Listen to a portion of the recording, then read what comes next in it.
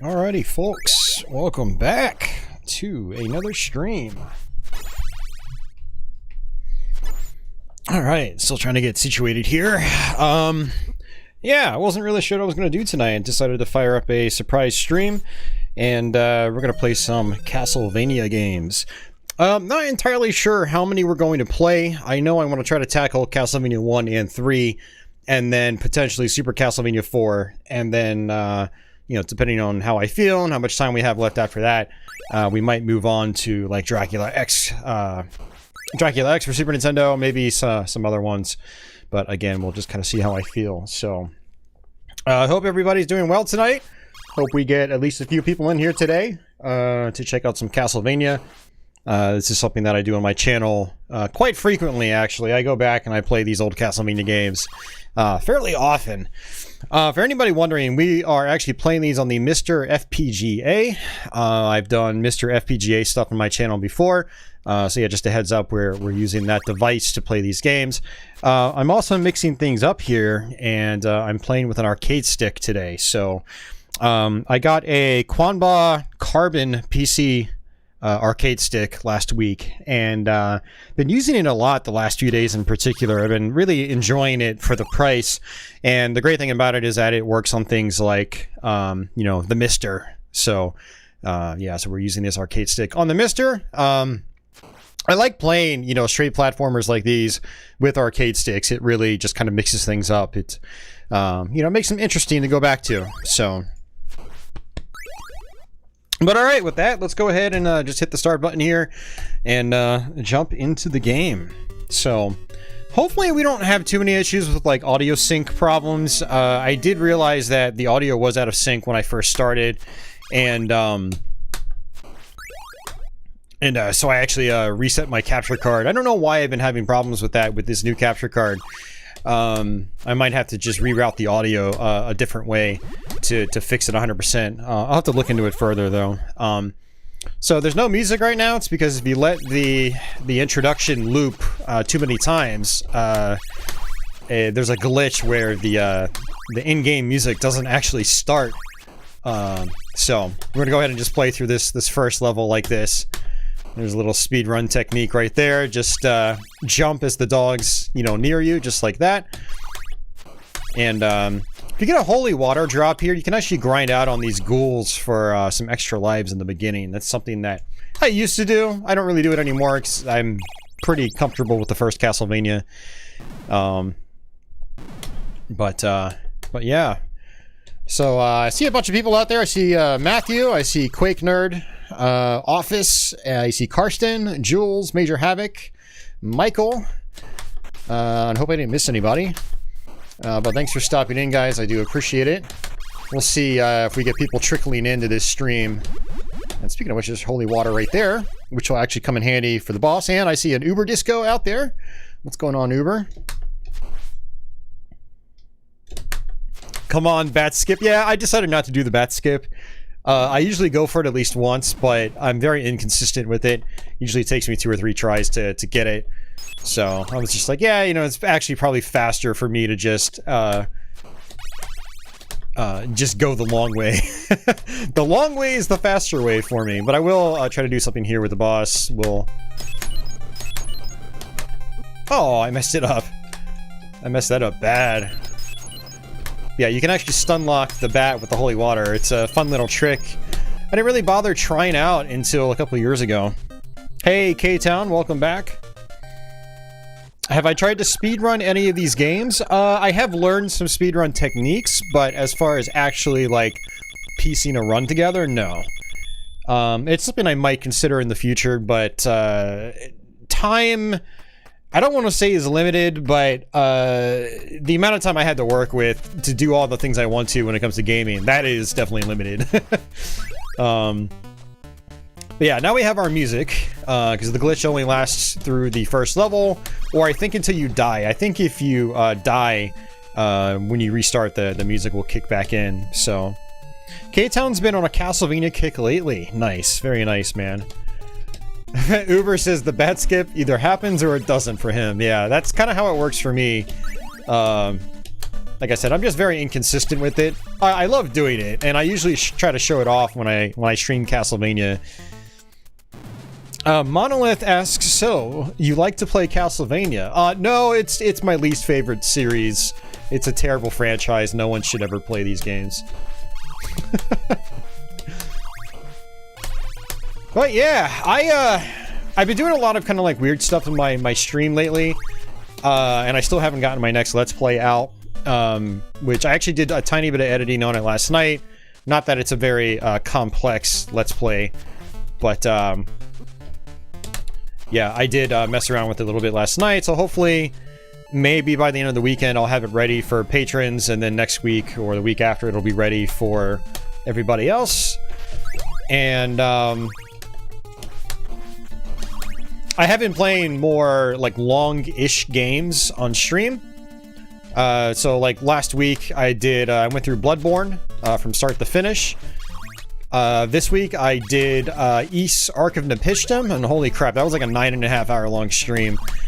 So it's good to get some just like kind of traditional gameplay and talk style stuff in here. The old 8 bits and 16 bits and some platformers and traditional action games. So Joe King says watching from Florida. Very nice. But yeah, I figured I would do a stream tonight just to, you know, try to get something different going on here. Something a little more traditional, like I said. I know a lot of you guys like the Castlevania.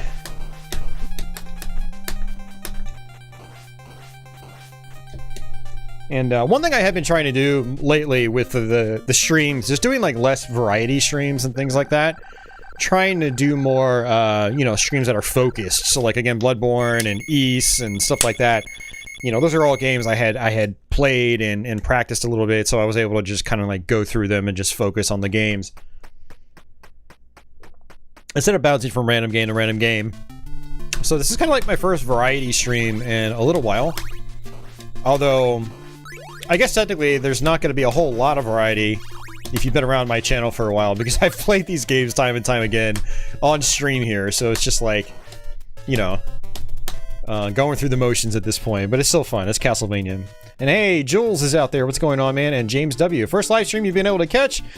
Unfortunately, you have to sleep for work in the morning. Yeah, I understand. No worries, but thanks for popping in.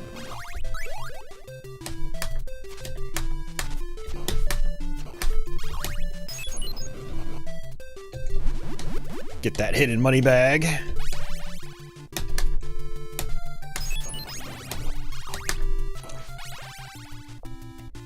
I am whipping through this game.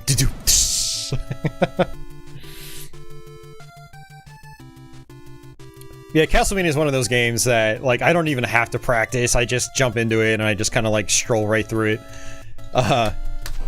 So, yeah. I tend to just whip through the game, you know, pretty well. Castlevania 3 will probably be similar. I'm very comfortable with that game. We are not going to play Castlevania 2 because it's just going to take way too long. I would like to play it, but I honestly don't think I have the energy for a full playthrough of a game like that right now.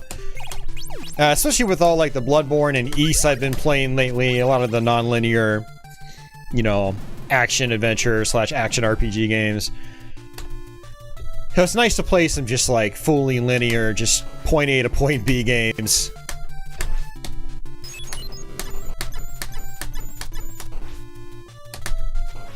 So for those of you guys that don't know, one thing that's interesting about the holy water is if you throw it on an enemy, it kind of makes you impervious to that enemy.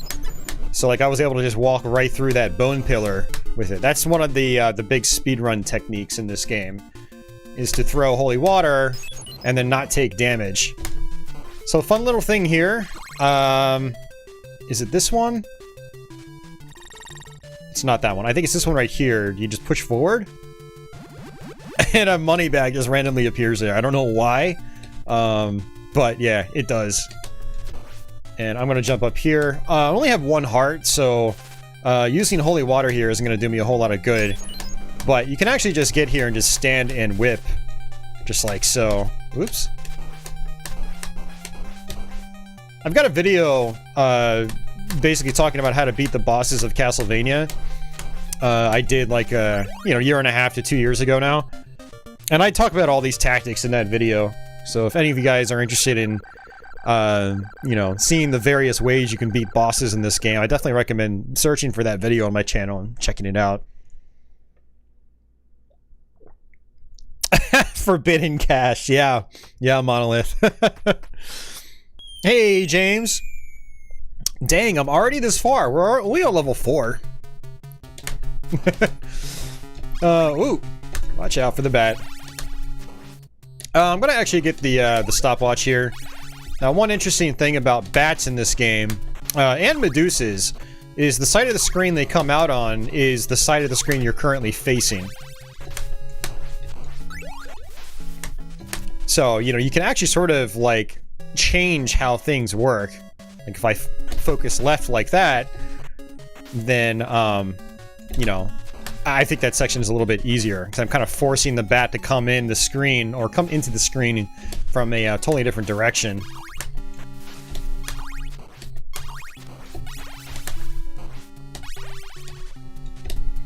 Alright. So, I love playing the first Castlevania in particular with an arcade stick. It's gonna be really interesting to see how, like, Castlevania 4 feels with it, because I've really only done arcade stick stuff, on some of these old Castlevanias with, like, the NES games, not the Super Nintendo games. So, yeah, that should be fun.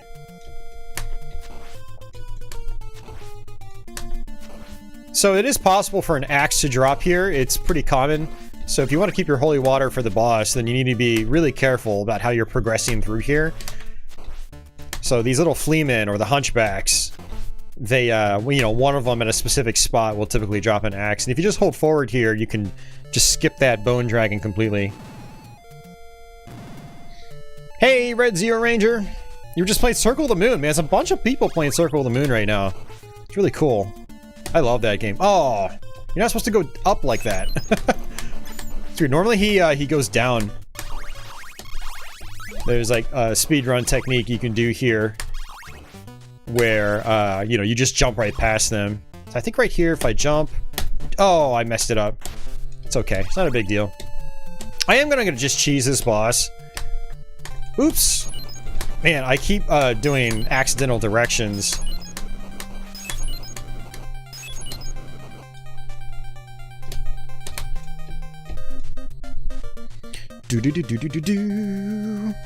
Oh yeah, Red. Castlevania Circle of the Moon's an awesome game. It's so much fun. Hey, JD. Well, welcome back. Scruffzilla.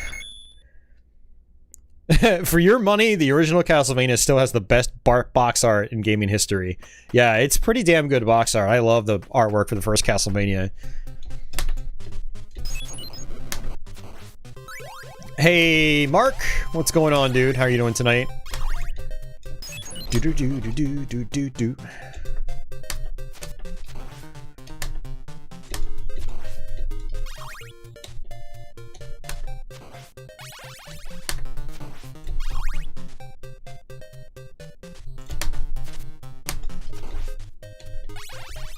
There's a way to damage boost off one of these bones so you can get up to the top floor much faster.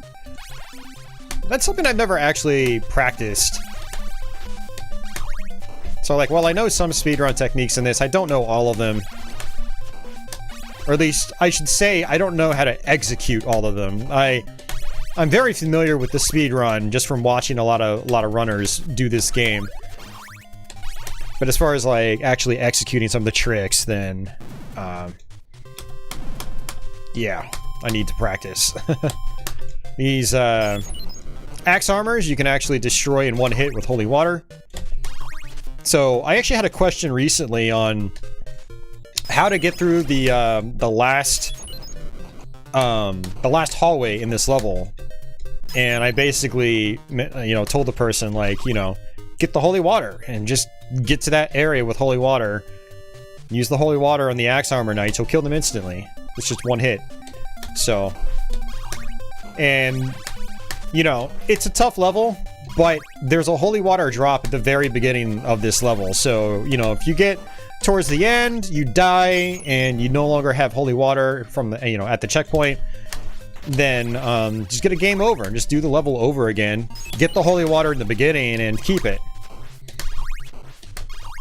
It's actually not that hard to keep it because, again, you kill these guys in one hit. Look at that. Boom, dead. I'll take that. There's actually a little hidden treasure I missed, but I'm not going to worry about it.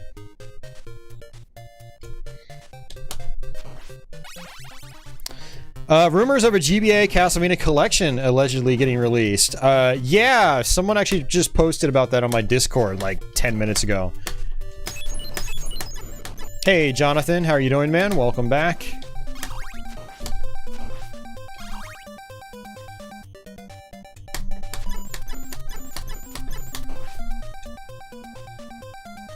All right, so this is kind of the hallway upcoming here. This is the one that people usually struggle with. So, kind of like how I like to explain it is watch the Medusas and either go, you know, over or under them. If you have a fully powered up whip, you can just stand and whip the axes. You don't actually have to like duck and hit the lower one. And yeah, just dodge. Literally just dodge like this. But ideally you want to just get close, use holy water, get rid of the axe armor knight first. Then you can just deal with the Medusas on their own. And there are 2 axe armor knights here, so just kill both of them. That's it. It's actually not that bad of a room. And then when you get to death, you can just cheese with the holy water. Just like this.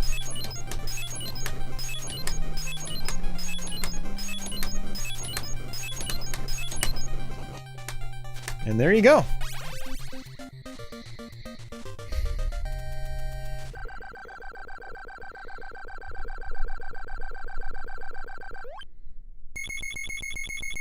Hey Guns, how's it going? Jeff asks, what is my favorite Castlevania game? I'd have to probably go with Super Castlevania IV. It's the one I go back to. Well, I want to say I go back to it the most, but then again, I do play the first and third ones a lot as well. But part 4 is definitely my favorite, for sure. Alright, so this part's always a crapshoot for me. I don't know how it's going to go. Oh, that was actually a good first 2 bats. Gonna go ahead and use my stopwatch.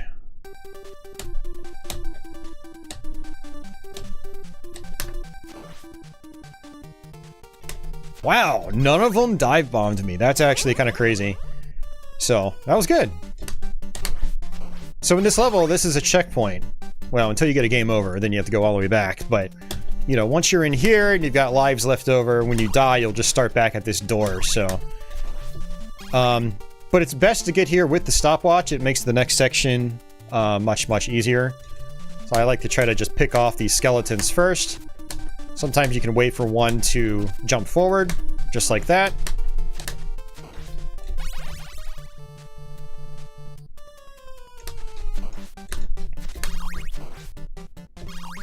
And now I have a couple of uses with my stopwatch. So I'm going to use it right here.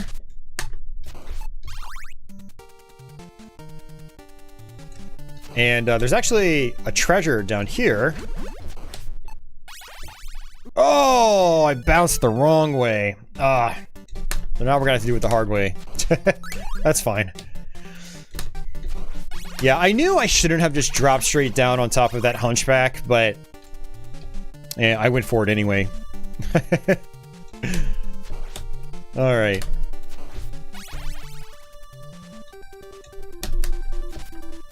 I did not mean to do that. Jump backwards. If you press back and jump at just the right time, your character will actually jump backwards. It's actually kind of a neat trick. I feel like it's easier for me doing it towards the left, at least with this arcade stick. Okay, that skeleton is just being really aggravating right now. I'm probably gonna end up dying again, honestly. Yeah, this is gonna be kind of hard to get through with, oh,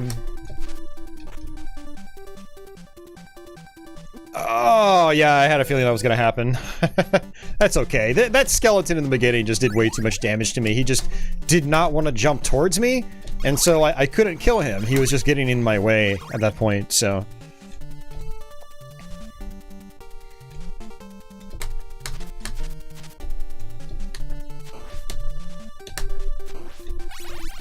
Whoops. Took another hit. So there is actually some health down here if you need it. Of course, with the short whip, it's going to be a little tricky. There we go. All right, full-size whip. And that's actually what I should have done last time, is just whipped this guy. Whip it good. Alright, and if you want to get all your health back, just drop off the stairs like that. If you get a game over, you actually continue right here. So it's okay to do that. And then if you wanted to have an easier time at this section, if you just go right back down the stairs and come on back up, all the candles reappear. So, you know, for those of you guys trying to learn this for the first time and actually finish it, there are a couple of nice tricks like that you can use. I'll go ahead and get the holy water for the second part.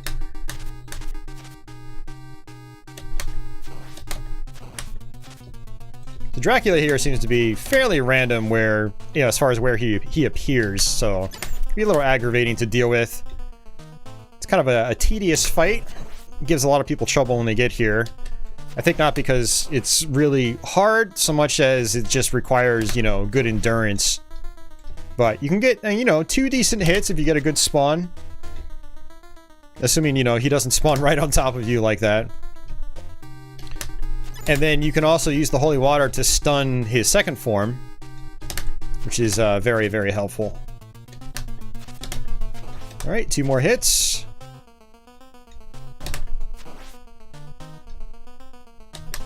Alright, there we go. That's actually a good spot, because he's on the other side of the screen.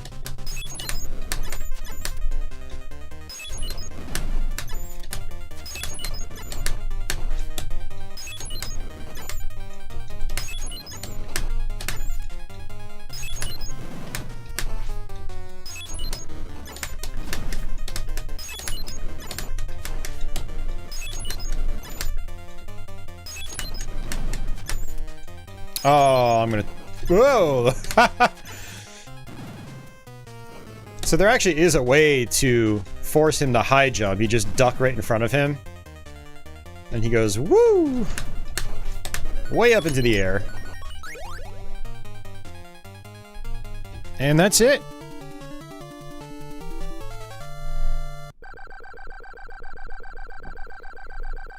First one down.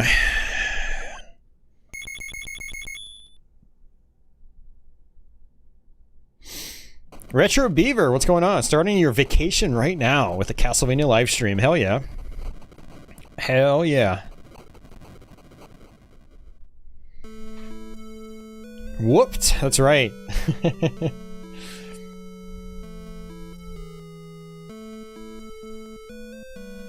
Oh, man.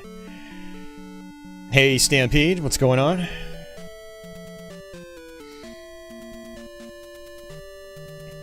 Alright, so we're gonna... The closest to a perfect game. Castlevania is... I don't know, it is very hard for me to fault this game. I mean, there are, like, things you could technically complain about, like, you know, the game does flicker and, you know, whatever, but it doesn't bother me, so... It's pretty close to a perfect game for me, for sure.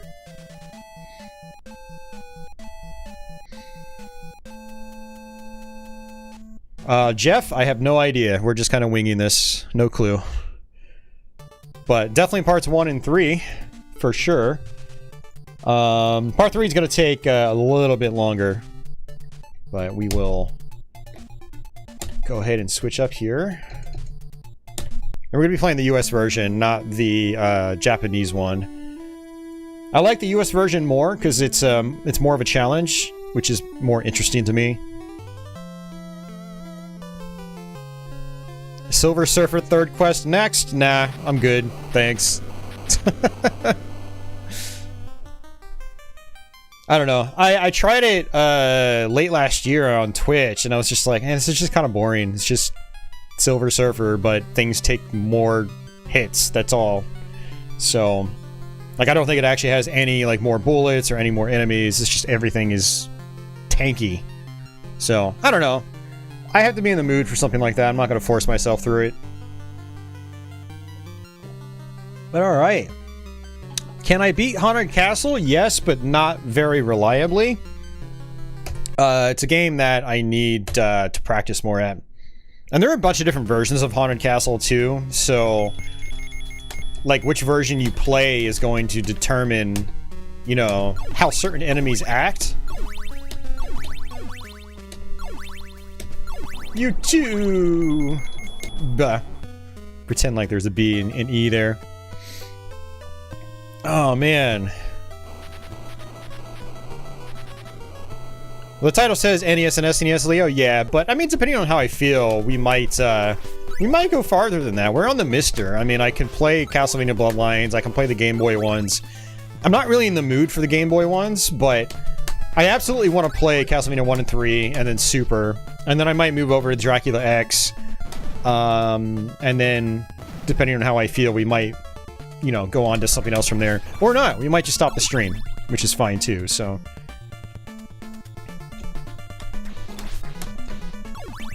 Oh, thank you, No Face. I appreciate that. It does help. It does help.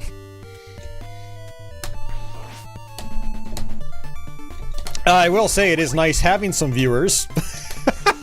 Because playing Bloodborne and Ys, like, I feel like I probably lost subscribers playing those games. But I wanted to play them. I wanted to get them knocked out. The Ys ones in particular, I wanted to get them archived on my channel. I've already streamed Bloodborne before, but you know, I had just gotten the PS4 again, and so I was just really motivated to play that game. But not many people tuned in for those. So it's usually what happens when I go against my retro roots. Because most people, I think, follow my channel. Most of my followers here are, you know, they want to see the retro stuff. They don't care about Bloodborne or Dark Souls or I'm actually kind of surprised about the Ys games, though, because, you know, those originated in the, you know, the late 80s. But it is what it is. Maybe it's just, like, people aren't used to me playing stuff like that, and that's all. I don't know. I also haven't been scheduling my streams. I've just been kind of winging it. I'm not really... I don't consider myself being on a stream schedule anymore. So, yeah. Though, you guys might see me streaming more often because of some changes at work and blah, blah, blah. It's kind of a long story I'm not going to go into, but... so maybe I might try to be more productive here with the streams. I don't know. We'll see.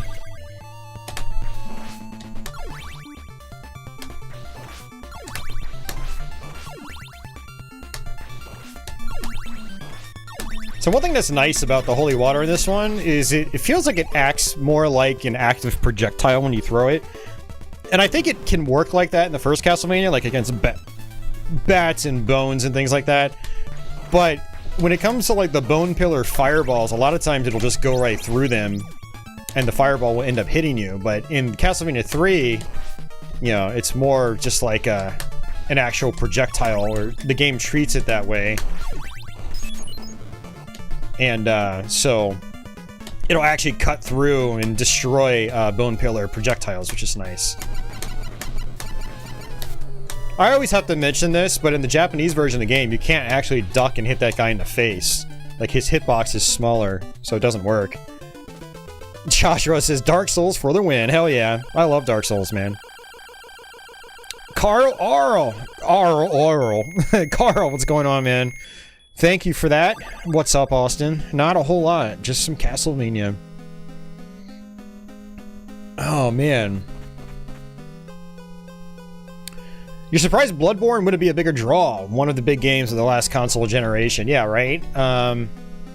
But, again, like I said, I think a lot of people that follow me here, it's mostly for the retro stuff. Although, the Soul series in particular, for me, you know, they're really challenging games. And so, it's right up my alley. You know, I look at the Soul series as, like, kind of like modern Castlevania in a way, in terms of, like, you know, the difficulty of bosses and things like that. you have to play them extremely similarly. You have to... Okay, my stick did not register, so... Oh well. That's actually not the first time that's happened. I think it might just because of how I had my stick angled, and I have to just make sure that, like, I'm not moving, like, arching my hand in, like, the wrong way or something. These are cheap parts in this stick, so I'm using the Kanba Carbon, which is like it's a $60 arcade stick. It works with PC primarily, but it also works with PS3, and devices like the Mister will support it. Probably works fine on like a Raspberry Pi, but they are cheap parts. You know, it's a $60 stick. It's a nice stick for the price. It's a really sleek looking device, but it uses Kanba's own parts, which are kind of like cheap. Their high-end sticks use things like, you know, they use Sanwa and whatever. But yeah, this stick I'm using, not the greatest part, so sometimes it's easy to flub a direction that, you know, might like be more solid on a higher quality set of parts. But it's something that you have to just, you know, keep in mind when you use a stick like this. You gotta really pay attention to like how you're actually using it. Yeah, for anyone just joining us, we are using an arcade stick. It's one of the things we're doing a little bit differently. I have played Castlevania on stream before with an arcade stick, but that was versus Castlevania on PS4, which is an arcade archive. And so I intentionally used a stick with that one because if you played that game in the arcade, you would have been using an arcade stick.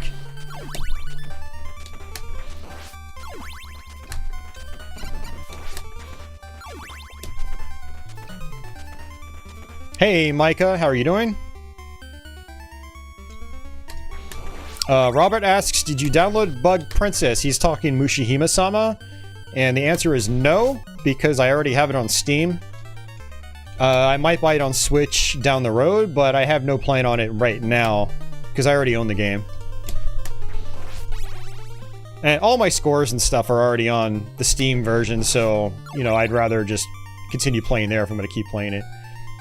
From what I understand is basically like the same thing. I think it's a port of that. But it's a great game. I love Mushihima-sama. It's one of my favorites.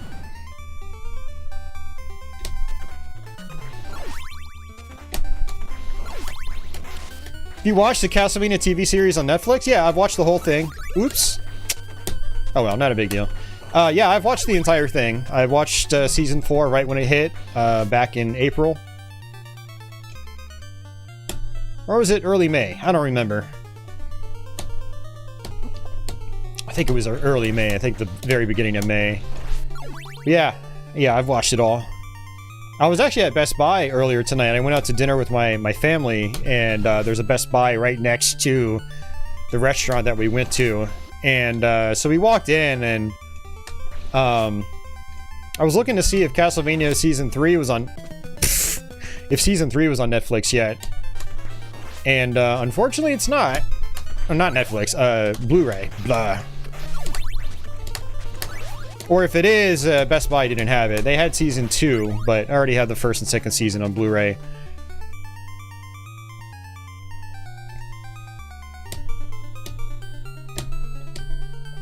Oh, man. Alright, let's hopefully not die, because I've got 0 lives left, which means I'll have to do this whole level over again if I do. If I do die. Alright, so I'm not going to look at chat for another minute. I want to make sure I get to the boss, beat the boss. And then what I might actually end up doing is, maybe I'll just intentionally kill myself. Get a game over, and, you know, just to get my lives back. I mean, I could try to just play it out. I don't know, maybe I'll just do that.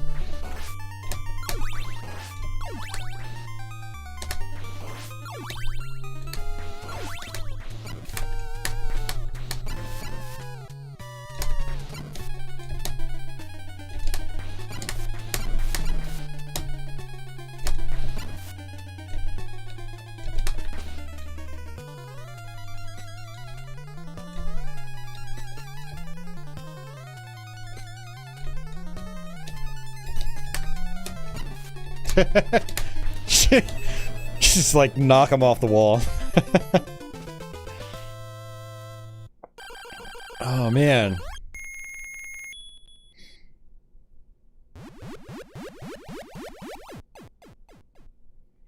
Thoughts on Diablo 2 Remaster? Am I gonna stream it? No, because I've never even beaten Diablo 2 Vanilla. Yeah, no plans. I mean, it looks great. I'm not gonna buy it, but it looks awesome. I'm really glad to see them dipping back into the older Diablos. Honestly, I wish they would remake the first Diablo. Just like they are doing with Diablo 2. That'd be great. I'd love to see that. I am not going to play Castlevania 2, James. No. It's too long. I'd like to play through it, but yeah, it's too long.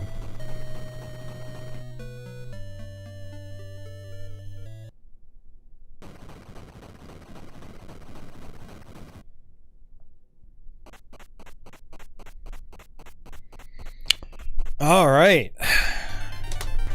Moving onward. So we got Grant right here. He can climb on walls, which is very, very handy. Grant is actually probably my favorite character to mess around with. He's very nimble.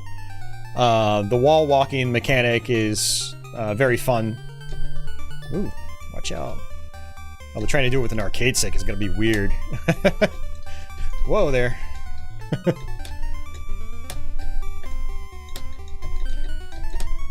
Yeah, I love how like you can control his jumps mid-air.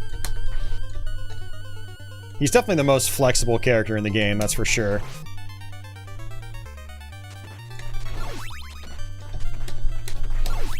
Actually, I should probably get this. And continuing here is actually a good idea, because there is an extra life we can get as well.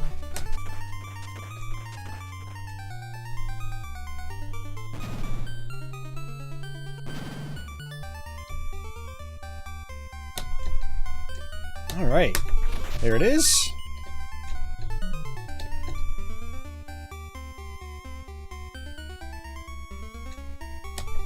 This is such a good game. I love Castlevania 3. I mean, I'm a huge Castlevania fan. I like most of the games in the series.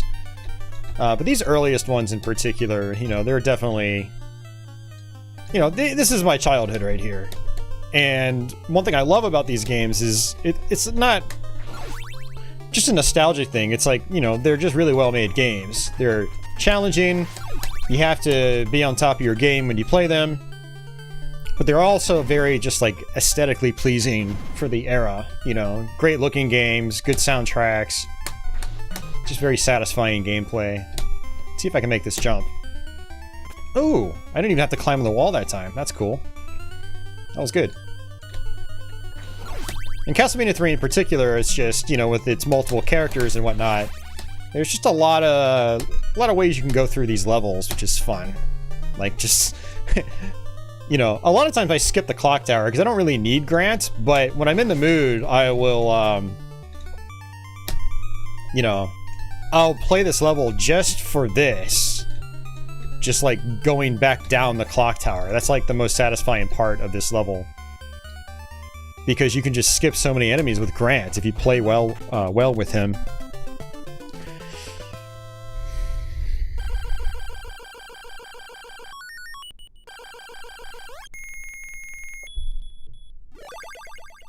Stay a while and listen. Yeah, Diablo is great. I need to finally beat Diablo 2 one of these days. Not gonna stress it for a while, but I will. It's definitely a bucket list game for me. I just like to wait for these owls. Let them appear.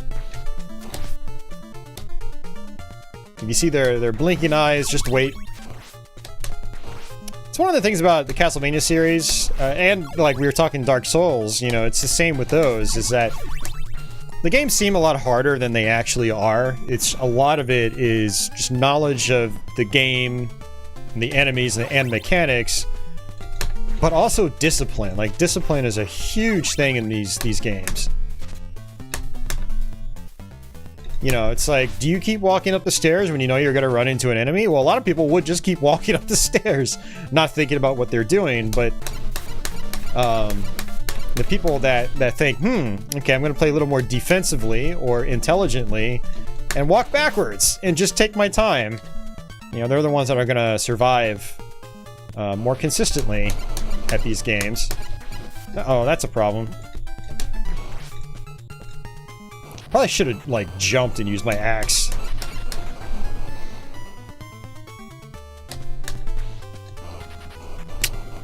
Robert wanted to ask, did I ever own a cabinet? You mean like an arcade cabinet? Yeah, I've had, like 3 or 4 of them over the years. Yeah, I've had 4 total. I had bought my first cabinet when I was in 11th grade. And, that was in 2000. And then, I had bought my second one around 2012. First one was a Street Fighter II conversion cabinet. The second one was a full dedicated Killer Instinct 2. I had a custom sit-down Neo Geo cabinet, a cocktail cabinet, and then my last one was a conversion cabinet with Final Fight. And right now, I don't own any cabinets. I have sold all of them. Hey, Mark M, what's going on?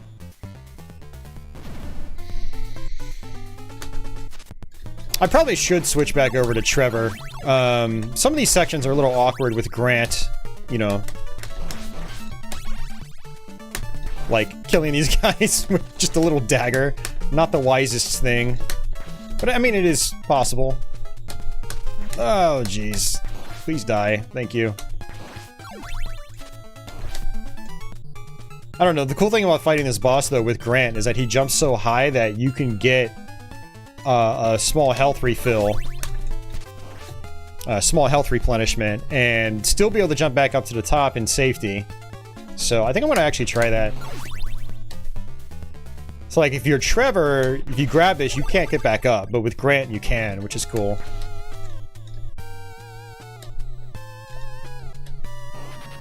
And actually, if he goes... Oh, man, if he goes all the way over, I think I can actually still hit him with the axe. Yeah. Kind of like that. Sort of. Might even be able to jump over him if he runs at me. Look at that, man. Oh, man, that's so cool. I love it.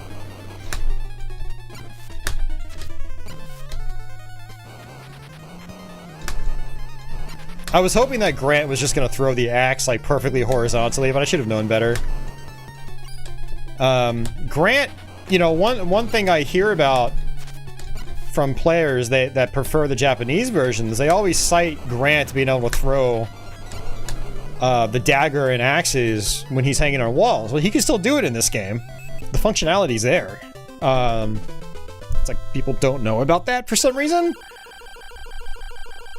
So yeah, if you hang on walls, he can throw his projectiles, which is really nice functionality. The Japanese version of the game, Grant's main weapon is a throwing dagger. In this, he just has that short-range knife. And, but you can get the dagger as a sub-weapon and still throw it from walls. So it's like the dagger functionality is still there in this game, this version. I'm gonna actually leave Sypha behind on this playthrough. Actually, you know what?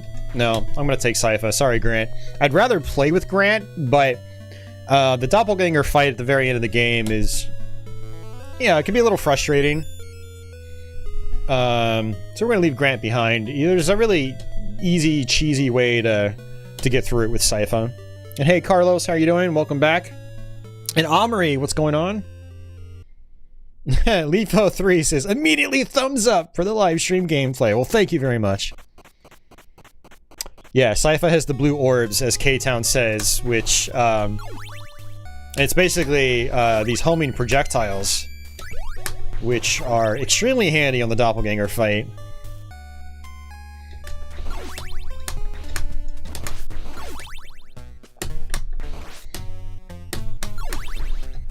Oh my god, my stick failed again, dude. Ugh. I pressed down, but it's like it did down forward instead. Oh, I've got to get much better with that. Yeah, one thing you can do too is, you know, I was kind of like trying to do that stairwell a little too fast. You can get right in front of stairs, like a whole tile over, press up or down, and your character will automatically move forward onto them. Like they'll just sort of lock onto them. So, you know, it's good to you know, really take your time with these things. Again, like I was saying on the previous level, you know, the people that are more likely to survive are the ones that take their time. Like, I don't need to rush through this. I can just, you know, get one tile away, press down, and Sypha will just automatically latch onto the stairs. Now this is going to be a little tricky.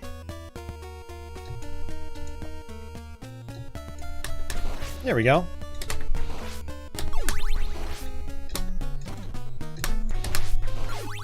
Sypha is an interesting character to play with because she's got this, like, tiny sword or a stick. I like to think it's a stick, and she's just running around, like, bopping people on the head. Like, pop! I have no idea what it is in actuality, but this flame attack is really powerful. It's very, very good. Unfortunately, it's relatively short range, but again, super powerful. So you can kill a lot of enemies that would take 2 hits with even like Trevor's upgraded whip will just die instantly with Sypha's fire.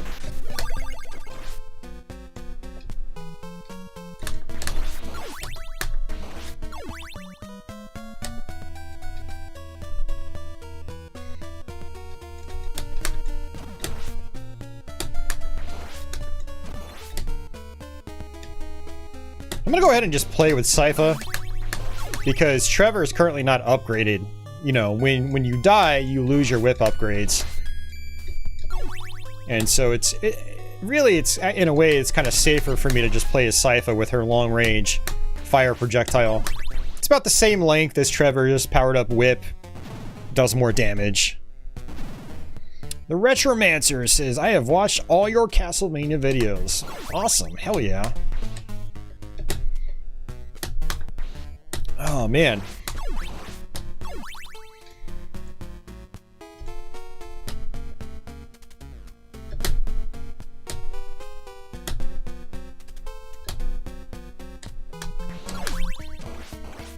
Unfortunately, I can't get that. I need Grant. There's also an extra life over here, and you can only get that with Grant as well, or a la carte if you do a second loop playthrough. So Castlevania III does loop again after you beat the game, and it is significantly more challenging. And so some of these areas you can access with other characters that you normally wouldn't have on a first run through.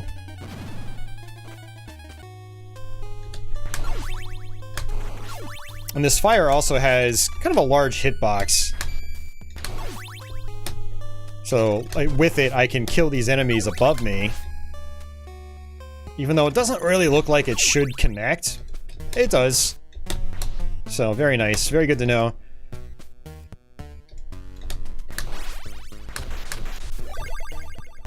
That's some wall meat.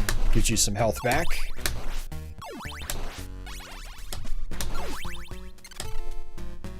Enemies do respawn in this game, as you can probably tell.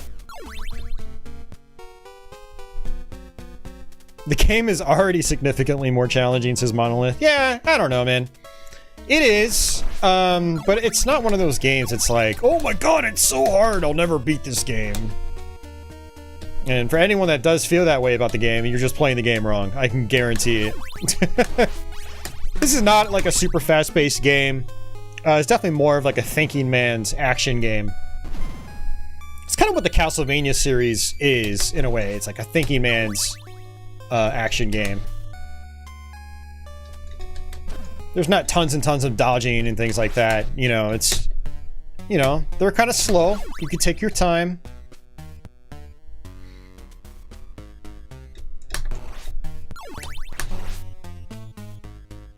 Looks like that crow just went completely off screen. If I had Grant, I could just, you know, walk over that that platform or that column. Now, Sypha cannot use the Roman numerals, which basically allows you to throw more than one projectile on screen at a time.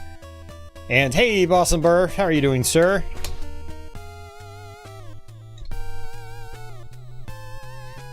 Micah, yeah, and you know, the thing about Castlevania is that, again, you have to commit to your moves, and if you go in just trying to button mash and stuff, you're already at a disadvantage because you're not really playing the game right. They're meant to be played very particularly, like very deliberately.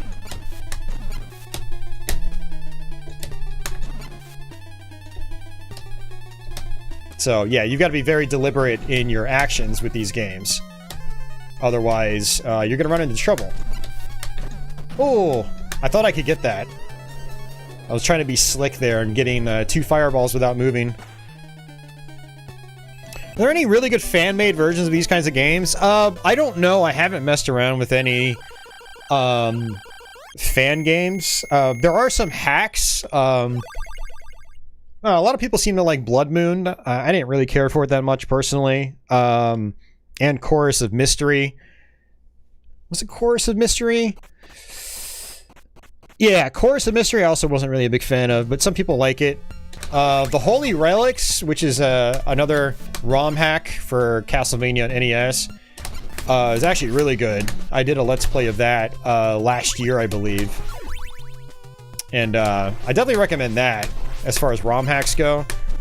But yeah, there are, like, fan-made games for, like, PC, for instance. I haven't actually played any of them yet. It's on my bucket list, but I haven't gotten around to it yet. I probably should switch back over to Trevor. I do think he's a little bit better for this level. Oh my god, I did it again, man.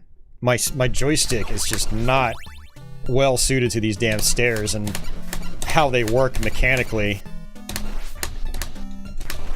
It's completely my fault though. I'm playing too fast on the stairs.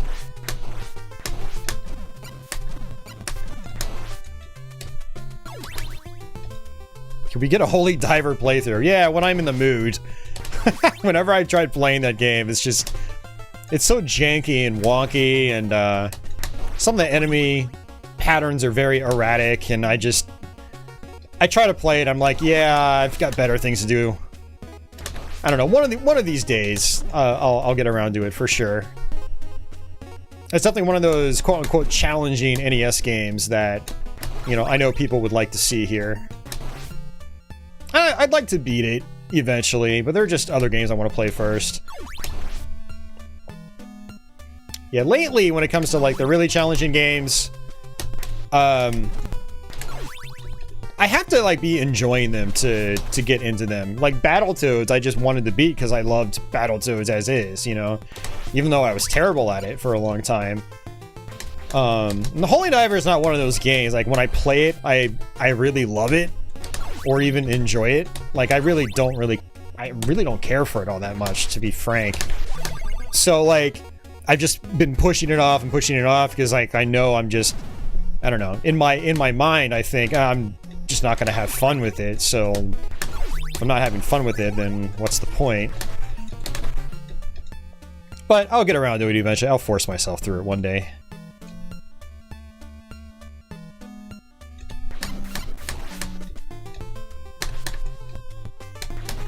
Micah says he just graduated with his first master's degree. Nice, man. Very nice. It's a lot of work. It's a good accomplishment. Alright.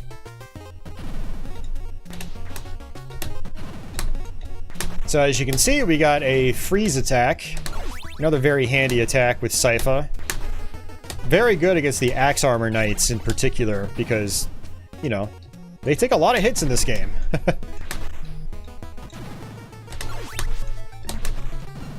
And so Sypha can basically freeze them and just bop them and kill them in one hit. It's pretty nice.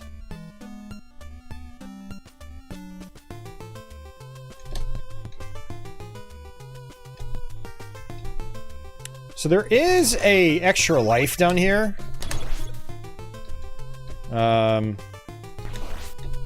And I don't know if I'm gonna be... No, I should be able to get it. So I just jump right here, fall down like so.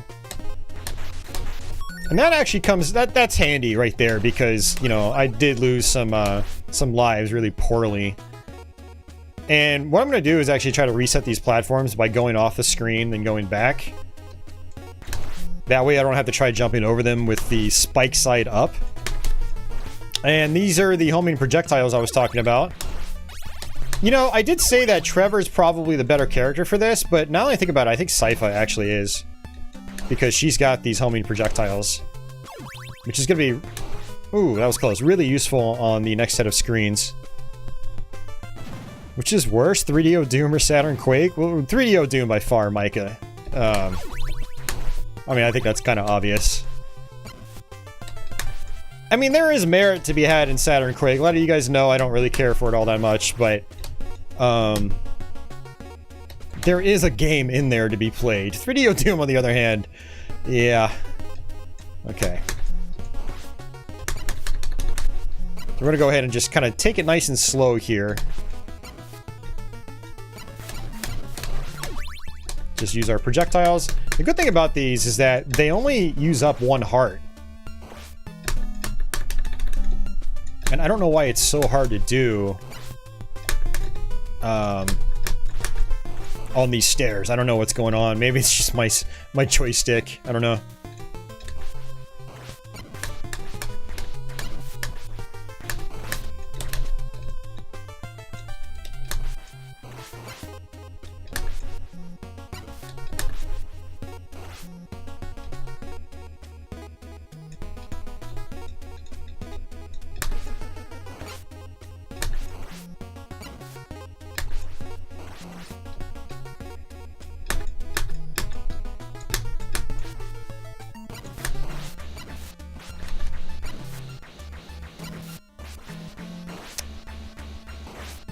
Okay, that's actually really interesting. All you have to do is just hold up and attack when you're on the stairs, and it just works. And I totally forgot that Castlevania 3 has this sort of, like, auto-fire mechanic. When you're on stairs and you're attacking, your characters will just constantly attack. You don't even have to time your attack.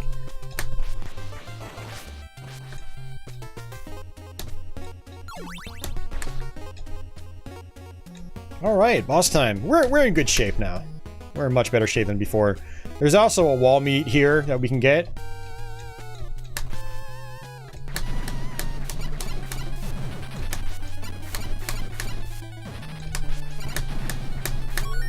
Nice. What arcade stick am I using? I'm using a Kanba, or Kwanba, however you want to pronounce it, Carbon. Which is a relatively cheap arcade stick. It's about 60 bucks. And it works with PC and PS3. And it also works on my Mister. Oops, I was looking at chat.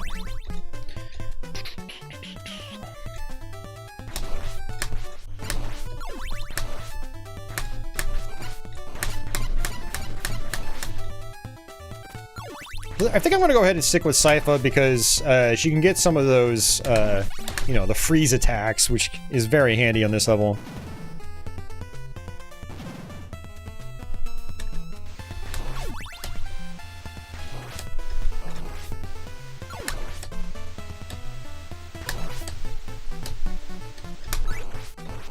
Like this right here, you can actually freeze this entire stream.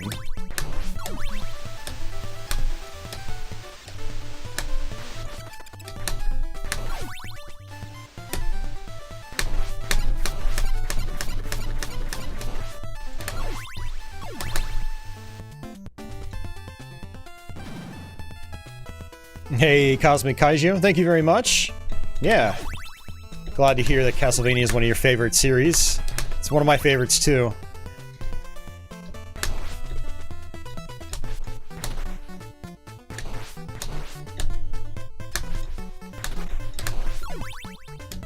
And again, if you had Grant, you could just go right over this wall and just skip the entire bottom section, which is actually really nice.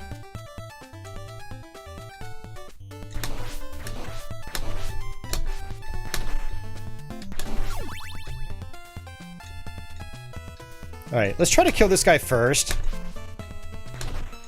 And then what I'll do is come up here and kill him, just like that. So again, you know, thinking about what you're doing, forming a strategy, it helps so much in this game. The Castlevania series as, you know, in general. Like, you don't have to rush in head first, you know, you can kind of take your time, analyze the situation. 1, 2, 3. Now use my projectile. Again, don't need to rush it. It's okay to take your time in these games.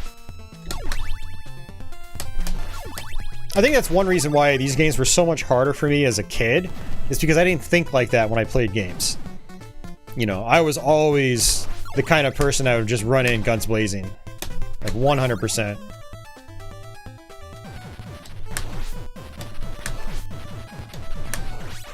Let's see if we can get past this without dying. This could be a little tricky with these mermen. Alright, good. And Sypha, you know, her fireball projectile is pretty decent for this boss.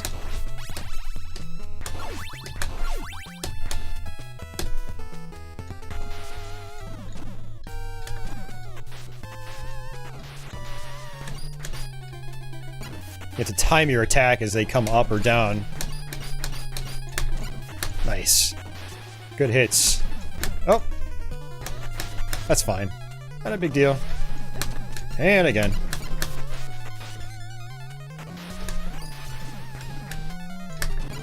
Alright, he's down.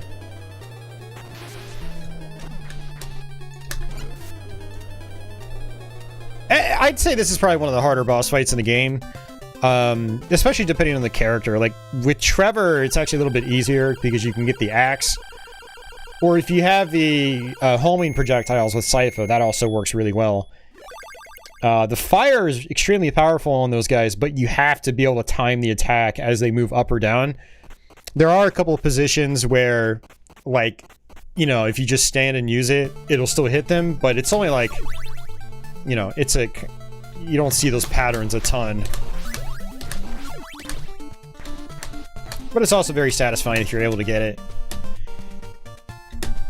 Alright.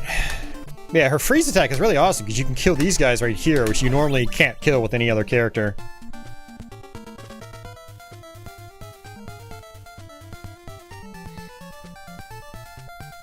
How are the Quanba's good sticks? They're fantastic. Yeah, they're excellent.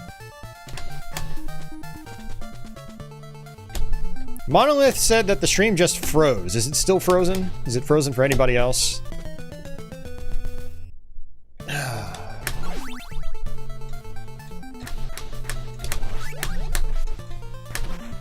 Hey, Zanctum.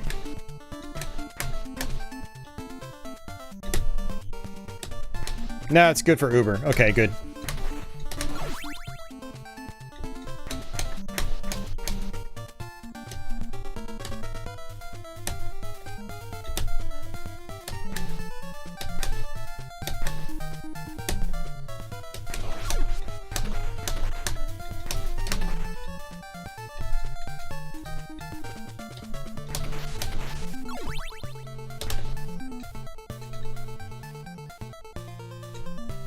Hey, Andy, what's going on?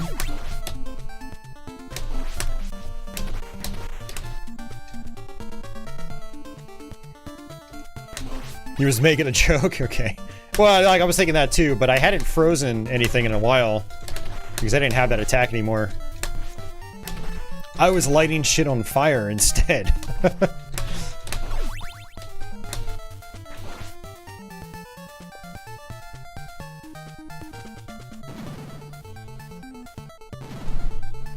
Oh yeah, Uber, tell us more about that if you got any news, any updates.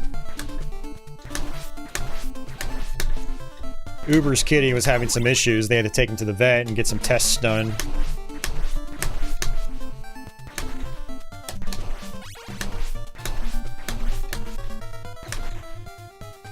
And I actually took my cat to the vet today. It was the first time she's actually been to an outside vet.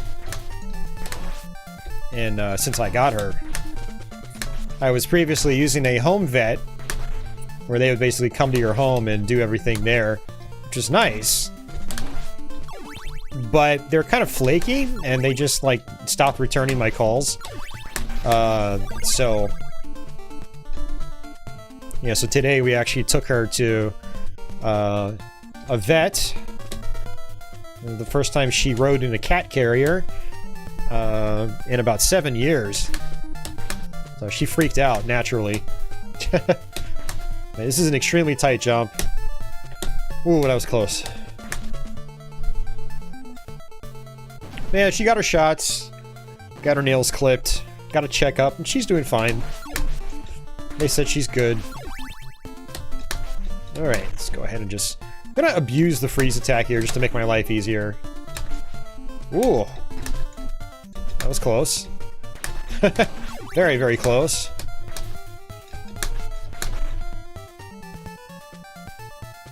Like, I'm not worried about, like, using up all my hearts. I'm gonna get more. It's not a big deal. Oh, okay, Uber, so they haven't called you yet. Gotcha. Okay.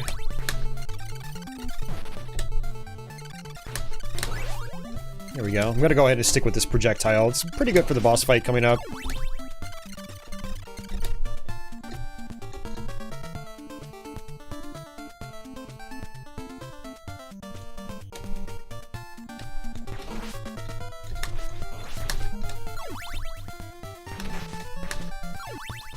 Yeah, it's not abuse, Monolith. It's being resourceful. Absolutely.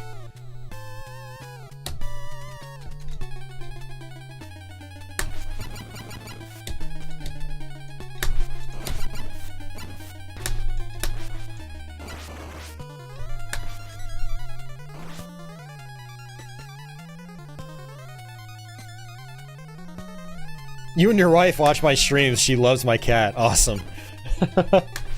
She's not in here tonight for some reason. I've got the door open, but she's, yeah, she's in the living room right now, I think.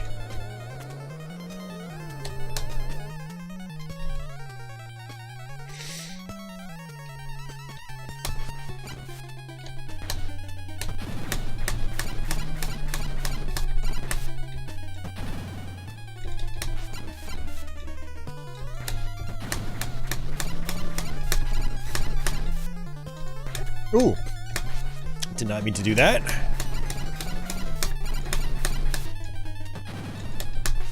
So much for the flawless victory. Fatality.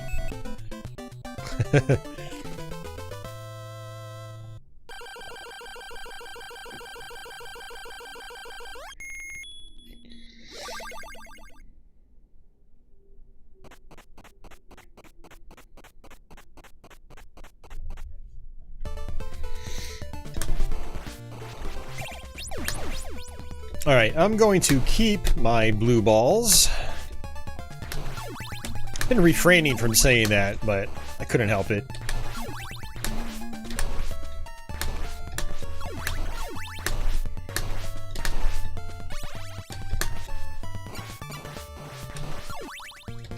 Oops! Keep forgetting I can jump and still get hit by the axes. There we go. Yeah, this is a great projectile. I'm going to try to keep it for the entire level. So I'm going to be very careful about, like, you know, how I attack candles. Oh, jeez, man. Of course, at this rate, I'm going to die before I even get to the boss. But I basically just want to... Man, I am not paying attention here. One of the problems with this projectile is that you can only have one on screen at a time. You know, use it once, 3 projectiles appear. You can't use it again until they all go off the screen. And so I'm actually kind of pushing the screen forward too quickly and just leaving myself wide open. It's a fantastic projectile, but you've got to be careful about how you use it.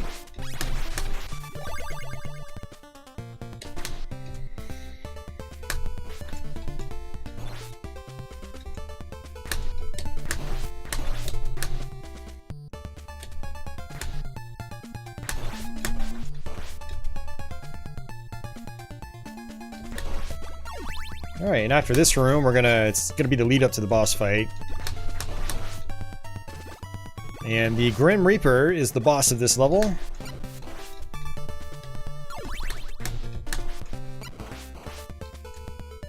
And he's actually a two-phase boss fight. And if I die here, I'll probably switch back over to Trevor and get, like, the holy water or something like that.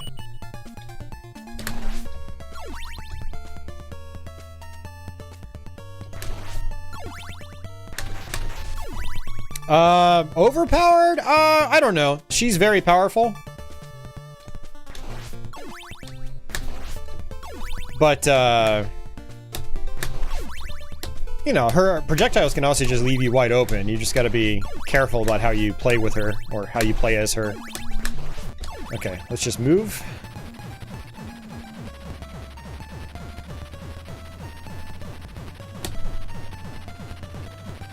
Making that jump is actually a little tricky because the game starts to slow down. There's too much happening.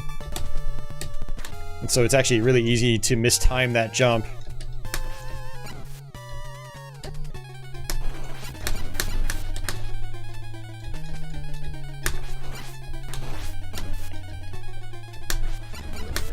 Alright, good deal.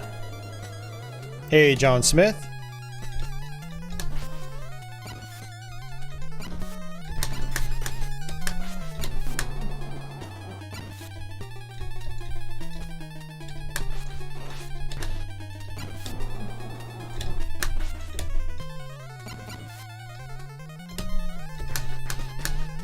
Yeah, unfortunately, your projectiles here can get a little confused.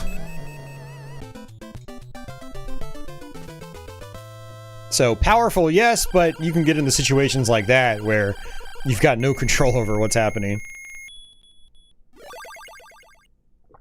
And speaking of Patchouli, here she is. Hey, you.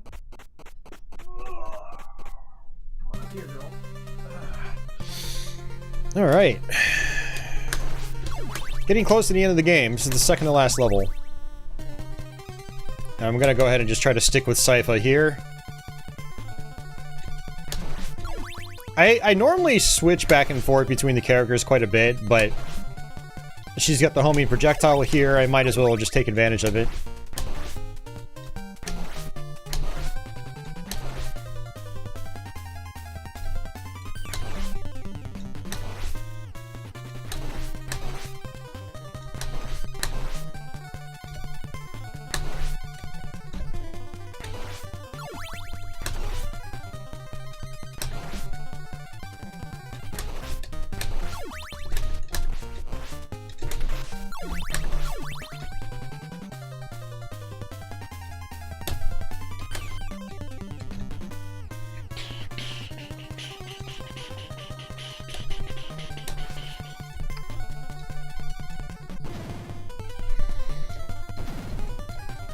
You haven't watched the final season of Castlevania yet. Is it good? I mean, yeah, I thought it was good.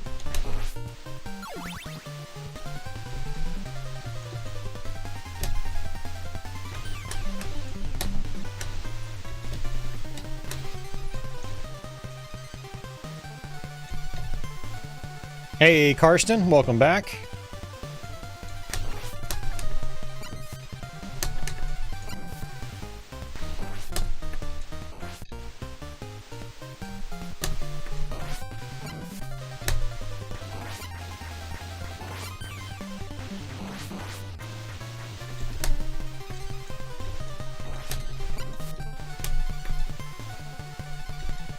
Alright, nice. Yeah, these projectiles make this section a lot easier.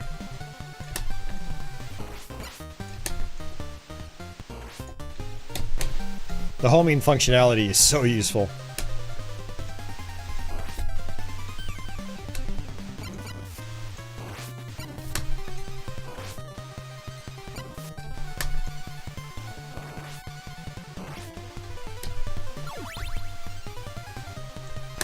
Oh, mistimed that. Yeah, enemies do so much damage now, too. It's crazy.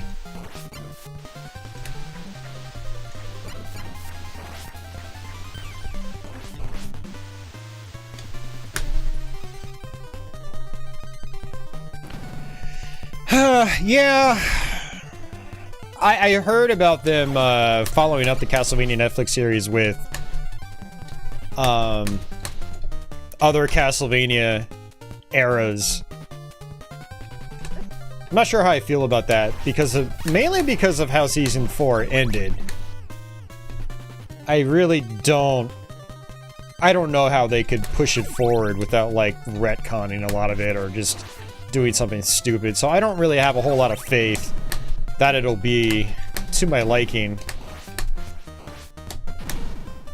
I'm not going to say anything else about season 4. I don't want to spoil anything for people that haven't seen it yet.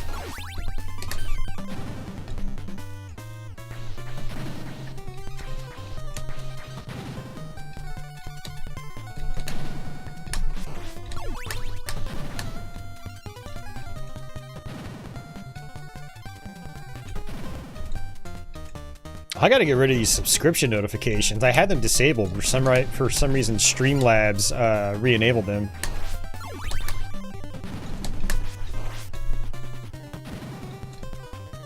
Yeah, so sorry guys for those constantly popping up. I try to reserve the alerts to people that, you know, have pitched in, donated, and whatnot.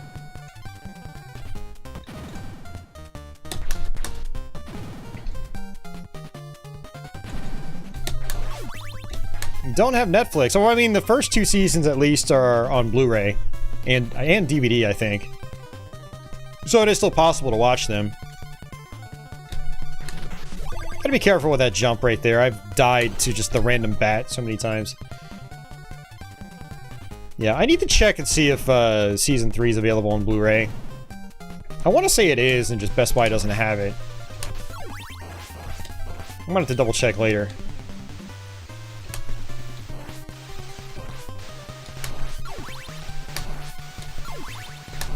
Alright, so this is the lead up to the boss fight. I've got my projectiles. And even if I die, I think the projectiles still appear here.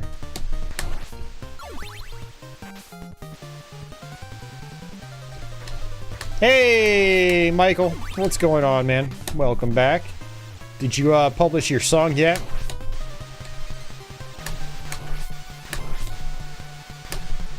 That's my brother Brandon in chat.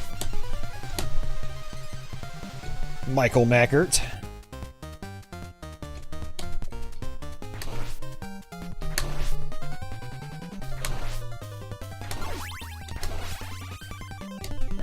Oof. Man. That's rough.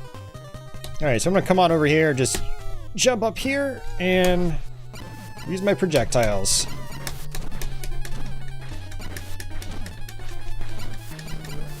There we go. And that's why it's good to have Sypha here. Netflix is taking a lot of its shows off. Like, Twin Peaks is going away. Twilight Zone is going away. Yeah, a bunch of other things are leaving too, which is really sad, because I've had Twilight Zone on my watch later list for, like, I swear, like 5 years now. And I love it. It's one of my favorite shows now. And, a lot of times what I'll do is I'll just, like, set it on play, then fall asleep to it. You know. But now I'm not going to be able to do that, because it's going away.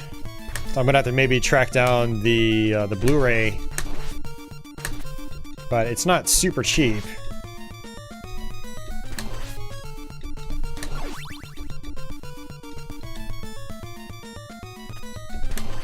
Yeah, so this is our final level.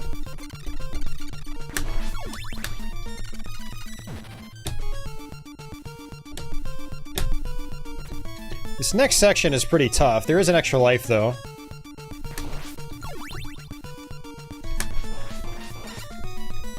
Just use our projectiles. Good thing about having these projectiles is that, you know, I can just kind of sit back. Right here. There we go.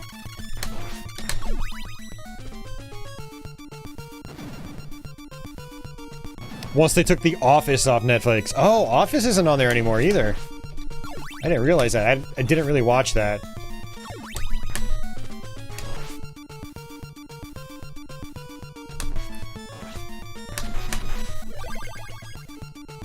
Alright, the easiest way to beat Dracula is probably to switch over to Trevor.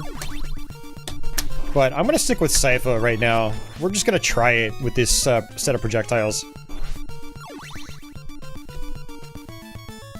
Hey, Venom. How's it going, man? Good to see you.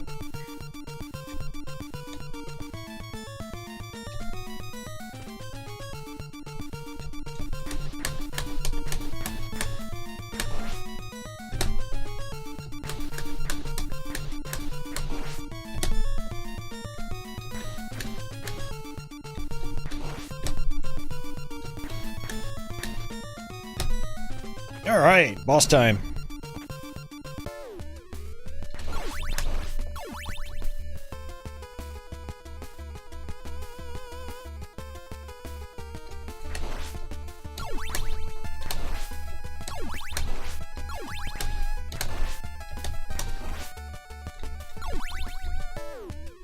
Alright, we're gonna grind out just a little bit. Hopefully make my life a little bit easier here. Sypha is busted in the show. She is, really. She's like... You'd think she's overpowered in the game, man.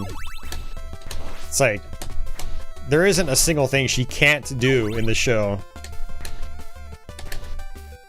Man, I really want to talk about my opinions about Season 4, but again, I don't want to spoil anything, so I'll save it for another day.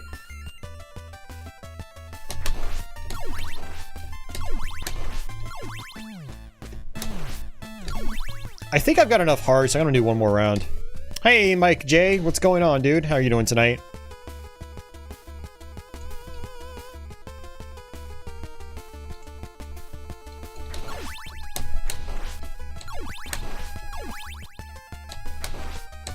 All right, let's do this.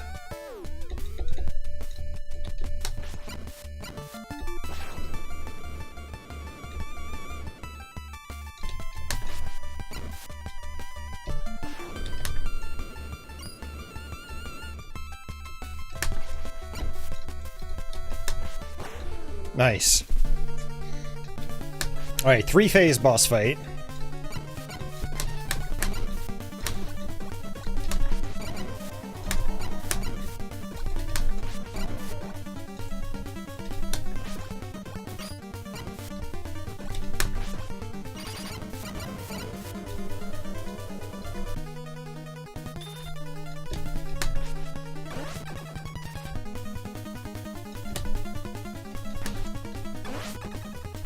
Ah, that's not good. Ugh.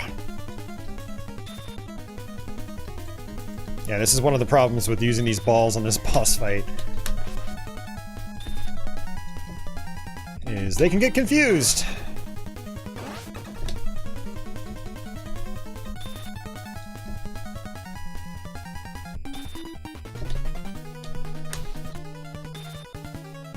Come on. Come on, dude. Just go off the screen. Thank you. Jeez. I think what's happening is they're chasing the platforms around.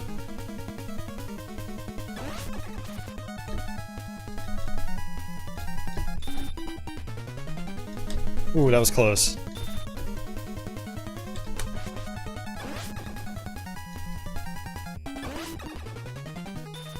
Yeah, that's interesting. I've never really noticed that before.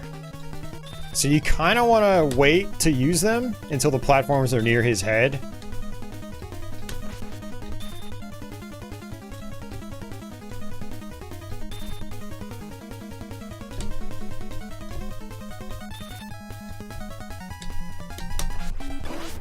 There, we got it. Whew. I had to be really careful there because I would have died in one more hit.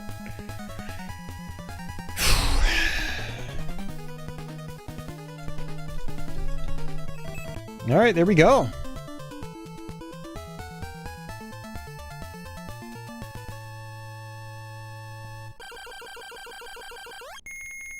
Yeah, Christopher, I understand the frustration. It's everyone's wanted to get into the streaming game because it's huge money. And it's understandable, but yeah, it is frustrating. As someone that's had Netflix for, you know, over 10 years now, Netflix streaming, I mean. There was a lot of stuff I used to watch like a decade ago that's just not there anymore, or it's being taken off, and yeah, it's aggravating. So, no problem, Joshua. Are you heading out? We're still gonna keep going. We're gonna play some more games. We're gonna switch over to the Super Nintendo. I think I'm gonna use the bathroom real quick, though. I'm gonna take a break.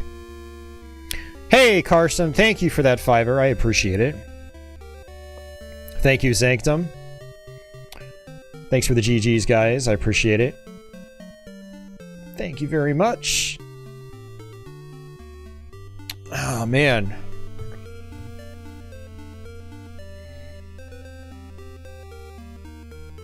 Micah says, Austin, I sent you have mixed feelings about Season 4. Yeah, I have mixed feelings about it. I mean, I liked it, but... I mean, yeah, I'm not going to say anything else.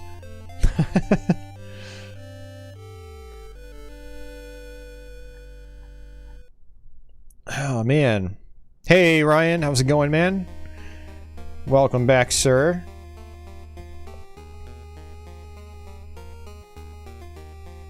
Yeah, this is not the end of the stream, guys. For anybody that thought that that's it. There is a SNES in the stream title. And we're not on SNES yet. So we've got to at least do that before I decide to stop the stream. We've only been going for an hour and a half.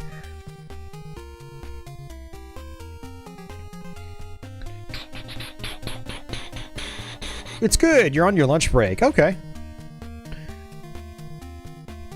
Is it a tasty lunch? I hope it is.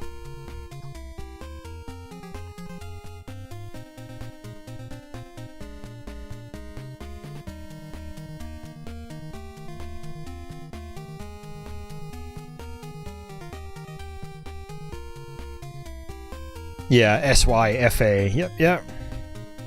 Thanks, Matthew.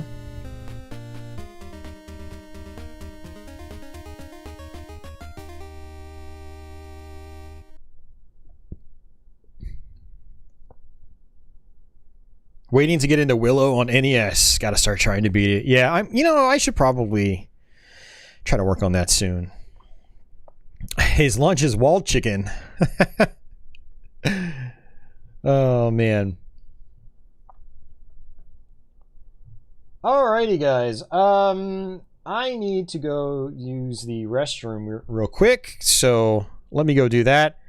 I'll be back in a few minutes, and then we'll change games and play some Super Castlevania 4. Oh, yeah.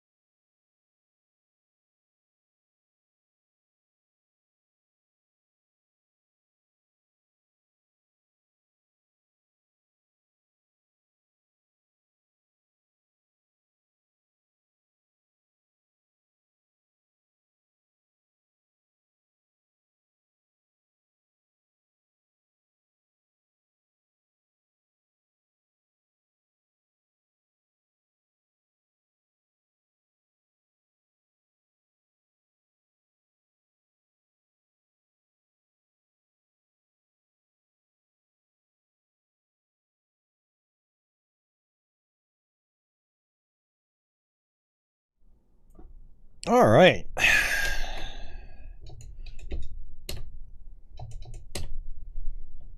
So you guys are gonna have to tell me how the audio is on the Super Nintendo side.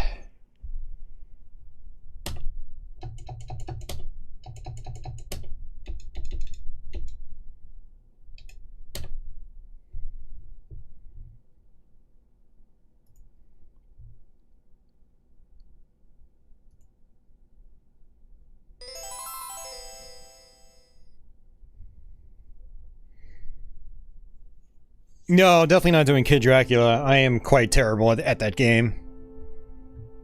But we are going to do Super Castlevania 4.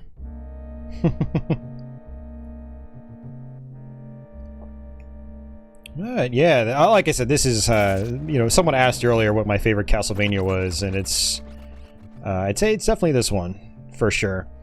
It's been a little while since I played through it. Alright, let's go ahead and, actually, what I'm probably going to have to do is set up my control functionality here. I don't know, let's just go ahead and hit the start button. Actually, no, I think it's fine. I think it's actually fine. So... U2...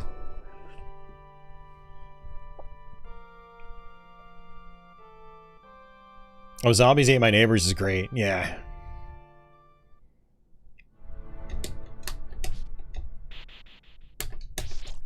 Okay, this is fine. I can live with this. Playing Super Castlevania 4 with an arcade stick. I love it. You guessed no Bloodlines today. Well, I don't know. I might play Bloodlines. Again, we'll see how I feel.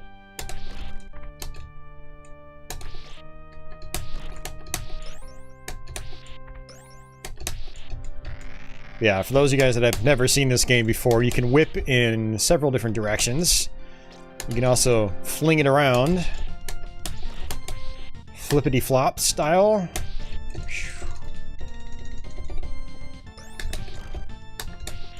Hey, Castlevania 4 it's kind of a long game, but it's also oddly breezy. I think it's because of how damage output works for a lot of the playthrough. Oh, and you know what I need to do is actually... Okay, that's where my projectile is. Okay. That's gonna be a little awkward. That's fine. There's my wall meat.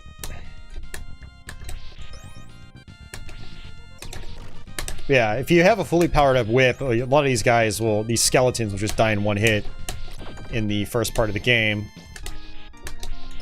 Whoops. You can latch on the stairs in this game by pressing up. You can also drop off of them, which is nice. A lot of nice quality of life improvements they made with Castlevania 4 that, honestly, I don't think is really appreciated all that much. Because after Part 4, they ended up going back to a more rigid playstyle. Some of the mechanics, like, you know, multi-directional whipping, is there in a way, but it's not as flexible. For instance, you know, like in Bloodlines, with Jonathan Morris, you can only whip diagonally forward in the air, not when you're on the ground. And when you're jumping, you can only whip directly down. It's similar in Castlevania X68000. You can only whip diagonally downward when you're jumping. You can't do it vertically at all. Or I should say upwards at all. Rondo of Blood and Dracula X for PC Engine and Super Nintendo, they just got rid of diagonal whipping completely, entirely. I should mention Eric Lacard in Castlevania Bloodlines. He can whip diagonally, or not whip. He's got a spear or a lance. He can attack diagonally on the ground, but he can't do it when he's jumping. So it's almost like they took Castlevania 4's 8-way whipping and attacking, and they just like split it between the characters, which is better than nothing, you know. But yeah, Dracula X, they just went, you know, old school again. They kind of regressed. Castlevania, the linear games, have kind of had an interesting progression like that.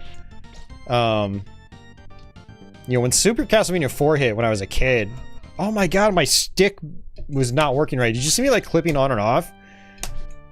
Yeah, I will say, the stick has been decent for shmups and fighting games, but it hasn't been the best for these more rigid platformers like Castlevania. I've been dying to staircases more than anything else in all of these playthroughs. It's like the stairs have been my greatest foe.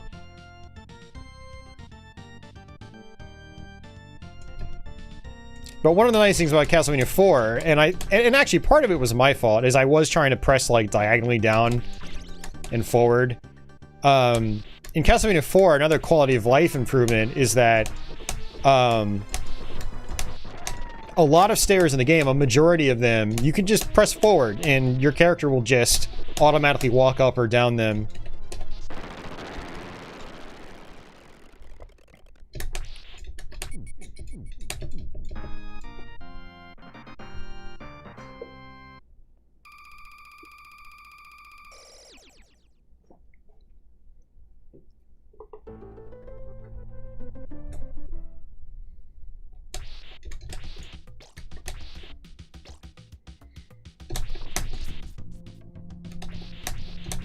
You can't imagine up and attack not being a sub-weapon. Well, it's not in Castlevania 4 or Castlevania Bloodlines.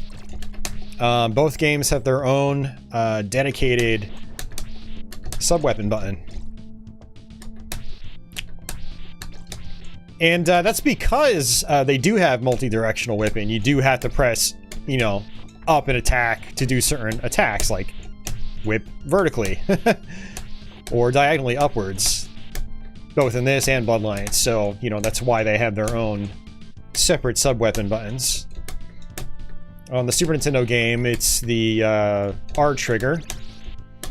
Actually feels pretty natural just pressing R when your hands are on an actual Super Nintendo controller. Bloodlines, I believe it's the C button. They feel pretty natural once you get the hang of them. Yeah, like I said with the Dracula X games, they kind of regressed a little bit, which is kind of interesting, so.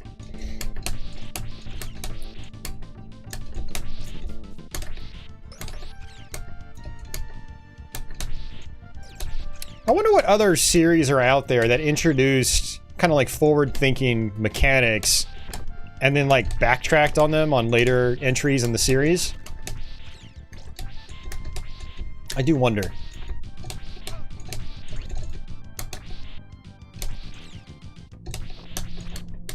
There should be some health over here.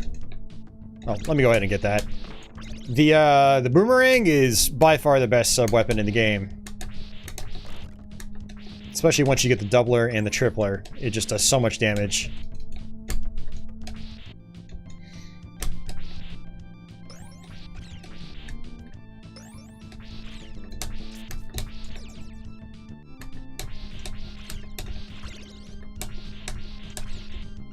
One thing you have to be careful about, and it's very apparent on the bridge sections here, is if you hit a candle and an enemy kind of crosses over the path of your whip, they actually won't take damage. So you gotta watch out for that. You can attack multiple enemies with one whip attack, but you can't attack a candle and enemies at the same time. It seems to work that way anyway.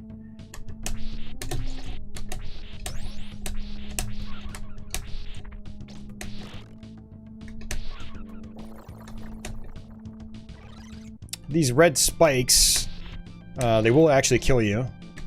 So you don't want to jump into them.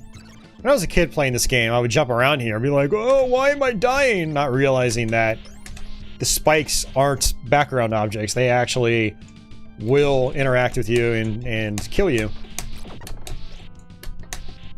So you gotta watch out for that. I basically just hold forward on this entire section. There's an extra life up there as well. Just got it.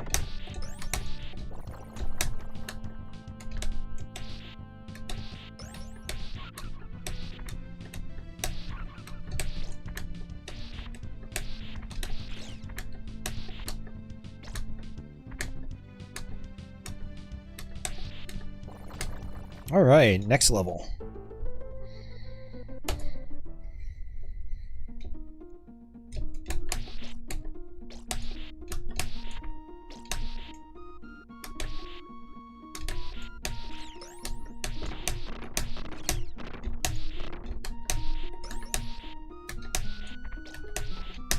Yeah, Super Castlevania 4 for me is a lot like Donkey Kong Country, where it's just like a really comfy ride from start to finish.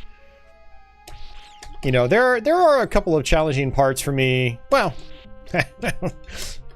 there are a couple of more tricky parts, I should say, near the end of the game in both games.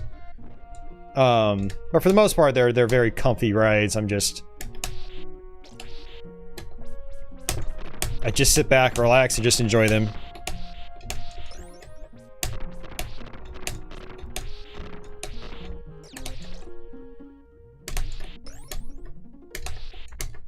Yeah, because you can sort of just like flutter your whip around, you can, you know, just kind of swing it briefly to knock candles out, you know, as you're moving, which is nice. I mean, you can jump and whip candles in the older Castlevanias, but, you know, you're not quite as flexible with it. And so there might be times where doing that just halts your momentum. But Super Castlevania 4 can be like a very like smooth flowing game because of just the flexibility in your whip.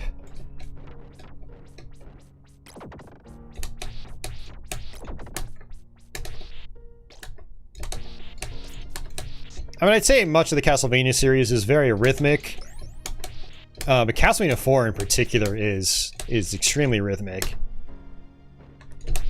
Oops.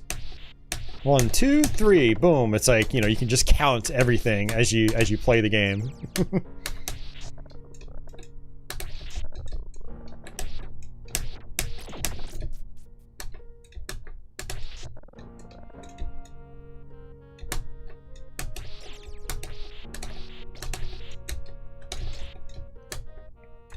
Oops. There are some tight jumps on this level in particular. The final jump especially, it really took me quite a while to get the hang of when I was younger. It's a super tight jump. There are a couple of jumps like that in the game.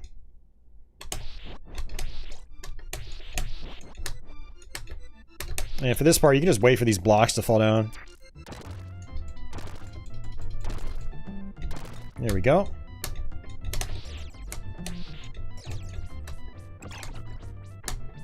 I like to call those the Zelda eyeballs. Because that's where I first saw them. Zelda 2. Alright. Making progress. Yeah, Super Castlevania 4 also has the little tiny meat drops. Oops. Pressed the wrong button. So that also makes the game a lot, you know, a little bit easier than previous Castlevanias. Alright, I'm going to actually kind of wait. Gotta be careful with those mermen. When you're swinging, you can actually slam into them and get knocked into the water and die.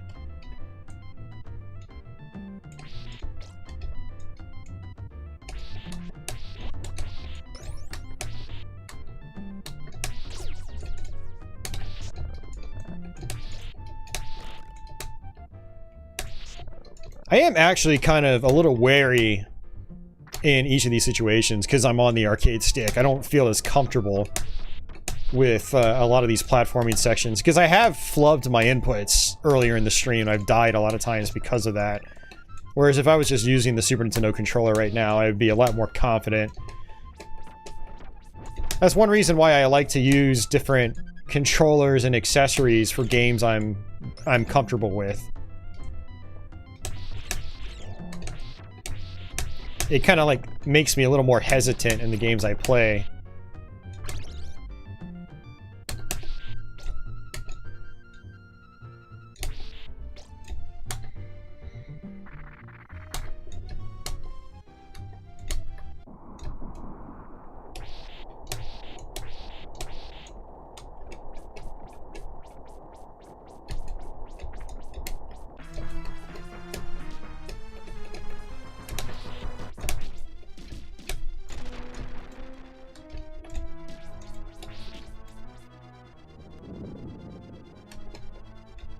The hitboxes on these guys is massive. I try not to get too close to them because of that.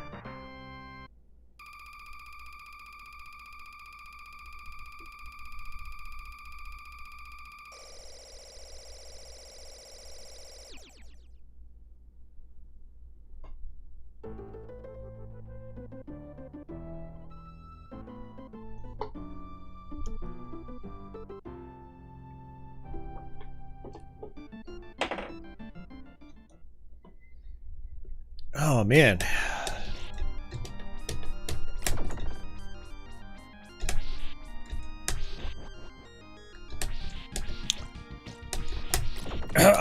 Monolith, you mentioned putting Mr. cores on your FPGA from school. The cores are designed for the DE10 Nano board specifically.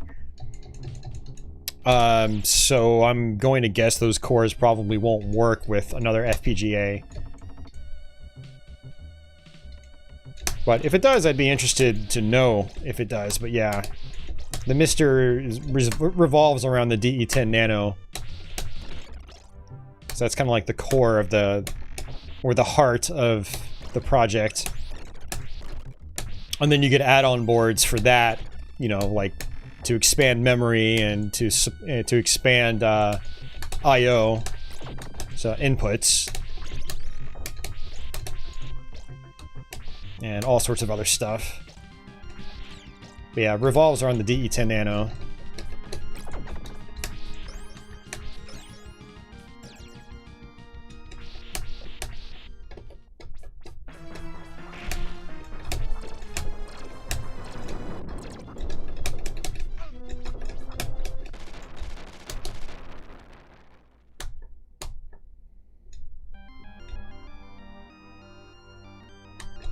All right. Hey, Society. Thank you very much for that, sir. I'll never get sick of seeing this game. I'll never get sick of playing this game. But yeah, thanks a lot, Society. Much appreciated.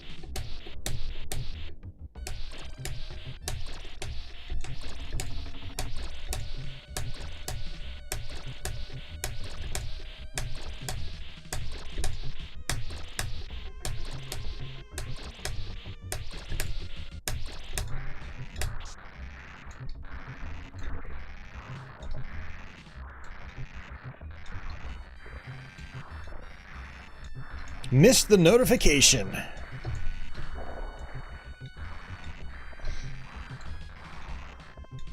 Leo says, sounds like the PS1 core for the Mister is cancelled. Oh, that's disappointing. I wonder what progress was like on it.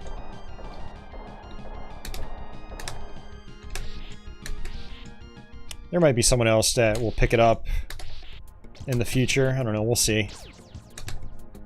I need to update my Mister. I haven't done so in several months now. There's a bunch of cores I don't have that I want to get, like the Lynx core. Uh-oh. Oh, I got lucky. I picked up invincibility right as I touched that skeleton. The knockback is pretty huge in this game, so if I took a hit, I probably would have fallen to my death.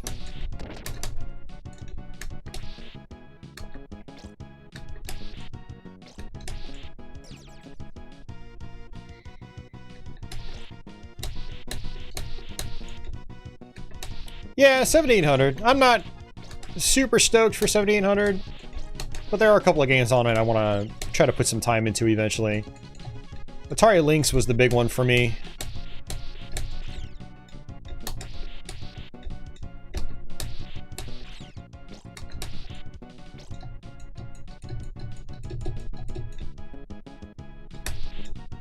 Just taking our time, because this level pretty much forces us to.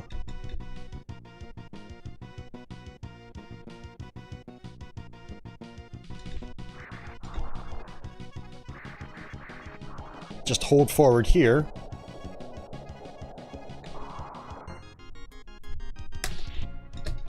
Don't really need the axe. Gonna try to stick with my boomerang. Actually, a guy up here. You can actually kill him off screen.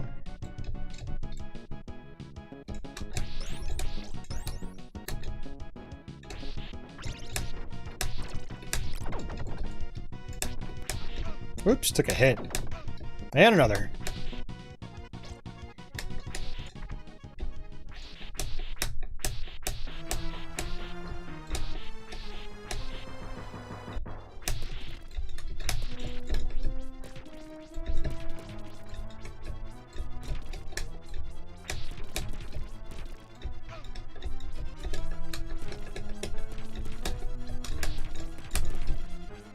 I'm definitely not as confident with attacking diagonally with this arcade stick. I'm not used to it yet.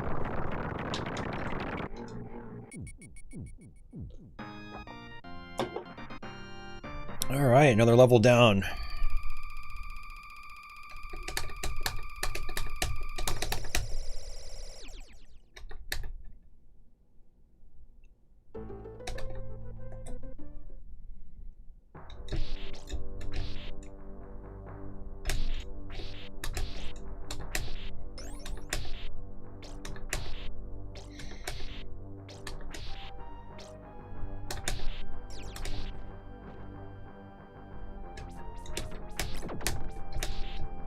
Yeah, Society, I am playing with an arcade stick.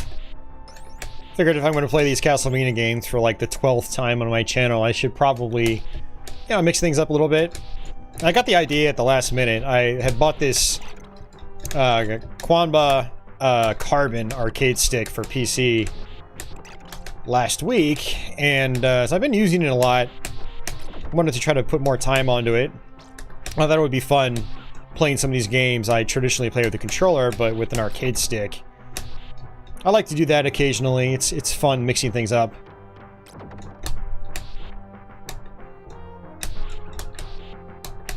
Probably not much of a viewing difference for you guys, but for me, it's a different playing experience, that's for sure.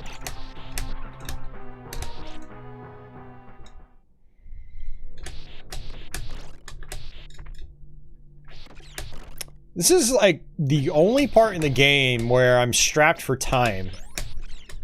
You notice I've got less than 100 seconds. There have been times where I've actually run out of time completely on this part. Oops.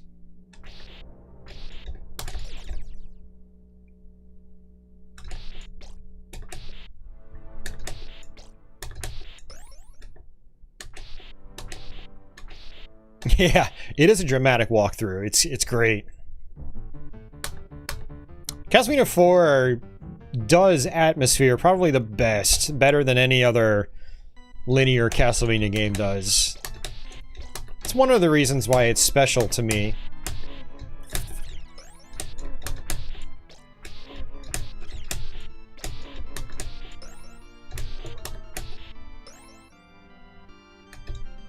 Whoa! Did not see him coming. Let's go ahead and grab that. Oh, I did not want to get that either. That's okay. Not a big deal. Your whip is so damn powerful in this. It's like, doesn't really matter if I get holy water by accident. Holy water seems really, like, dinky in this game. It's just very small. But it is still really powerful. Like, look at how fast I killed the Axe Armor Knight.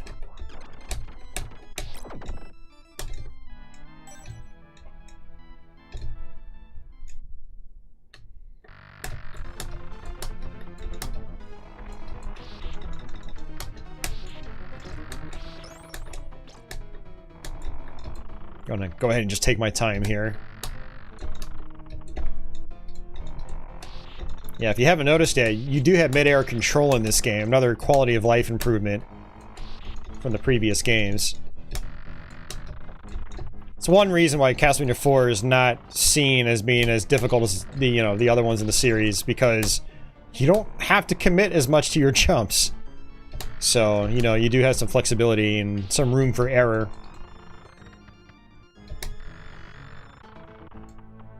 Hey, Sack.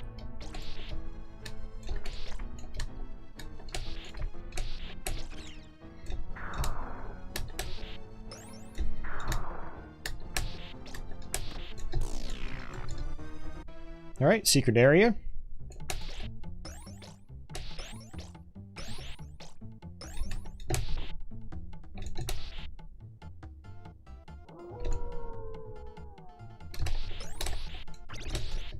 Alright, let's switch back over to the boomerang. It's gonna be here somewhere. Dagger, axe, holy water. Oh, it was the first one. Whoops. Oh well.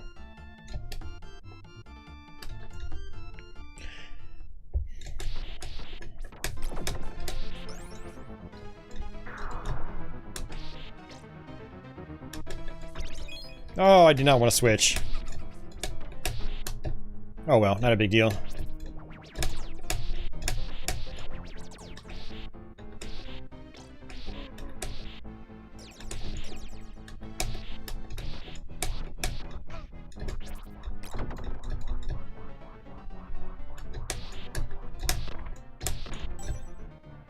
Alright.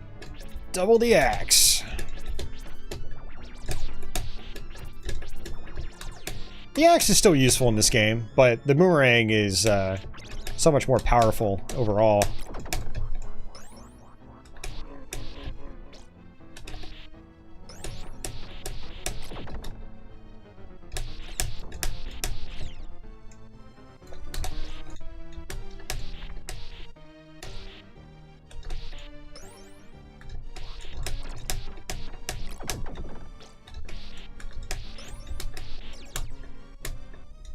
Alright, let's hold up. There we go. Kind of a tricky part there. I've landed on those reversible platforms so many times and just died instantly. There are definitely some gotcha moments in this game like that. Uh-oh.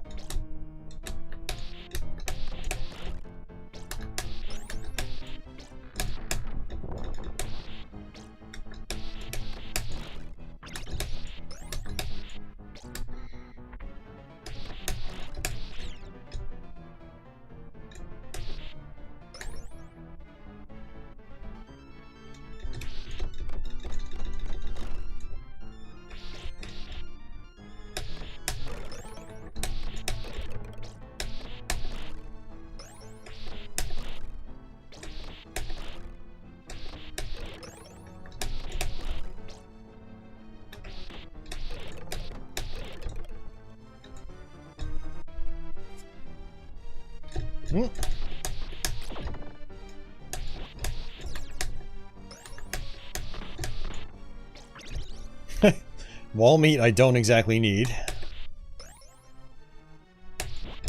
You got spooky hands.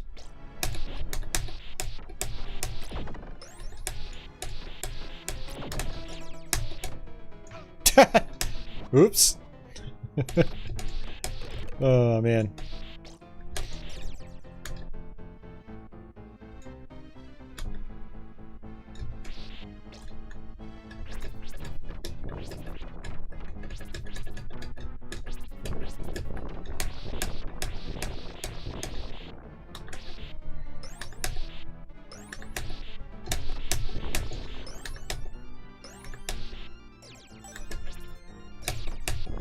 It is kind of weird having the axe here, just because I'm not used to having it at this part of the game.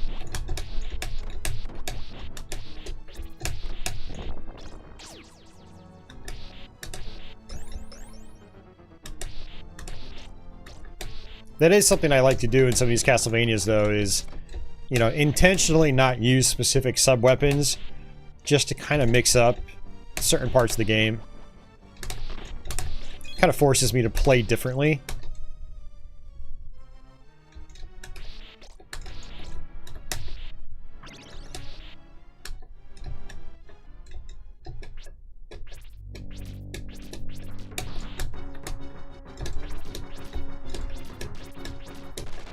That was pretty useful. I like that. I like that a lot.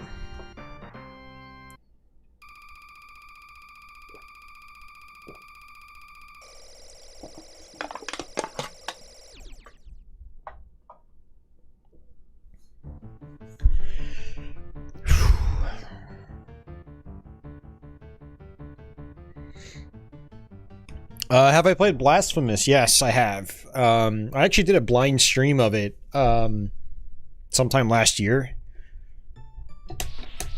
I never did finish it though. I need to go back and try to do that. Although it's been so long since I played it that I almost feel like I'm gonna have to start a brand new game.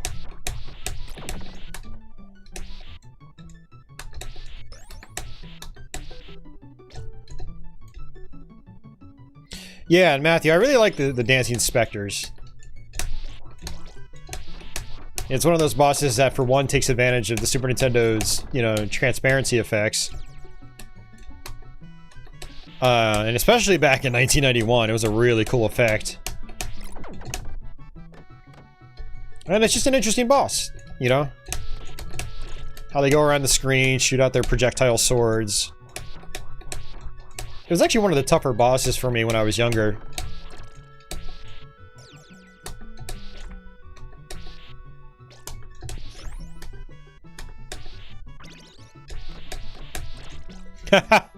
Yeah, Brennan.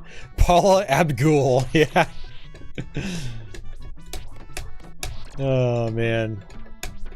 Fred Astaire and Paula Abdul. Oh, man. Alright, let's just fall straight down.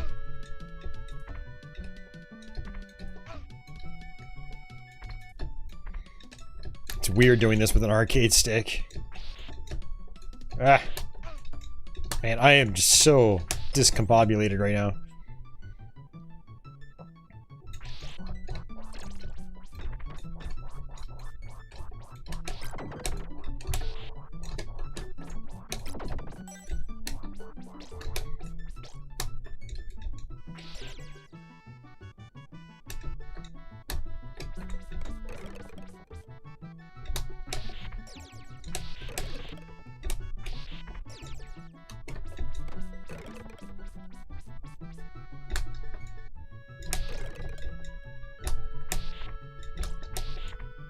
Alright, good deal. That should be a checkpoint. Oops. Bat swarm. Those dogs like to knock the candles off the screen. A lot of really interesting things happening in this game. That's another reason I really like this game. It's just a lot of just cool stuff happening.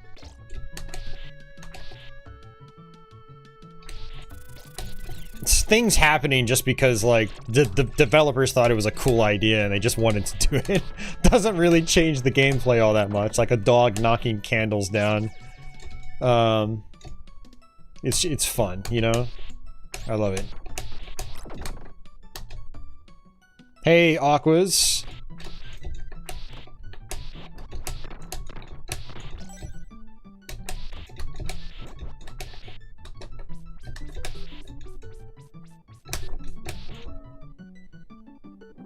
And a big ass centipede. Like, okay.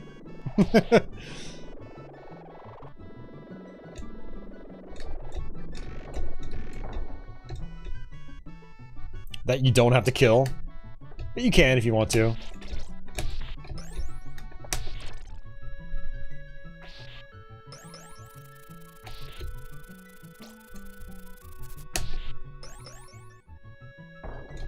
Those are the sets of armor in the background that are in the Grim Reaper's level in the first Castlevania. I'm gonna guess that's what this level is supposed to be.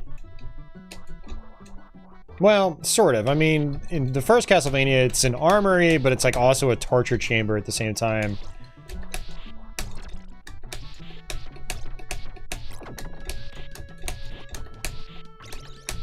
So maybe it only took elements from that.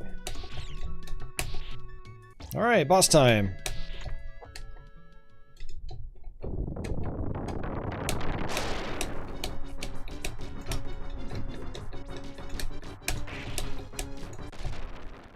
Well, that was fast.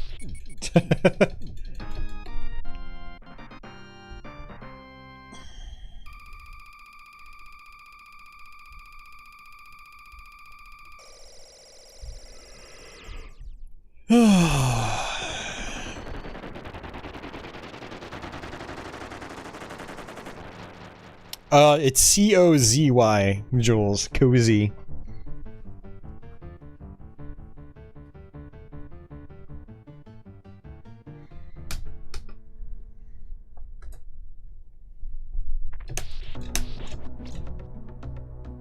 Yeah, we can actually jump on top of these things right here. I'm gonna skip a lot of these candles. Ow. Ow.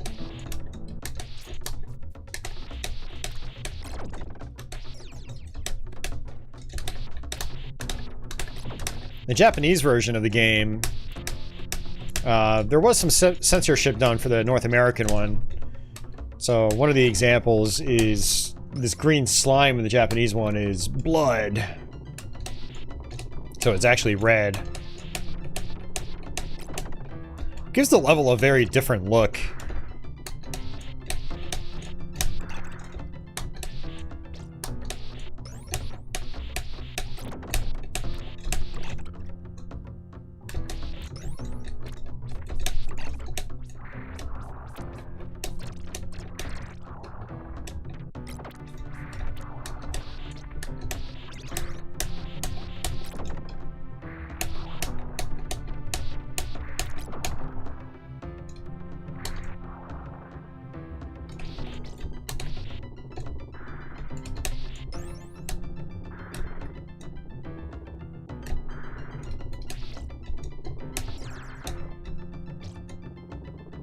You can also just jump on these ones. Ugh.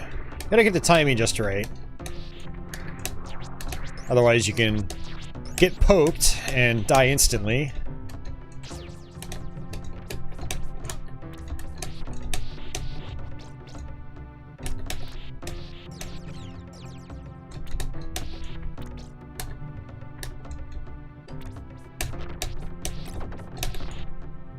Mmm.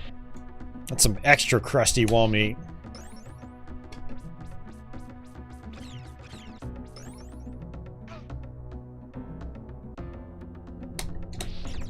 Alright, another checkpoint. Now, if you crawl in this game, you can actually go past stairs like that. And so, yeah, you can technically crawl past that first section. Ow.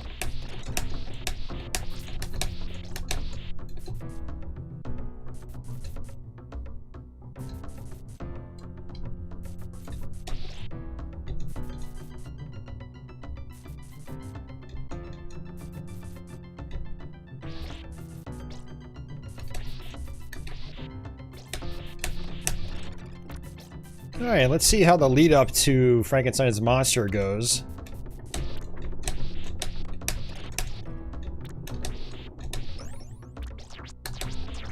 It has what is probably the most random part in the game. There's not a lot of RNG in this game. A lot of things in Castlevania 4 are pretty much static. Like, they happen the same way every time you play the game. But there's a disappearing platform section coming up, and the platforms are 100% random as far as I can tell. And it gives a lot of people trouble.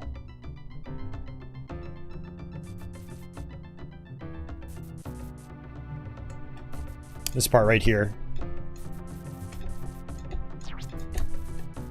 That was a good pattern.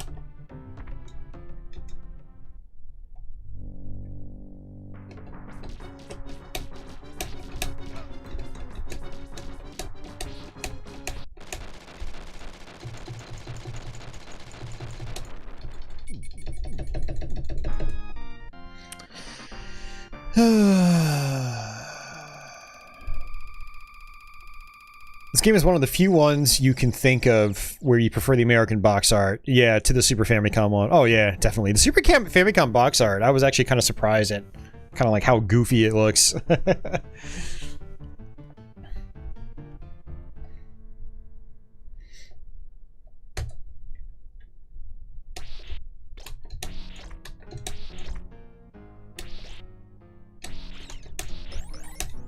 Alright, this is a fun level. Lots of cool stuff here, too.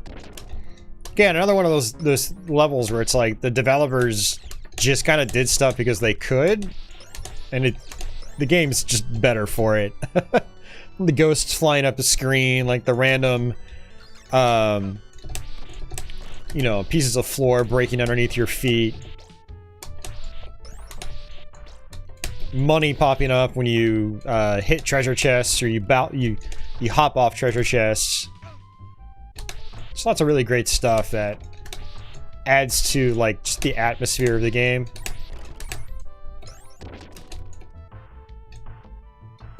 Shiny staircases. They could have easily just reused previous staircases, but they made brand new ones just for this level.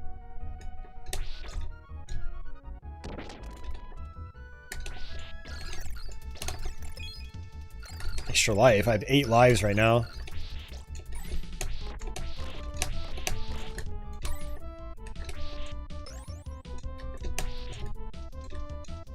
Alright, I'm gonna skip that top section. It's a little hard with that skeleton there.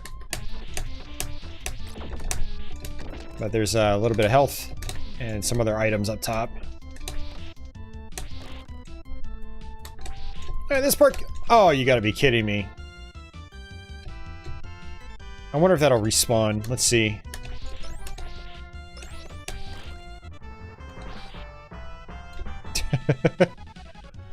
Let's see if it came back. Nope. You gotta be... Oh, you gotta be kidding me, dude. I don't think I can make that jump. Ah, that was garbage. Yeah, and the checkpoints are really far back in this game. So you gotta do that all over again.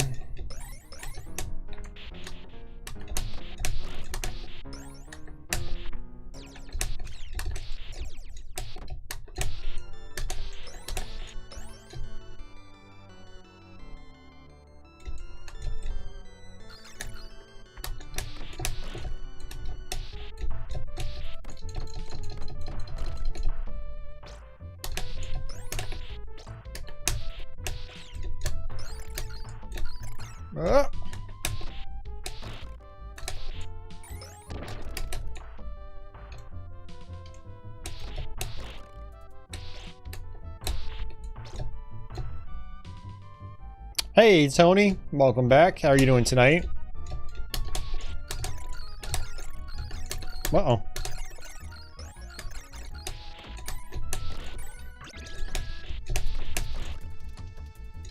Guess I can go ahead and use this axe.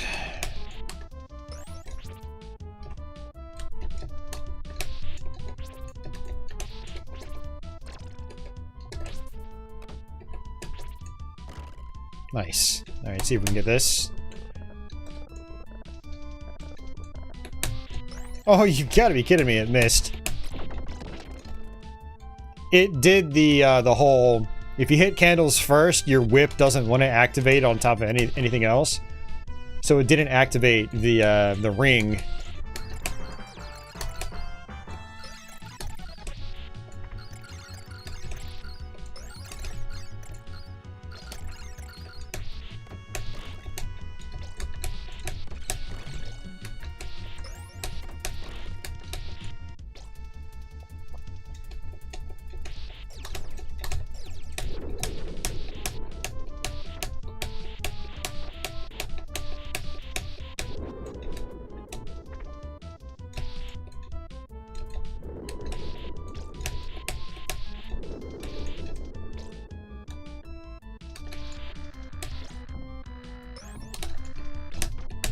Spooky coffins.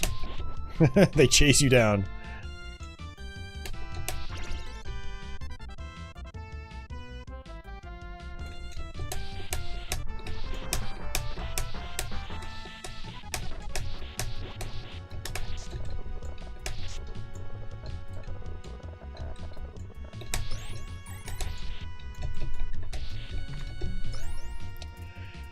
All right. One thing that's interesting about these blocks is you can actually destroy them as they fall down.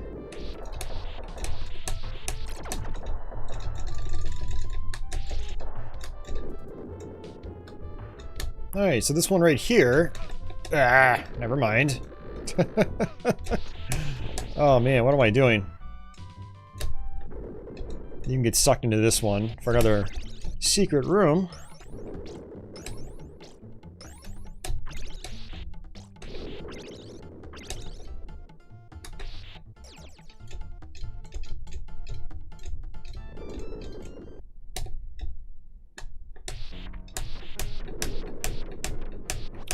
Alright, one last vertical stretch, and then we're at the boss fight. And then it's onto the clock tower, and we're getting pretty close to the end of the game now.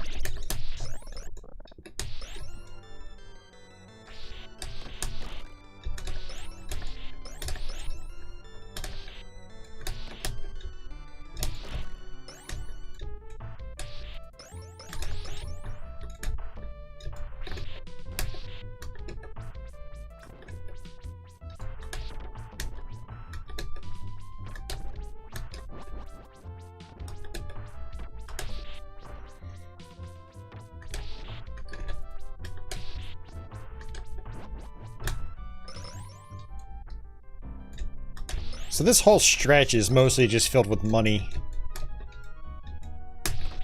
So it's good to have power-ups before you come into this area.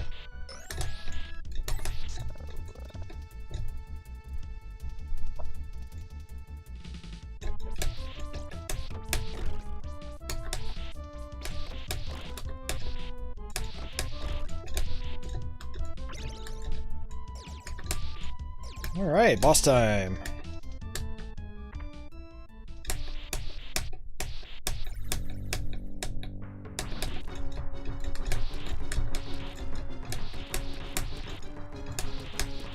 Now he's gonna try to dive bomb me. Just wait. Now move. Oh!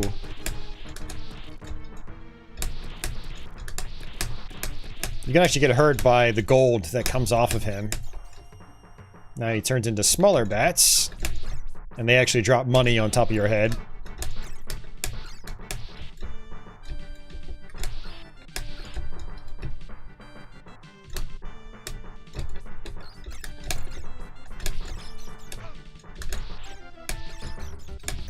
Alright, there we go.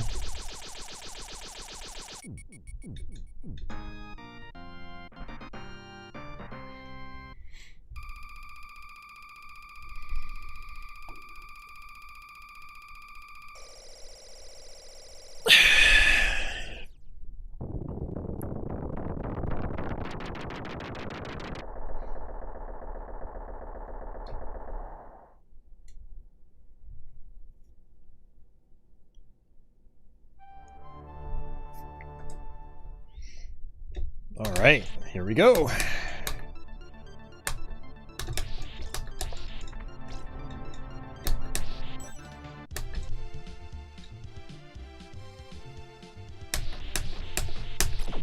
Yeah, so if you hold diagonally upwards in the opposite direction, you'll actually walk up the stairs backwards. It's pretty fun.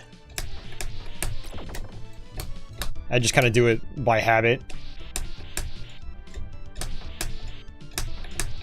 Part of it is that it's actually easier to just latch onto the stairs if you just hold upwards in the opposite direction. Sometimes holding up, like straight up, for some reason it doesn't work, like all the time. So I'm actually more consistent latching onto the stairs if I go in the opposite direction.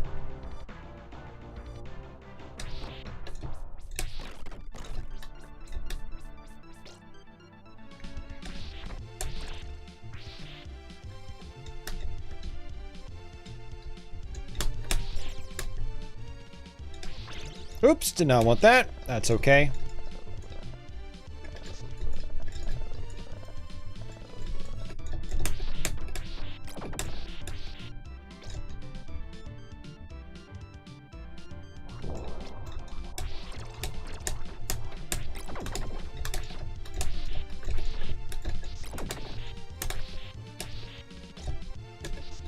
I do like how fast the dagger is going across the screen. Definitely not my preferred weapon, but it is quick.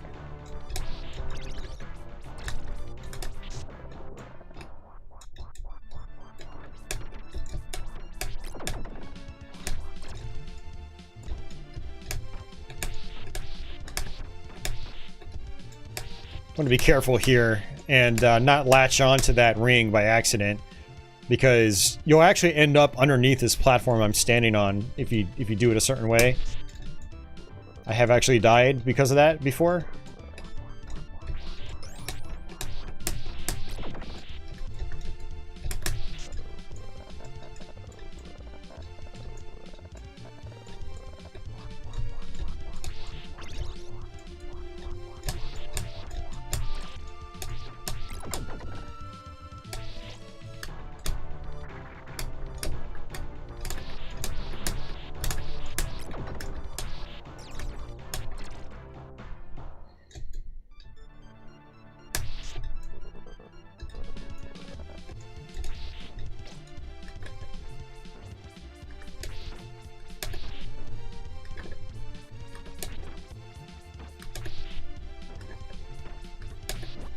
Alright. There we go. And that's it.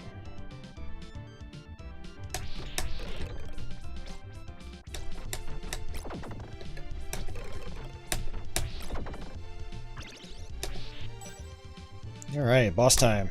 It's the mummy.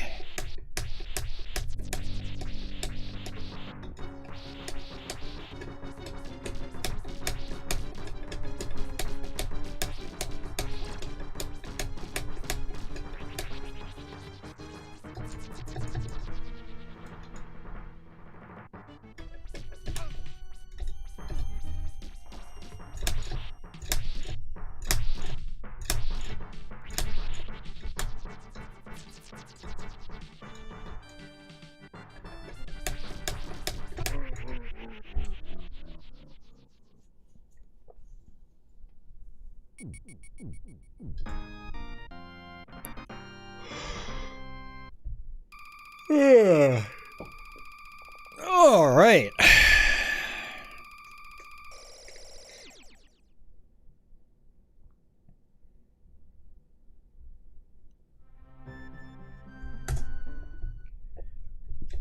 All right, guys, last level.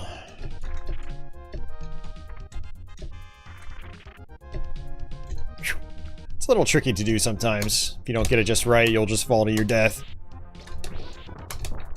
It's a good way to speed through that first section. Hey, Hamilton, welcome back. How are you doing tonight?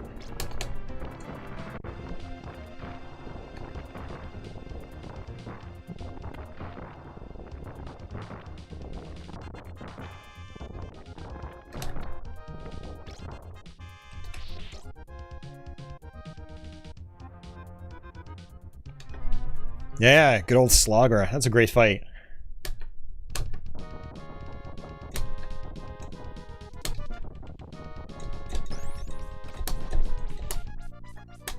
Alright, so there's this spinning wheel at the bottom. It'll kill you instantly if you touch it.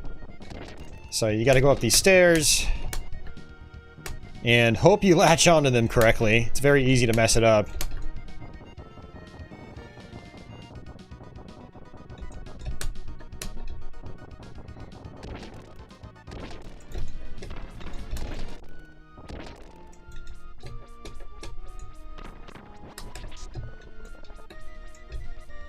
Alright, good deal. Now we just gotta get past this part, which can also be tricky.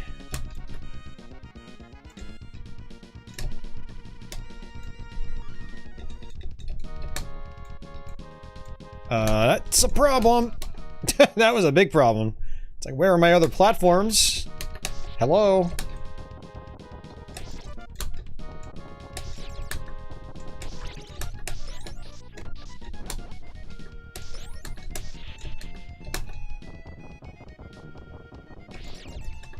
I like that troll candle. It's like, come get me.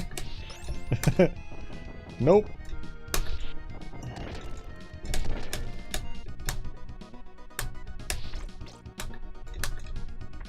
When I see objects like that, I always think there's something more to it. Like, is there an invisible platform or something like that? No, there's not. It's just there.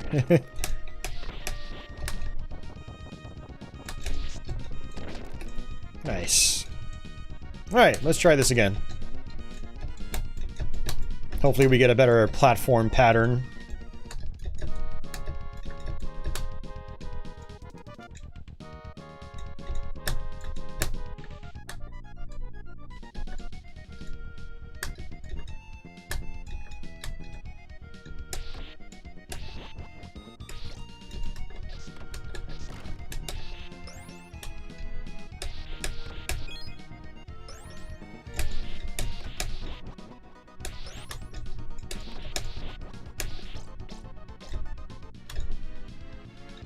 Alright, last stretch. I like to just walk forward like this. You just walk right off the platforms. Alright, checkpoint.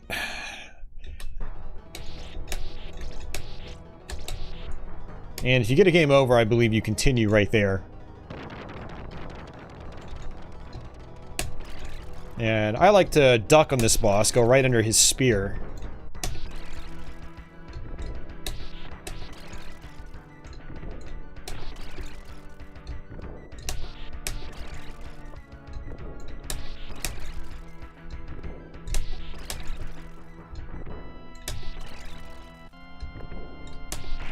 Alright, this part can give people a lot of trouble. It does seem like there are times where you're pretty much guaranteed to take damage. So ideally, you want to do the first phase without taking any damage. That'll give you enough room to, you know, enough health to work with on this second phase.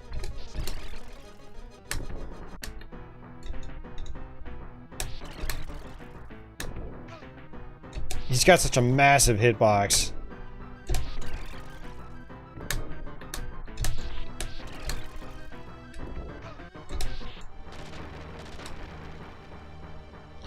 It's kind of about trading hits in a way, but you'll get your health back here. It's not a big deal. As long as you get through the fight, that's all that matters. Here we go, full health.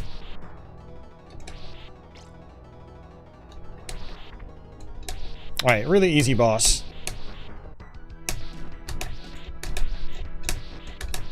A good test of your diagonal whipping, though. Okay. Thought I could duck those, but apparently not. Ooh.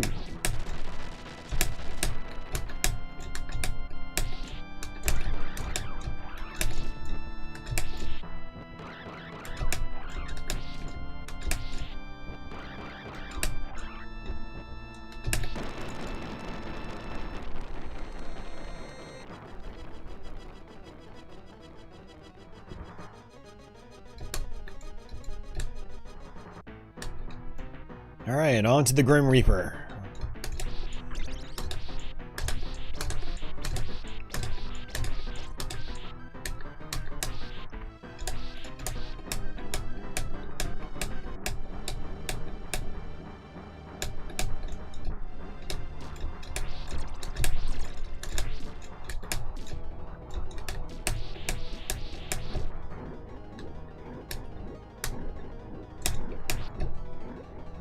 Alright, just jump!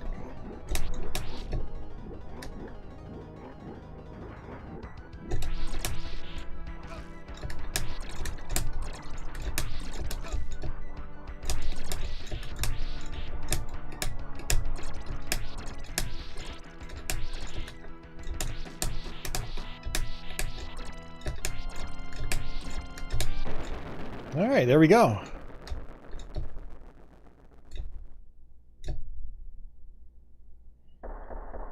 Hey, Adrian, welcome back. Yeah, the death fight for me as a kid was extremely difficult. Now, obviously, it's not bad at all, but yeah, when I was growing up, man. It was a fight, alright. Alright, so, hidden area, obviously. Thanks for the GGs, guys, I appreciate it.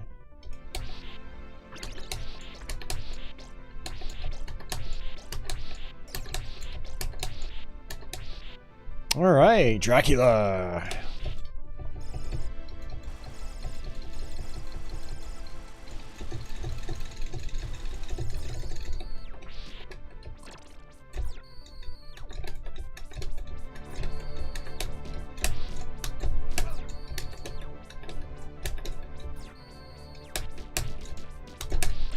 Oops.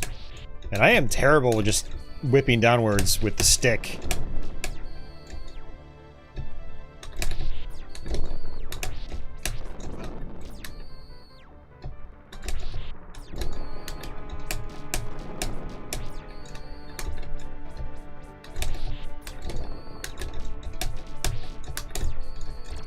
Alright, that'll give me some meat. And final phase. Alright, Andy, sleep well. Have a good night.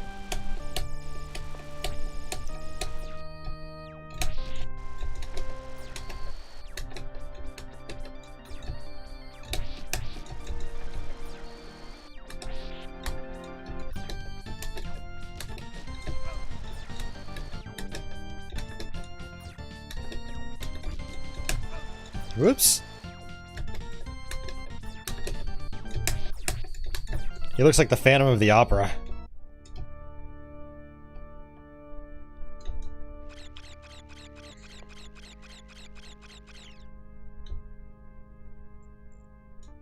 And that, my friends, is Super Castlevania IV. For like the 12th time on this channel. That is probably not an exaggeration.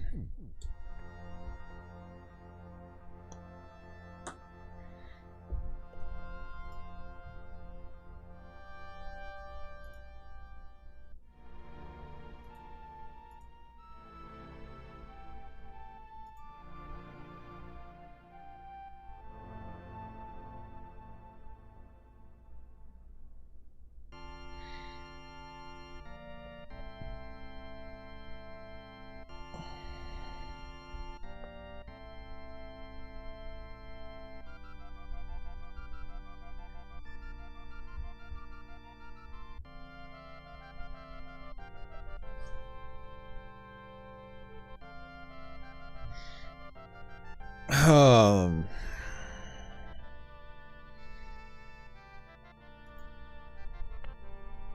right.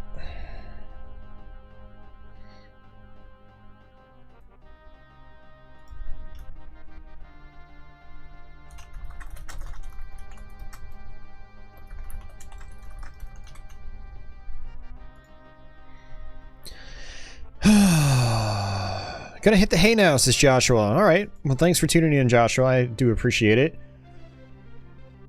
Hope you enjoyed the stream.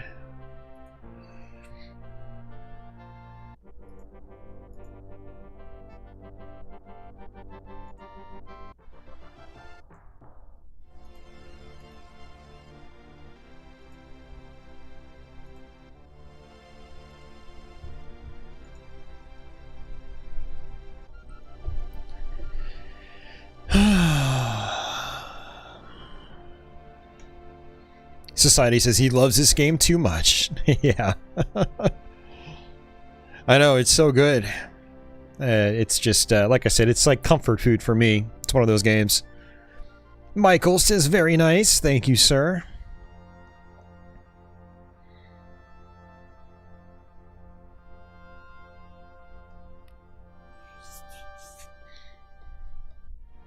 So, I guess what I'm going to try to do next is play Dracula X on Super Nintendo. And then kind of see how I feel after that. I'm actually starting to get hungry again. It's been about 5 hours since I ate.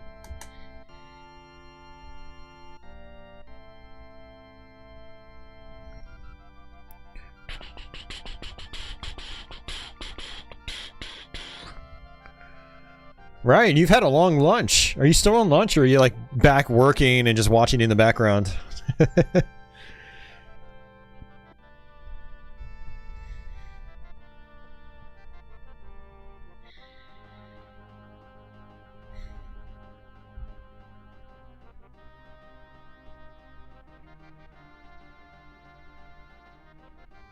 Yeah, it's a long ending.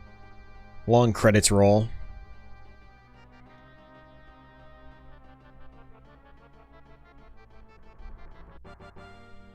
Time for you to go back to work. Yeah, that's a long lunch. Yeah, take care, man. Thanks for popping in, dude. I appreciate it.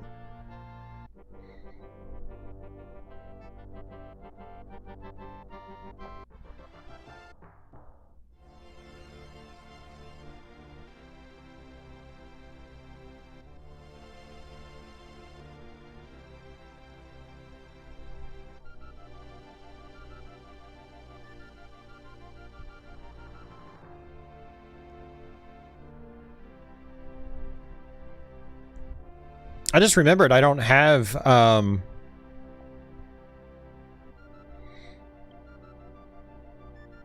don't have the, Castlevania Requiem collection on PS4. I'll have to buy that sometime this year.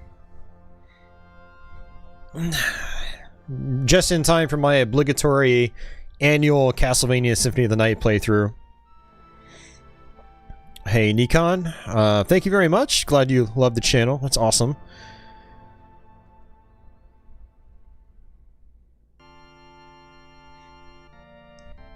Castlevania X, where he's in space. Yeah, right.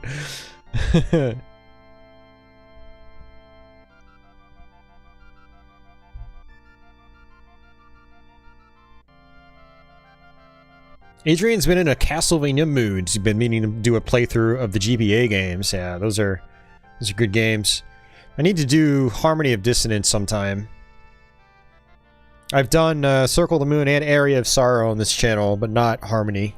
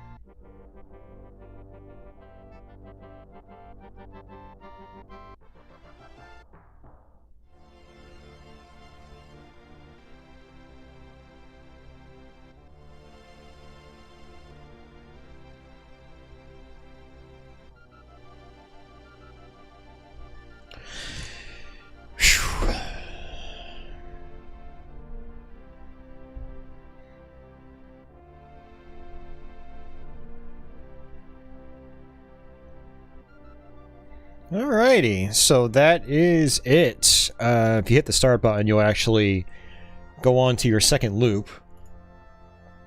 But we are not going to do that. A lot of times what I do when I play Super Castlevania is I actually type in a password that lets me start on the second loop. So I get a slightly greater challenge. It's not a huge difficulty bump, but it is a little more challenging for sure. So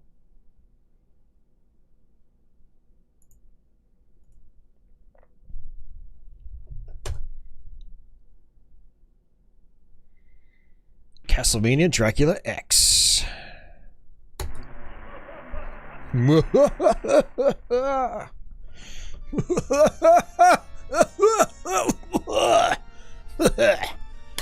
Dracula. Alright.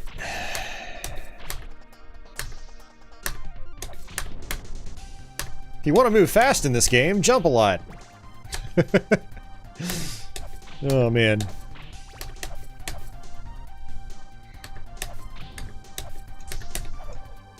Yeah, so like I said, they kind of started to regress a little bit with this series. And Dracula X, along with Rondo of Blood, that it's loosely based on, is, you know, it's very back to basics. You know, you move left and right. You press up and attack to use your sub-weapons. Or a couple of extra moves, though, like you can double jump. Not really double jump, but you can backflip by pressing jump twice.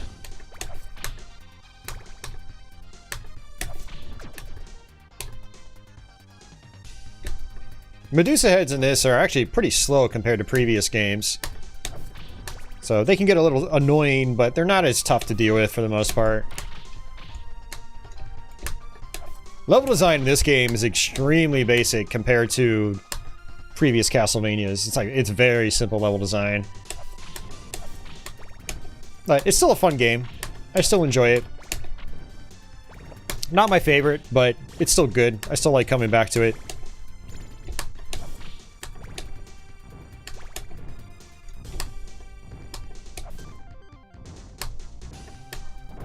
It's going to take us to our boss fight. Fairly breezy stage 1. I like having the axe for pretty much the entire playthrough. The cross is decent, but I find the axe to be the most useful weapon in this game. It's pretty big. You know, it has quite the reach.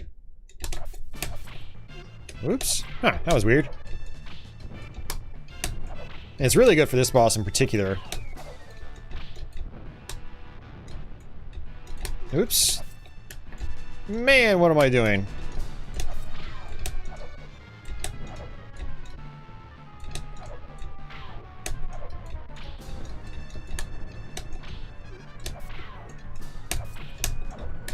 One nice mechanic in this game is if you hold down and take a hit, there actually won't be any knockback.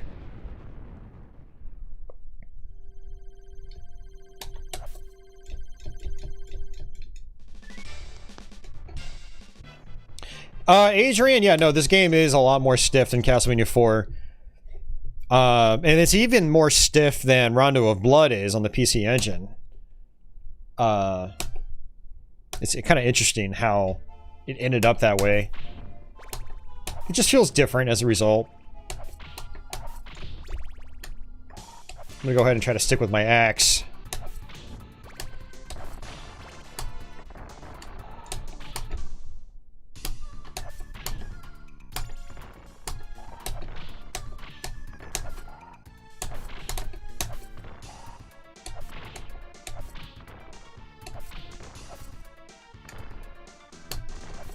Alright. Hey, JK. Yeah, we've played Castlevania 1, 3, and 4.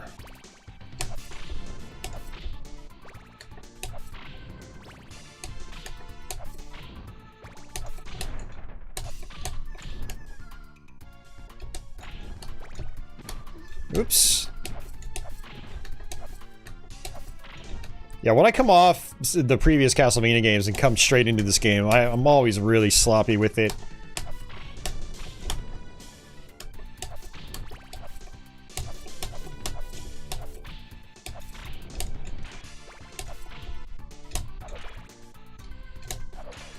Always takes me a while to warm up to this game.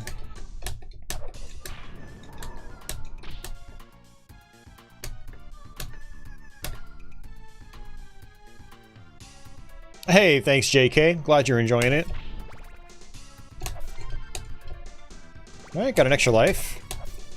I just want to try something here. Well, it's not gonna work. Never mind.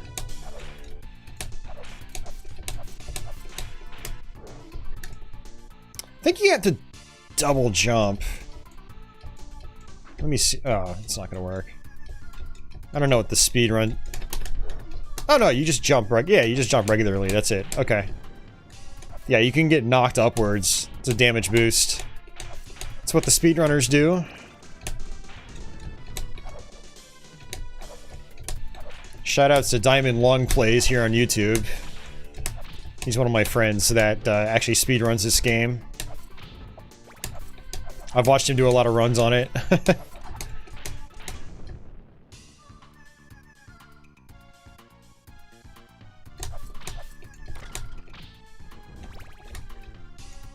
Alright, there is going to be some meat coming up, assuming I don't die.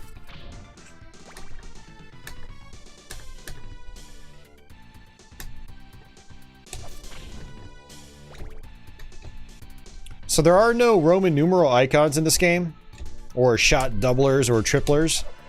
How it works is the amount of... If you hit a certain threshold of hearts, you'll be allowed to throw 2 or 3 projectiles. So I'm at the threshold where I can throw 3. Okay, there we go. Now, interestingly, if you go back off screen and then come back on, the wall meat will reappear. So it's actually a kind of a cheap way of getting all your health back. Just like that.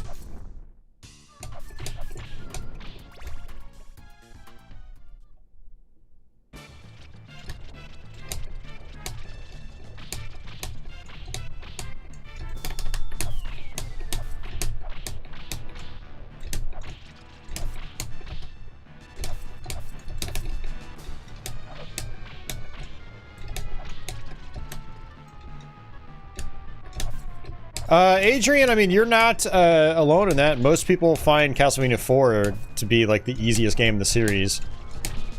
Or the easiest game in the linear series. I try not to compare the non-linear Castlevania games' difficulty with the linear games. There are a lot of things in the non-linear games that can mitigate the difficulty of bosses, like grinding out and leveling up and equipment and stuff like that.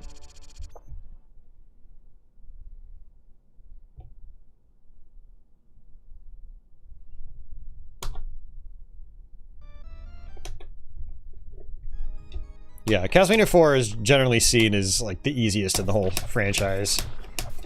Just about.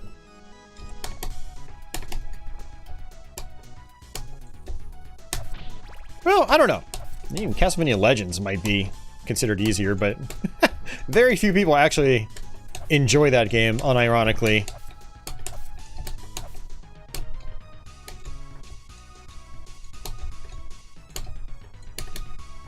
Alright, so there is kind of an interesting thing about this game, and on this level there's actually a split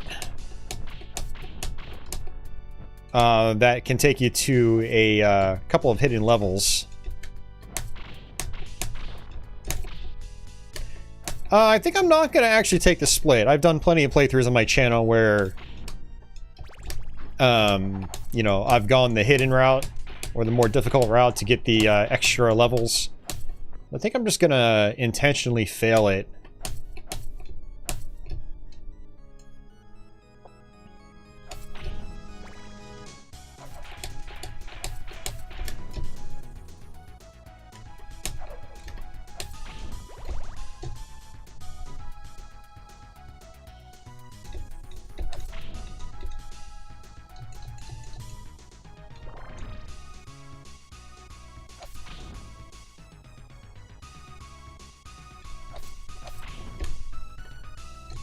Alright, it's good to just, like, hold down here.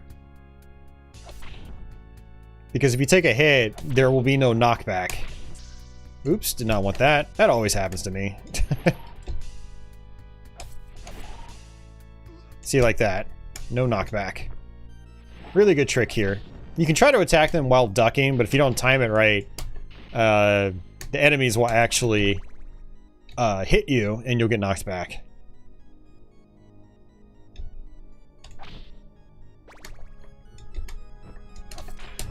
Now, some of the level design in this is a little redundant. Like, I can just backflip and just skip half the section. No damage, no fancy damage boosting required. Just simply do a backflip on top of those bone pillars. But yeah, it's this part right here. If I get to the other side without getting hit and knocked down, I get the option to try to access, you know, some secret levels. But we're not going to do that. So we're just going to fall straight down here. I haven't actually done this level in a long time, so we'll kind of see how this goes. Because I usually take the alternate route. Or at least I try to. It is possible to beat the boss of that level, get to one of the alternate routes, and then fail it, and then be forced in another route. There are a couple of maidens you can save. And that will actually have a slight effect on your ending. Oh, the ending's not all that complex in this game, so it's nothing crazy.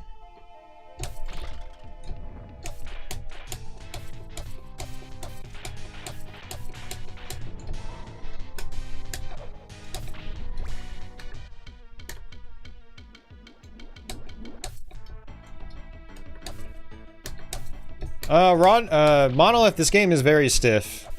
I mean, play Rondo of Blood and then come back to this, and it's like night and day.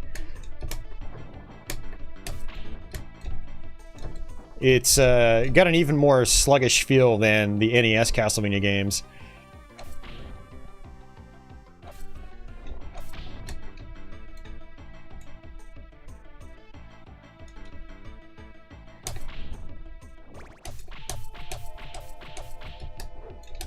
Now, you do have an item crash in this, but I don't typically use it.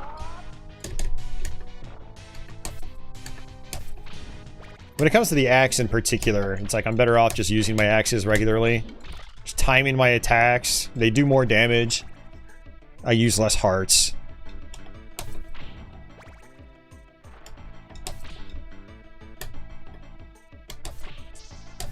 Yeah, how some people have described Richter's movement in this game is like... is him having, like, steel-toed boots on or something. Or, like, someone's put lead in his shoes. It really does feel that way. It's an appropriate analogy.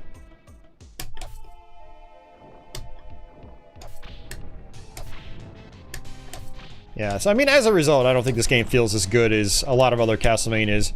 Not just Castlevania 4, but like Castlevania 1 is a lot more brisk than this game is.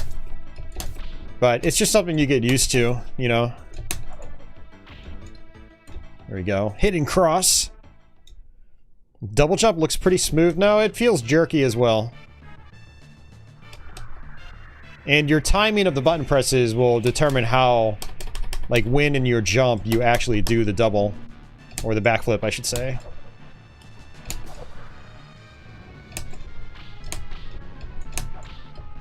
Yeah, something might look smooth on screen, but has a completely different feel when you're actually doing it and playing it. Once you get your hands on the controls, it's like, oh yeah, I feel the stiffness.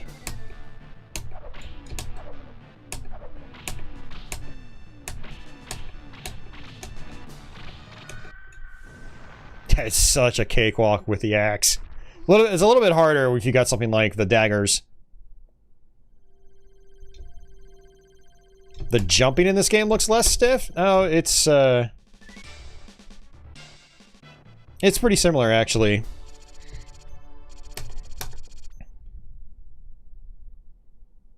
Adrian says an X68000 with Castlevania Chronicles is his dream setup. Yeah, they're ridiculously expensive now. So, I mean, they were expensive 4 years ago, 5 years ago.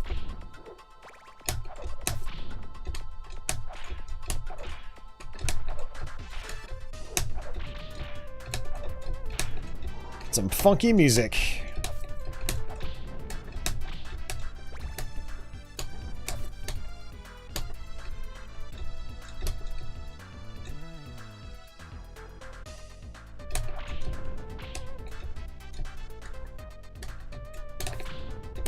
Alright, don't want that.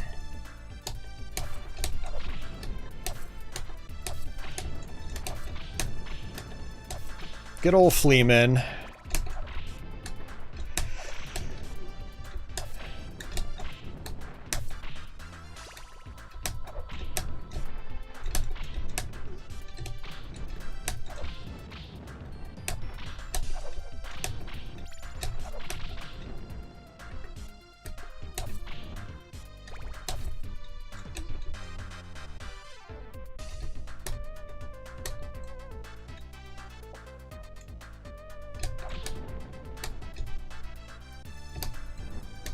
Oh, and you know what? I'm gonna have to actually fight the werewolf. When you take the alternate path, you don't have to do that. You pretty much skip this level. Also, the boss of one of the later stages is different. So when you get to the clock tower, you'll actually fight death. Oops, got poked. Poked from below. Another neat feature is you can actually walk backwards by holding down the attack button. I always forget about that. I should be using my axes.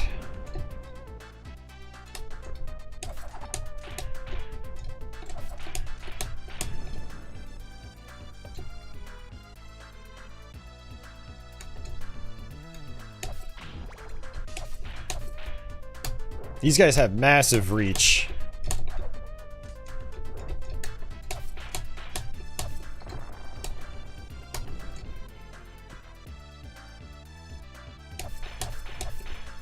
Yeah, and I'm dead. I got greedy.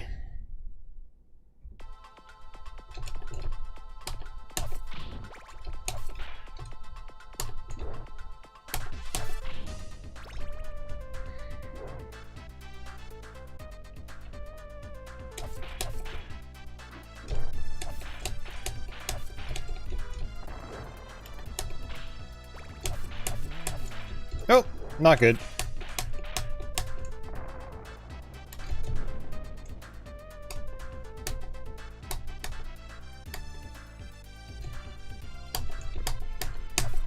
Yeah, got some wall. Well, it's not wall meat, it's candle meat.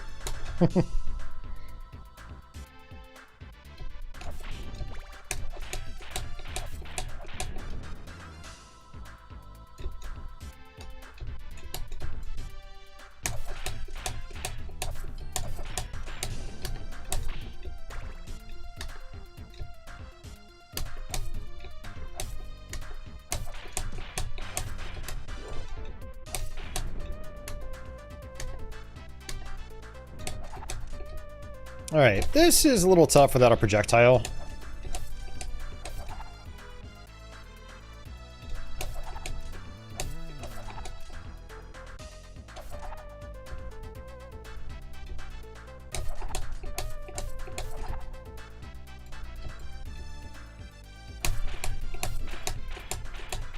Alright, good.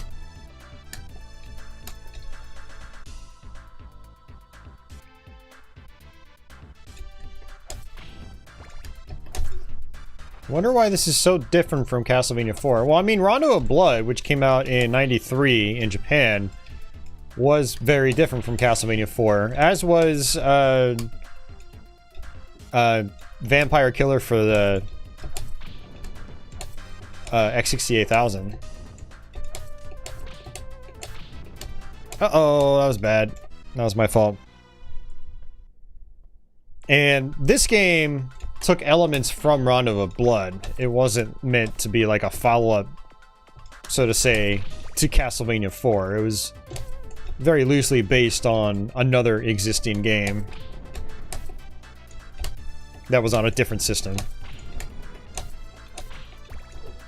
I don't even know where I'm going with this, but I guess the point is this game wasn't really concocted as a sequel to Castlevania 4.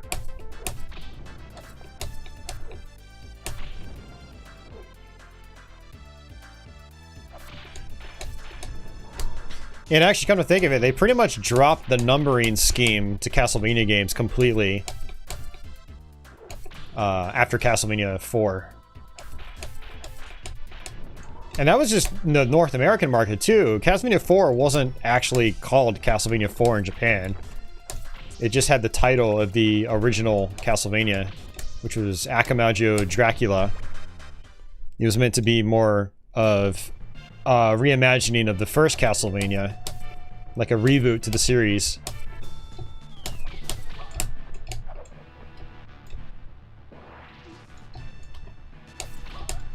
Yeah, so this boss is in Rondo of Blood. He's very similar in this. He keeps sliding, which I'm not expecting him to do. Oops, man, I am not playing well at all.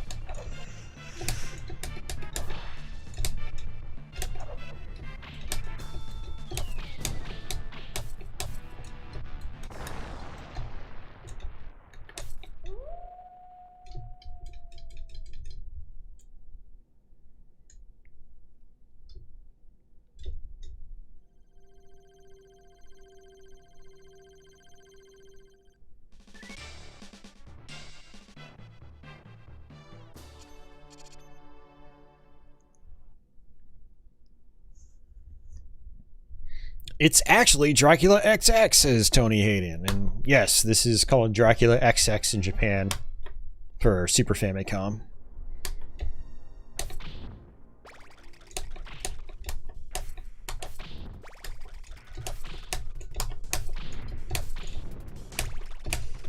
Alright. So yeah, the boss of this level is actually different if you manage to take the alternate path. But since we did not do that, we're not going to get the alternate boss, which is death. Oh, forgot I had the the axe.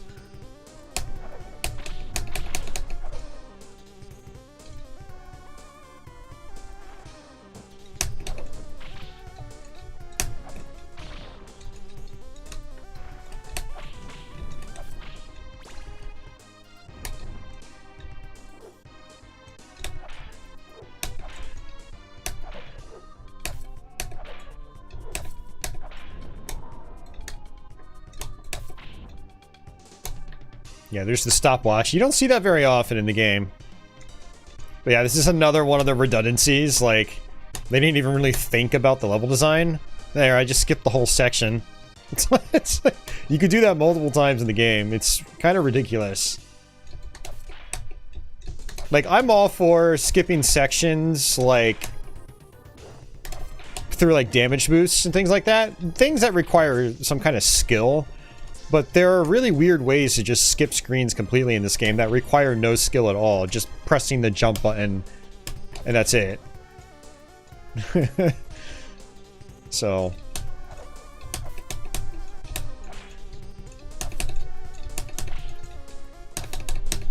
Okay, could you just, like, walk to the other side, please? That'd be great. Ugh. This guy, I swear.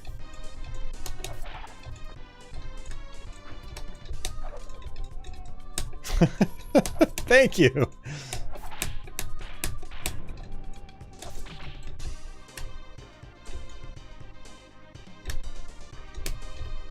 Just gonna skip him.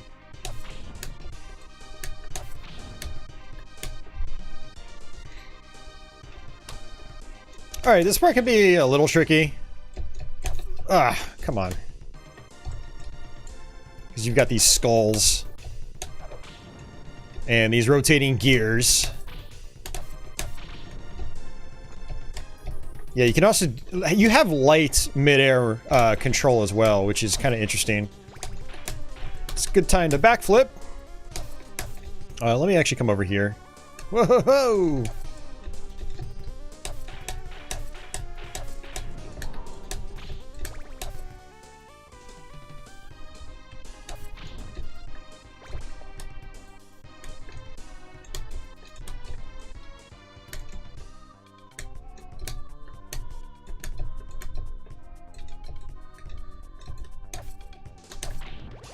Alright, some meat. Some more candle meat.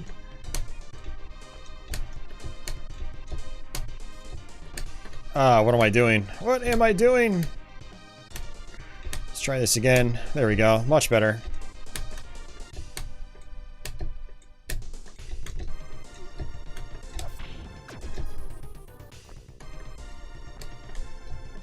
Oh, man. Sloppy.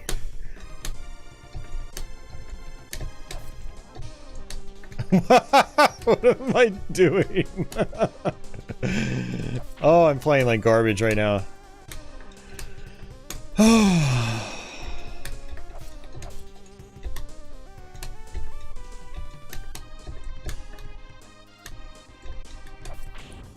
I know what's happening right now. Is I'm thinking of greener pastures and better moments in my life where I was playing games like Castlevania 1 and Castlevania 3 and Super Castlevania 4.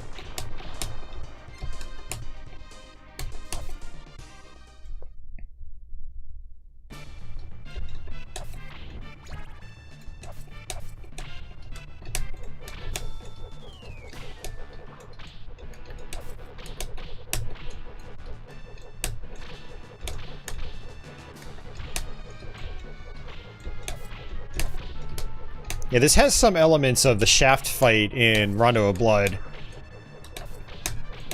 Like its fireballs and whatnot.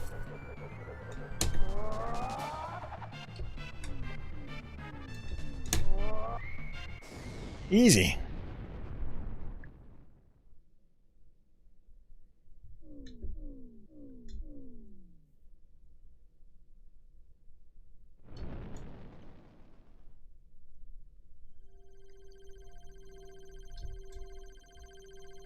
You beat this? Society beat this as a rental. The last boss made him rent it again. Yeah.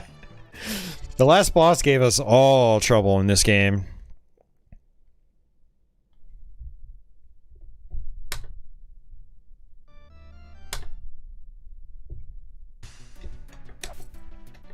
Alright, last level, guys.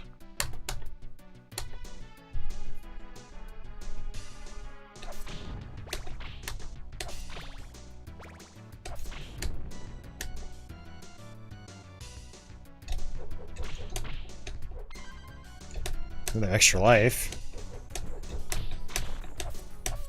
Should actually hit the start button to see how many lives you have. I have 6.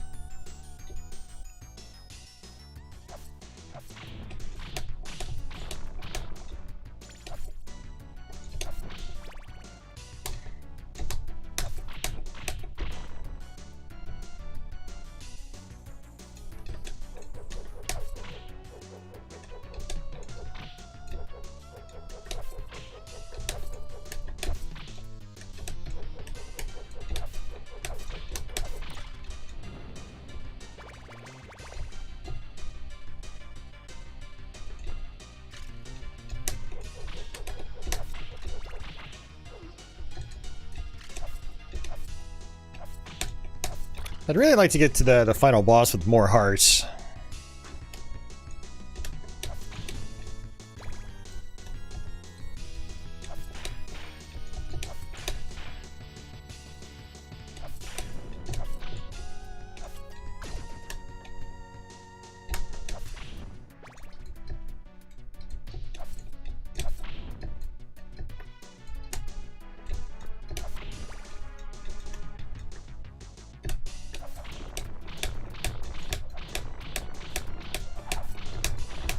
Another extra life that I don't really need.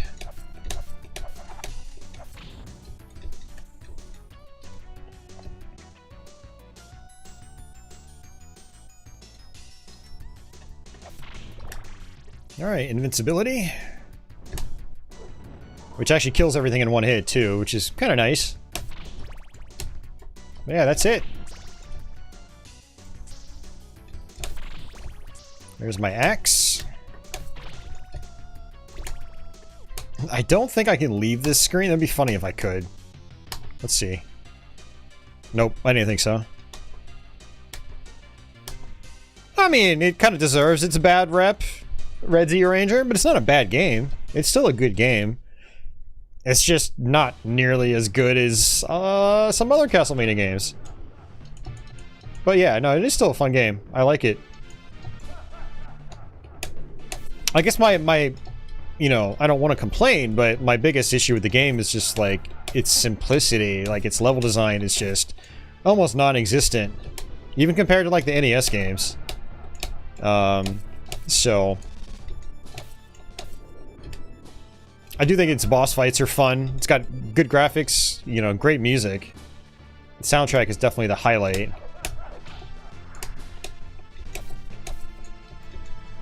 Then you also combine the stiff feeling of it with those other negatives, and it's just kind of like, it's kind of a bummer it ended up how it did, but it's still a solid game.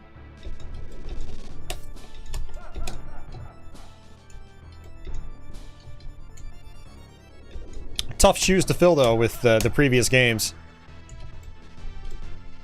I mean, Bloodlines was before this, like, goddamn. Castlevania 1, Castlevania 3, Bloodlines, Super Castlevania 4, Rondo of Blood, the X68000 Castlevania. I mean, very, very tough shoes to fill. It is what it is. Very, very high standards previously, I guess is what I should say. You guys know what I mean.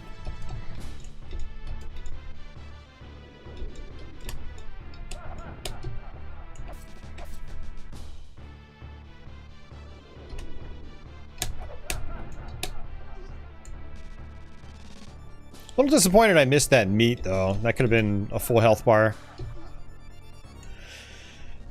Not anymore. Ooh, that was close. I almost fell off.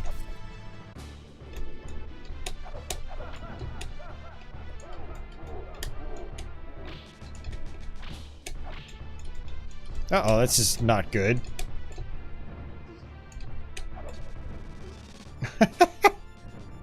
Oh, seriously, dude. I thought he only does it 3 times.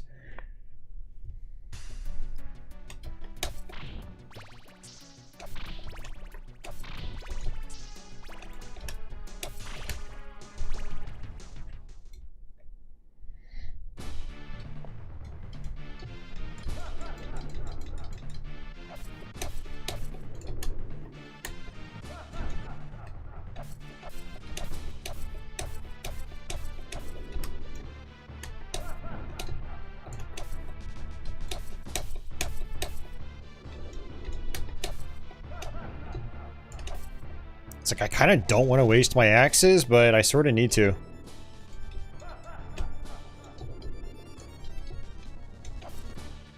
Yeah, I bad-mouthed it, now I have to pay the price. Yeah, I made bad decisions, that's what really happened, but it is funny to think about it in those terms. It's so easy to die on this fight, too. It's like, you know, you make one little mistake and you just fall to your death. I also made the mistake of hitting the meat candle, and it basically timed out, so I wasn't able to grab it.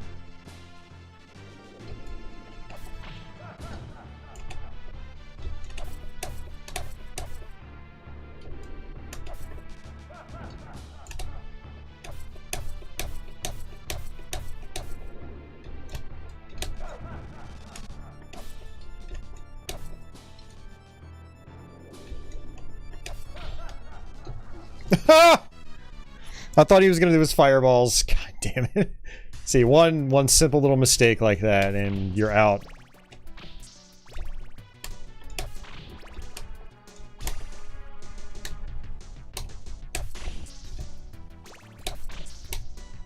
And this is another reason why some people don't enjoy this game as much, because it has arguably one of the most pain in the ass final bosses in,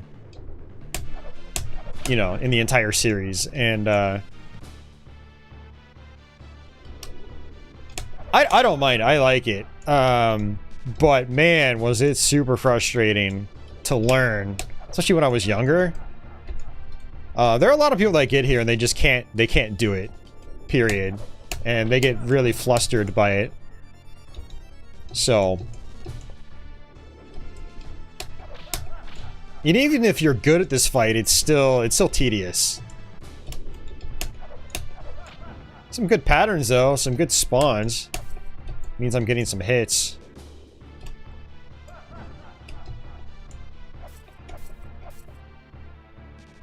Oh yeah, Monolith. The Game Boy games have some pain in the ass final bosses too, for sure.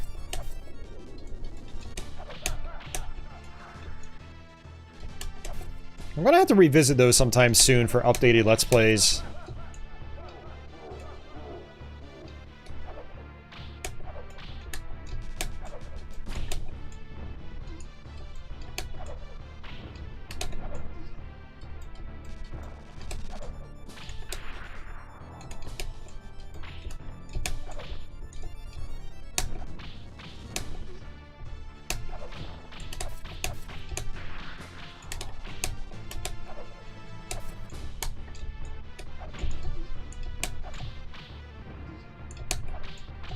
There we go, we got him.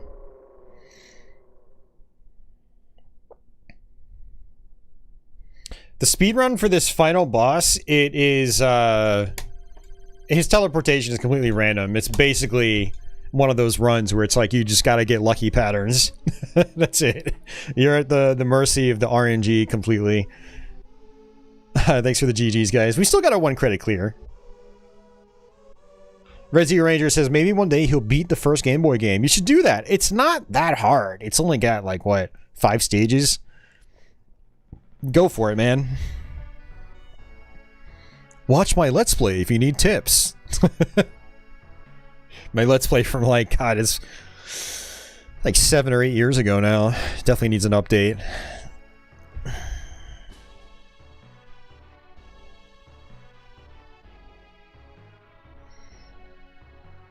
Oh, man.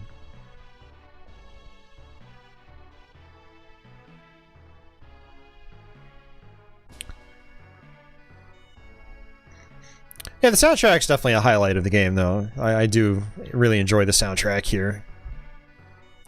So yeah, the images you get and the background change depending on the route that you take and how many maidens you rescue.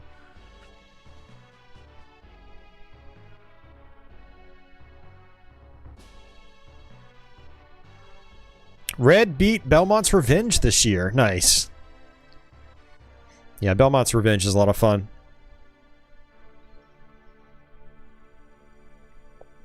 Thanks, Matthew. It would have taken even less time if I didn't slip up on a bunch of staircases. I've died to stairs so many times tonight. It's crazy.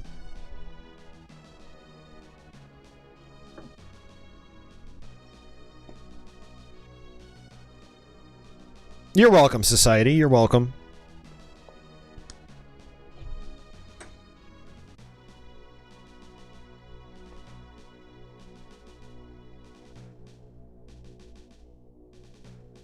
Unfortunately, Adrian, it does not, which is a major missed opportunity. I'd probably enjoy it more if it did.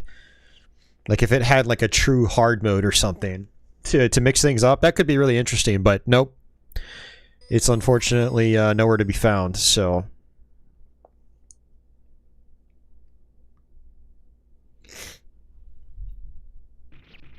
So what I'm going to do is I'm going to take a restroom break real quick, and then when I come back, I'm going to... I think I'm going to go ahead and switch over to Castlevania Bloodlines, and we'll try to roll through that. And then I'll see how I feel. I think that'll probably be the end of the stream after I beat that game, but we'll see. But yeah, I'll be right back. Don't go anywhere.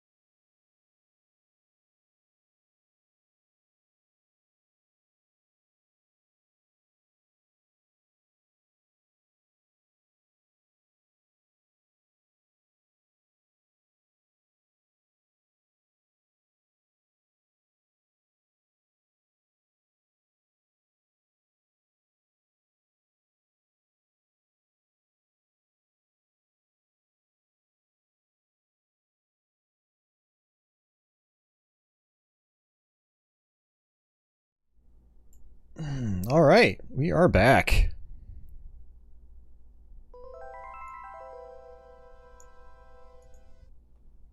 So, like previously, let me know if there are any like crazy audio issues or anything like that.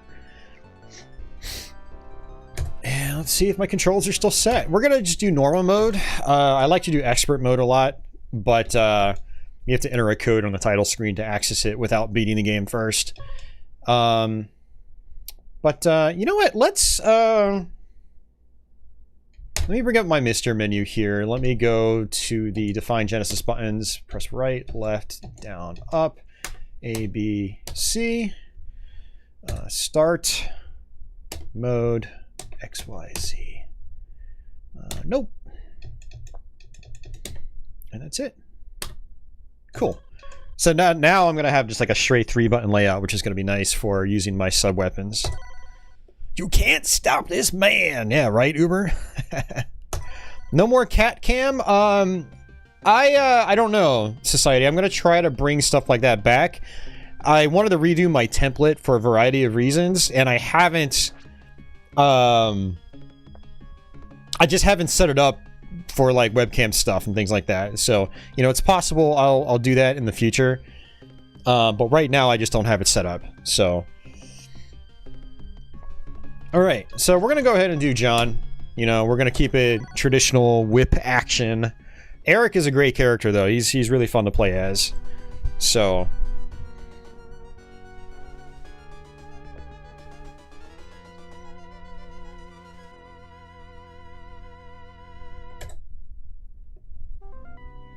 yeah, you guys will notice that I got rid of the chat overlay as well. Again, a variety of reasons.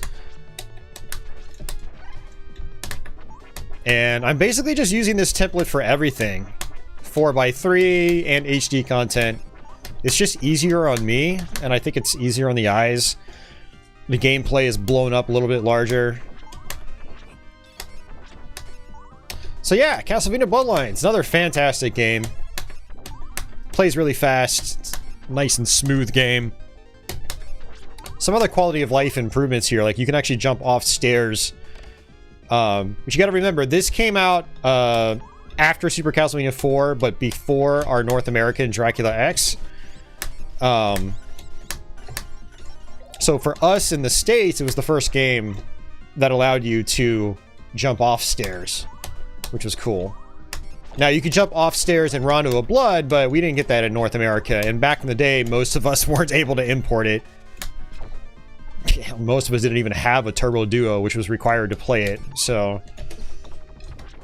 That platform just bombed hard in North America, unfortunately, so...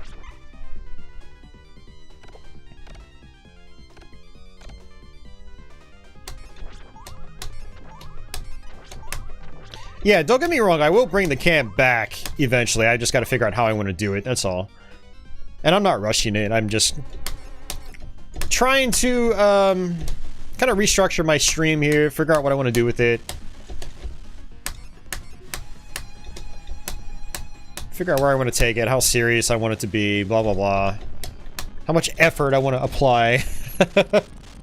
One thing I do want to do with the stream is make it more focused. Like, in the last year, I've been doing a lot of variety streams and just kind of, like, winging my streams. I mean, I'm technically winging this one, but I know these games inside and out, so... You know, I don't really need to practice them. But other streams, I want to make sure I've got the games practiced at least a little bit. At least I know where to go. I want less throwaway streams and more streams where, like, I actually complete something, you know? Instead of just, like, having a session where I just screw around and, you know, I don't know. I feel like I get more enjoyment out of my stream when I am more focused. That's just kind of how I work.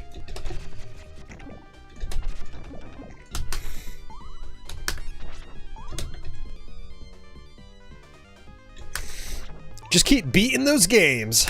Yeah, Monolith, you're right. I just need to focus on practicing games and finishing them and then streaming them here for you guys.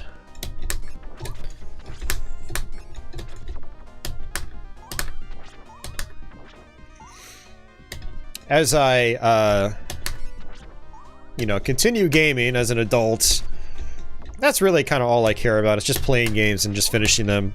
All the other stuff that comes along with the retro gamer territory on YouTube, I just don't really care that much about these days. The whole collecting aspect and, you know, I don't know.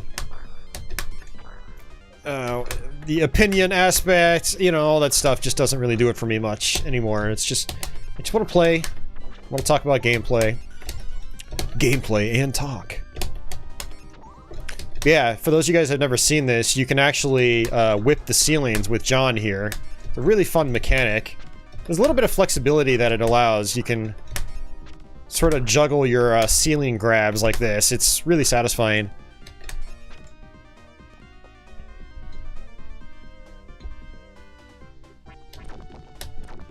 Oh, Uber, that was really funny when you mentioned that. I was like, oh my god, did he seriously save with 1 hit point on top of an enemy? And so whenever he loads his save file, he just dies instantly. Like, I shouldn't laugh, but it is actually kind of funny.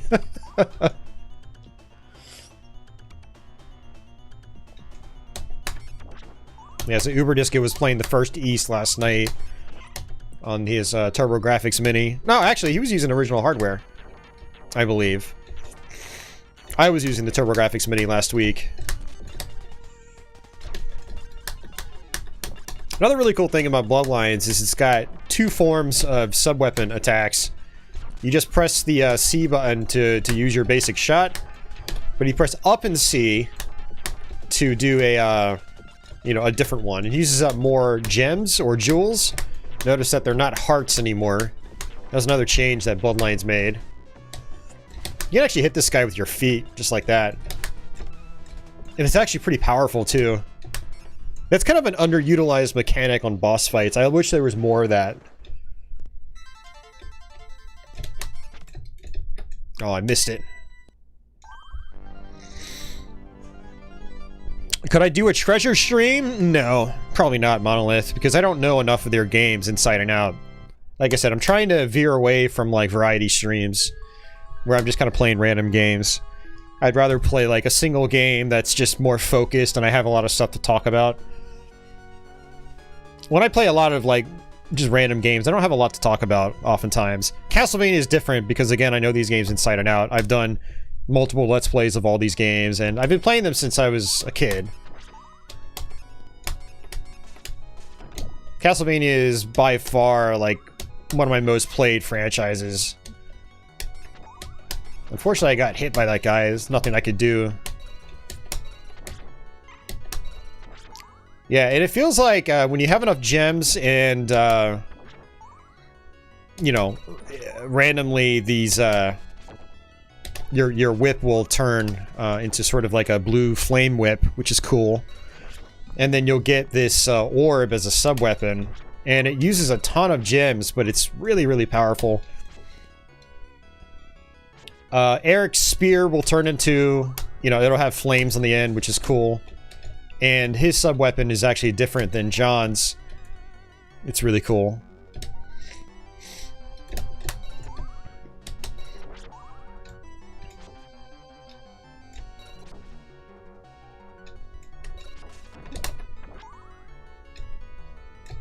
Alright. It's an extra life up here. Now, if you get too deep in that water, you'll take damage and you'll die in just a couple of hits. Monterance Ross says, the Castlevania game you're playing right now is his favorite. Nice. Yeah. When people tell me Bloodlines is their favorite, I totally get it. I'm like, yeah, this is just, it's a really well-made game. It's a lot of fun. Great graphics, great music. It's fast. You know, it's got some of the fastest movement in the whole series. Which makes it really like a brisk playthrough. Even though it still takes like 40 to 60 minutes to go through, it's still the pace is just really solid. Alright, I am not going to grab that axe. It's kind of like a boss rush sort of game too. Oh, and I took a hit. So if you take a hit, you'll end up losing your blue whip, your fire whip, flame whip.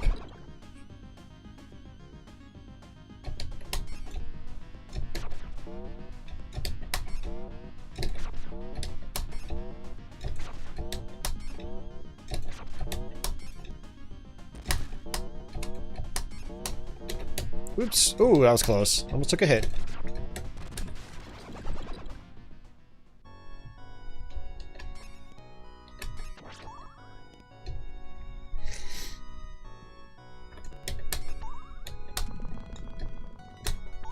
Alright, another auto-scroller, technically. Screen just scrolls on its own. Now with Medusa heads!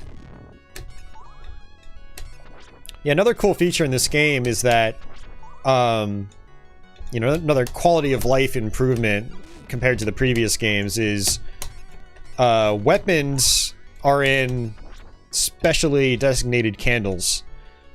So your dual candles, those are like your typical candles in other Castlevania games. But then you'll get these thicker, bigger single candles that specifically house sub-weapons. So it's really fun just whipping all the candles in Castlevania games. But one thing that kind of sucks about the previous games is that, you know, you'll whip a candle and just get a weapon that you don't really want. And so you have to kind of memorize what candles drop, which, you know, isn't inherently a problem. But it's nice not even having to think about that anymore. Like, there's a weapon candle. I'm just gonna stick with my boomerang. You know, you just run right past it, which again helps with like the pacing of the game.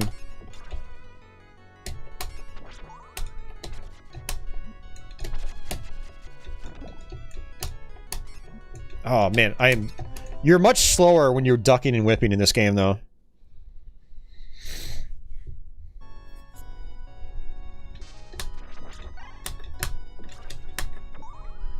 Uber, can you still get Core Graphics minis or PC Engine minis on Amazon? Like brand new from the manufacturer, or has it officially been discontinued? Any idea?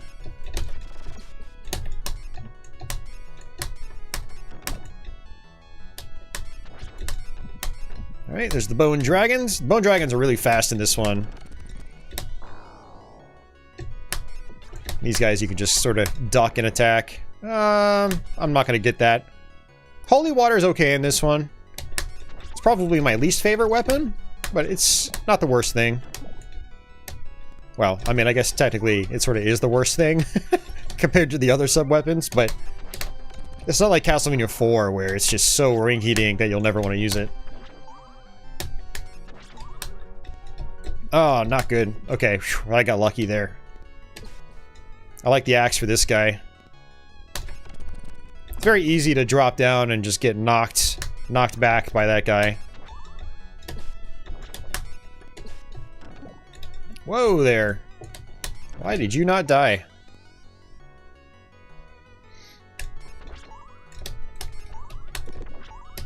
So you can cheese certain sections in this game. Like this section right here, you can just go right back up this staircase and then drop right back down.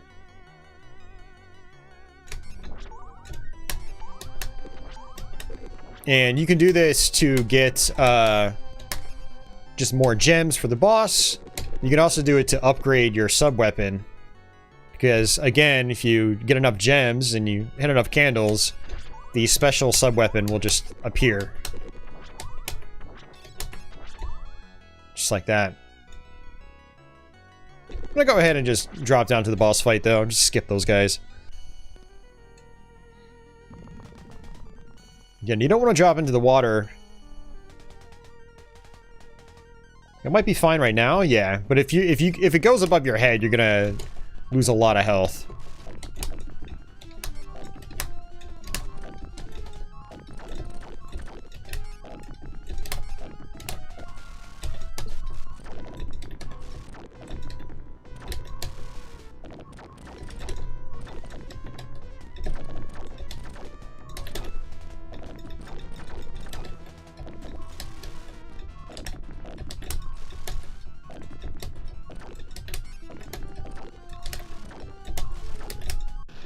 There we go.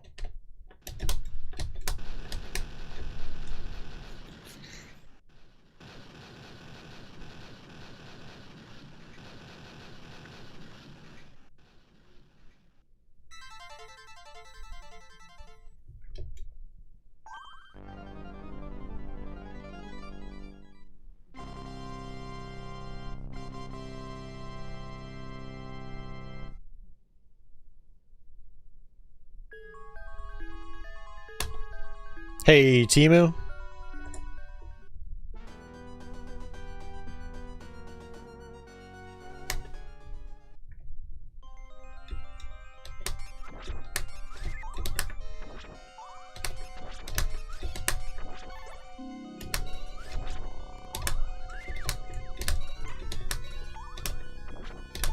Yeah, it is cool how they created different types of candles, too.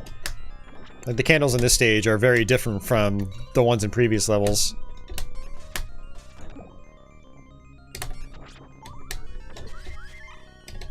Oh, man. Took another hit.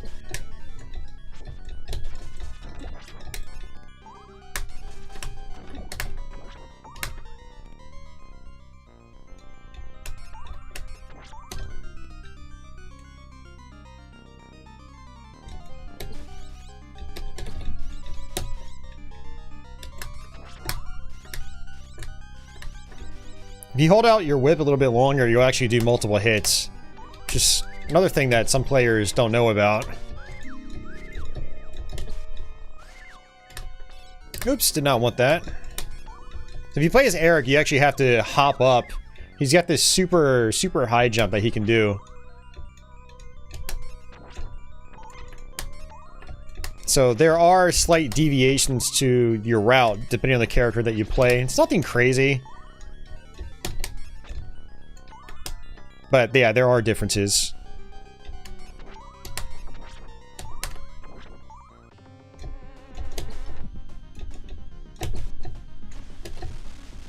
One of the things about some of these mini-bosses is you just do crazy damage to them.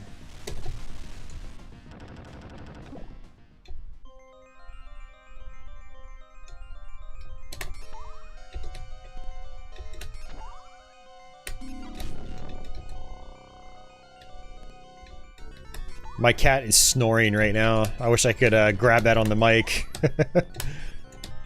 She's going...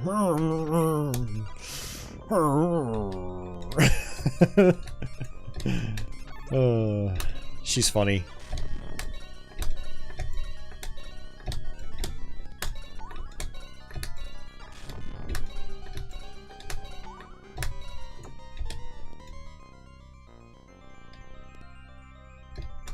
This game does like its auto-scrolling sections.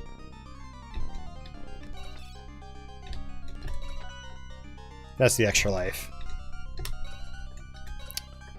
Now, previously learning this game for, like, Let's Plays, I found out that if you have your, like, super special sub-weapon, and then you pick up a different weapon and lose it, like I just did, if you pick up the same weapon again, so I've got an axe right now, if I pick up another axe, it'll actually switch back to my special sub-weapon.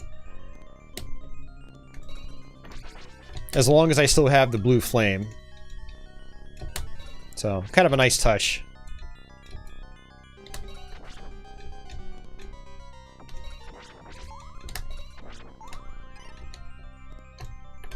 Uh-oh. Trying to keep my blue flame. Like, there's the axe. Boom. See, now we got it back.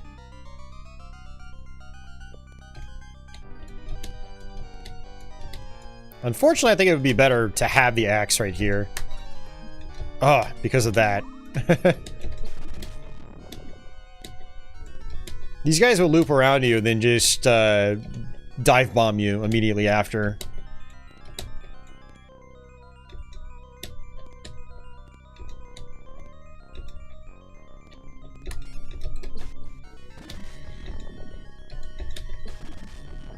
I'm just glad my kitty's doing well. She's had a traumatic day with the trip to the vet. And she's never had a trip to the vet since I've owned her. The vet has always come to us. She was really freaking out. Like, oh my god.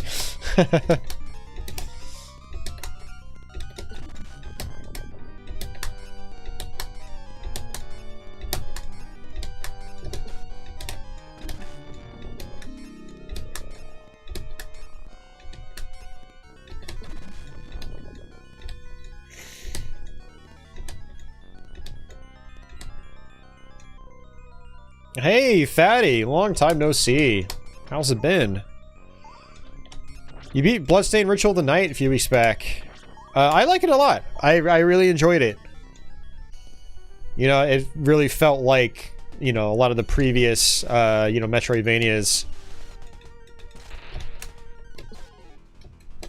Yeah, I thoroughly enjoyed it. You know, I need to do another playthrough of it sometime soon. I haven't really played it since the game came out. I ran through it twice. I did my first playthrough on YouTube. And then I did another playthrough on my own on Twitch. And I enjoyed it even more the second time. As I usually do. Whoops. Whoops.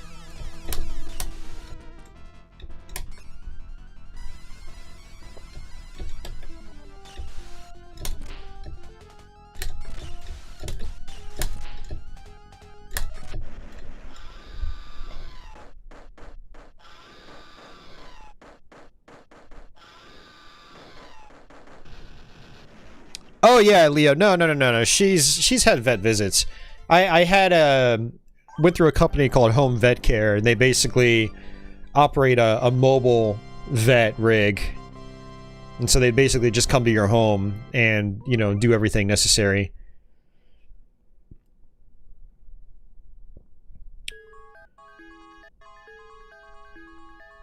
Did they ever say they were going to make a sequel to Bloodstained? I believe yes. I think they are actually working on one.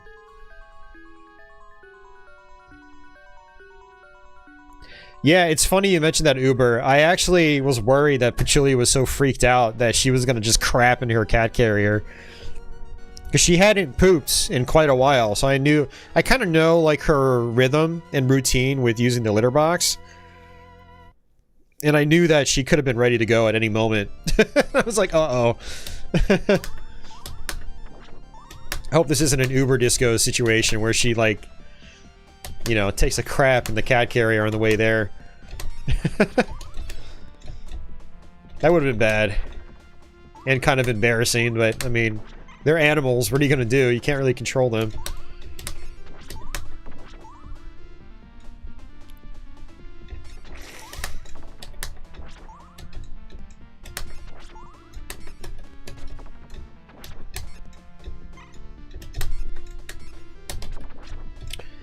Alright, so you can actually whip up here, just like that.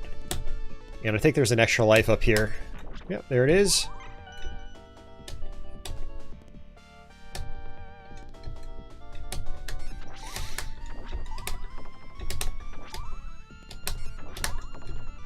Oops. I don't actually need to go up top. There is some meat. And this guy I like to just kind of like drop right past him.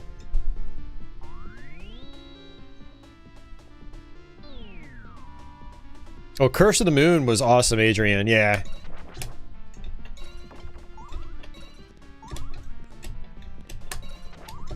Oops. Better off using my boomerang.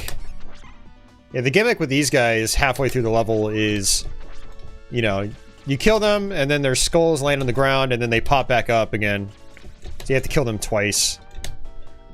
There is like a hidden extra life down here. It's kind of tough to get. Oh shit, I messed that up big time. Alright, well I'm not going to try it again.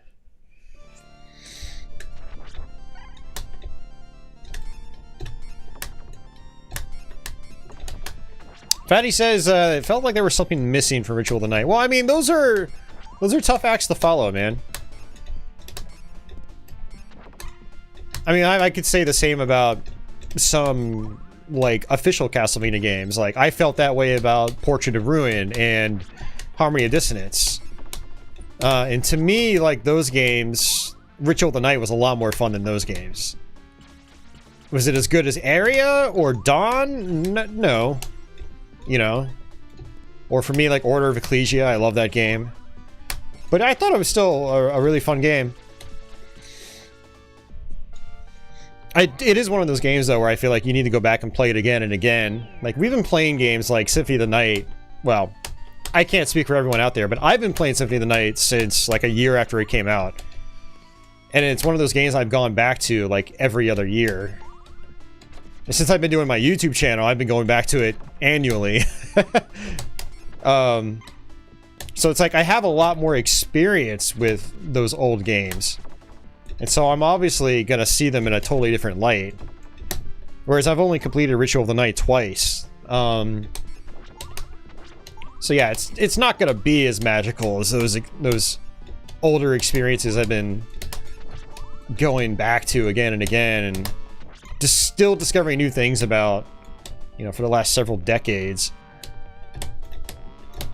But Ritual is definitely one of those kinds of games where I do recommend playing it again. You discover more and, you know, you get a better feel for the layout. One of my issues with Rituals, on my first playthrough, man, I got super lost and it was very frustrating. Really hurt the experience, but, you know, most Metroidvanias were like that for me. Not all. Like Circle of the Moon, I remember not really getting all that lost. Because a lot of them have some cryptic element or two that will really just like stop you dead in your tracks. So once you figure that sort of thing out, and then you go back for a second or third or fourth playthrough and you just blitz through things, it's just a lot more fun, you know?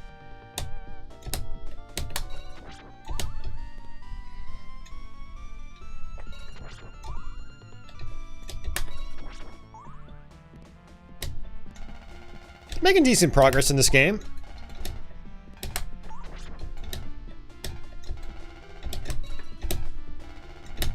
Let's go ahead and use that. Dealing with those guys on those platforms is pretty dangerous. Hey, John Evan, welcome back. Just gonna cheese this guy from a distance. Oops. Oh, I didn't get hit by that? Interesting. Oh. Yeah, I deserve that. I got way too close.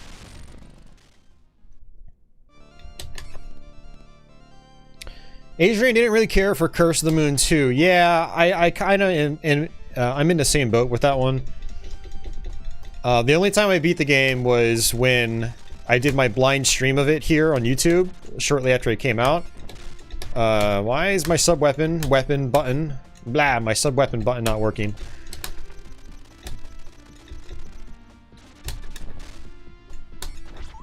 Yeah, I've been meaning to go back to Curse of the Moon 2, but because I was just kind of not really feeling it on my first playthrough, I've been hesitant to do it. It's a significant difficulty jump over the first one too. So I really loved how the first Curse of the Moon worked, how it played, how it flowed. You could argue it was a little too simplistic in some ways, like in terms of level design, but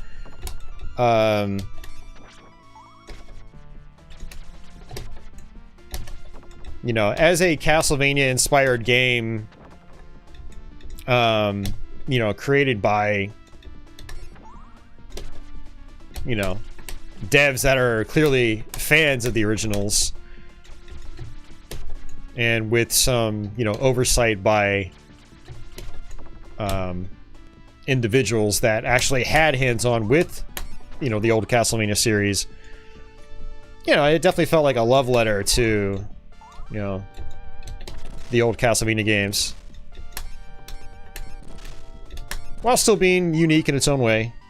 I really like how they implemented replay value, you know, being able to kill the characters and get special moves, or, you know, take your comrades and use them, which gives you, you know, different move sets. To beating the game on higher difficulties and unlocking, you know, different endings that way. It was really cool.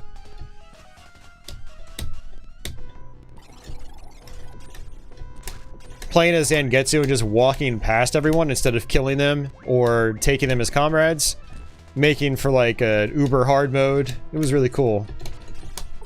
The Curse of the Moon 2 was like, the characters felt very different.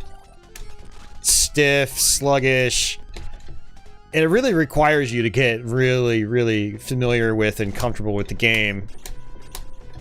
And even still, you're put into much more difficult situations, and it's not for everyone. Definitely not as like smooth and streamlined as the first game was, I guess. All right, there we go.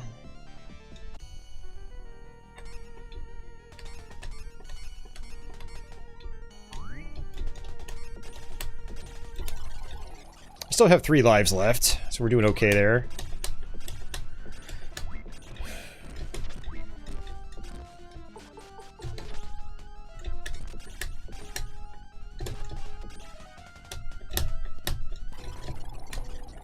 I do wonder if, like, I can grab onto the ceiling and do some massive damage. I've never tried that before, but I was thinking about it earlier, and... oh, that's not gonna work. It's gonna be very difficult to pull off. Whoa! He can insta-kill you? I did not know that. I just learned something. It's almost like he crushed me or something.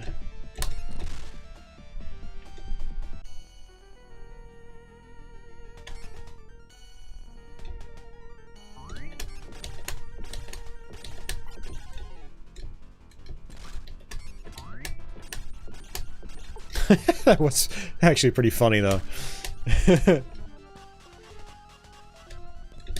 Oh, I think I know what happened. I think I just crushed myself. I don't even think it was the boss. I think what happened is I came underneath this platform, and because like I can't walk through it or jump through it, it put me into a crushed scenario. I think that's exactly what happened. Interesting. See, I didn't even know that was possible. Whoa there. What is that? He went right through me. This boss could be so goofy. And that's it.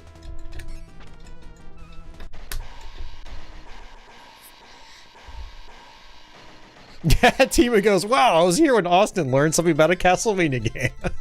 Right? And this is... I don't think I know everything about any game I've ever played in my life. I think I'm missing at least one thing from just about every game I've ever played. By the way, that message keeps popping up in the top left because Castlevania Bloodlines actually is constantly switching resolutions between the main game and the map and password screen. They use different resolutions.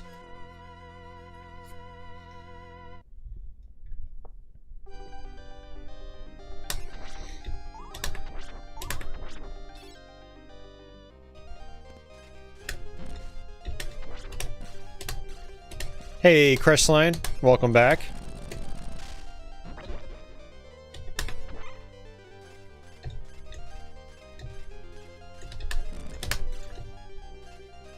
So these big flowers, if you touch the stuff that's coming out of them, it'll actually sort of confuse you and reverse your controls. Best not to touch it, but if you do get, if you do run into it, you just have to press in the opposite direction to keep moving forward.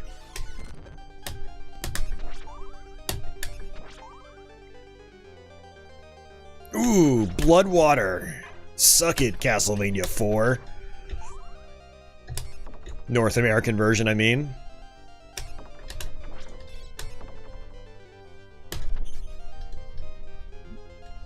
You can also grind out points in these guys if you want. Oops.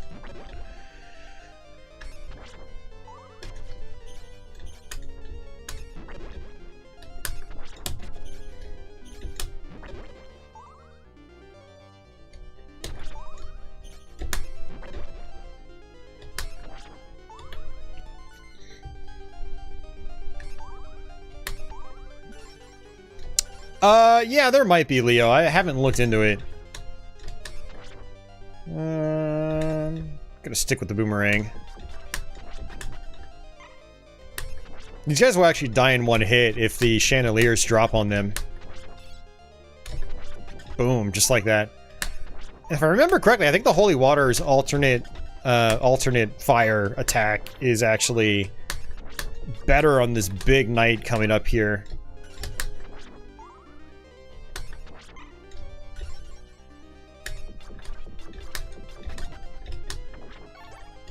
Oh, well, this works too.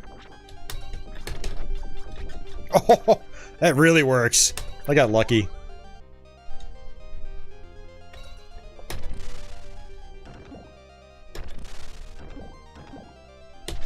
Office, what's strange about being able to get extra lives from points?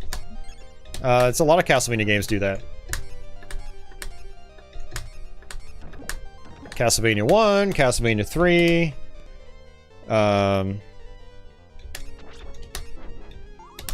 Castlevania X 68,000. I know there are others too.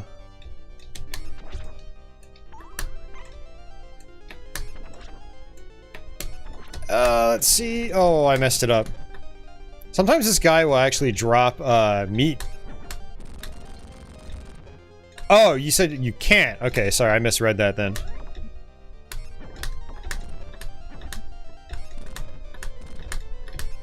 Well, I mean, to sound douchey and right, pretty sure there are other Castlevania games where you don't earn extra lives from points.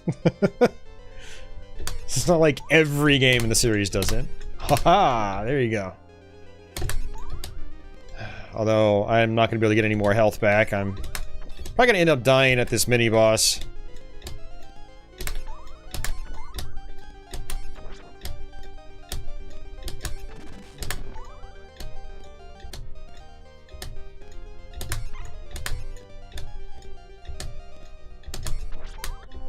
Oh, see, just like that. No, that's exactly how it works, Fatty. Yeah, you miss one word and the whole meaning changes. Absolutely.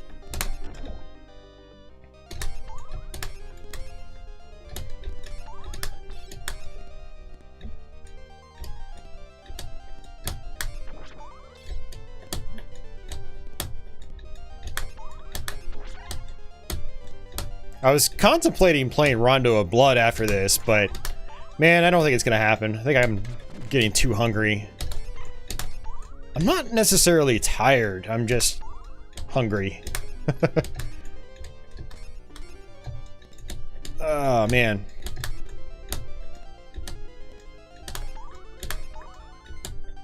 That's okay. We played a bunch of good games tonight. Had a good time.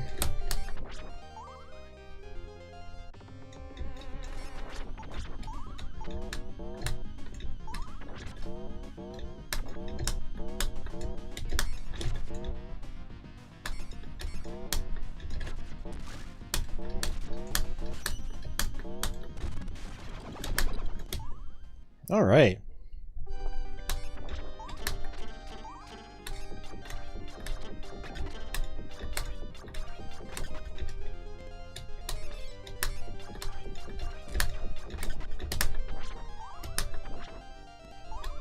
Alright, so there's going to be another mini-boss here, and then we're on to the last stretch of the level, where we'll fight our main boss.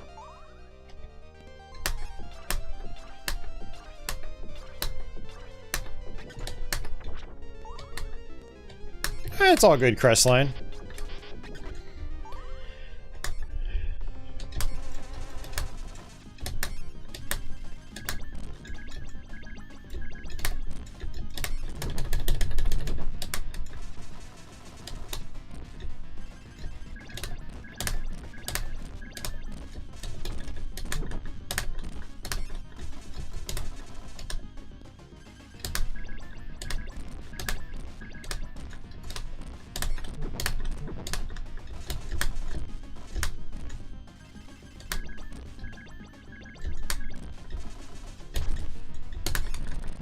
Alright, there we go.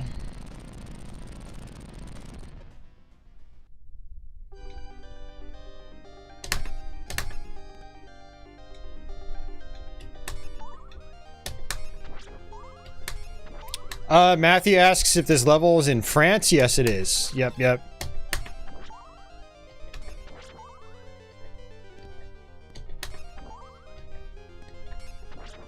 Yeah, that is one interesting thing about this game, is you're going to kind of like real locations.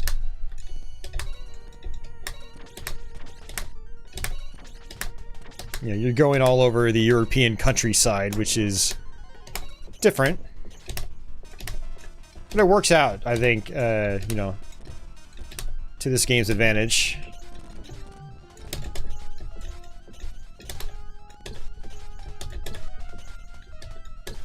Alright, there we go.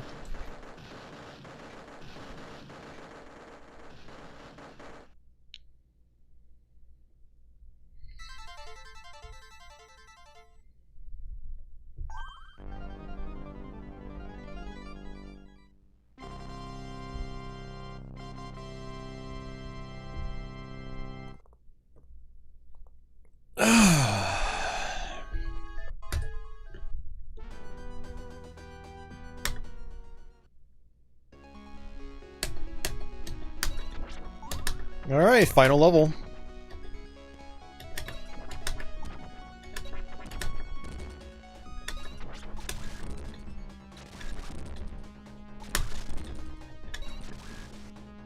You just walk straight and attack those projectiles. Lots of interesting visual gimmicks here. Well, and I guess technically gameplay gimmicks. I've got this down pretty well. I've been playing this game since like the mid-90s. So this is all just kind of like memorization right here for me.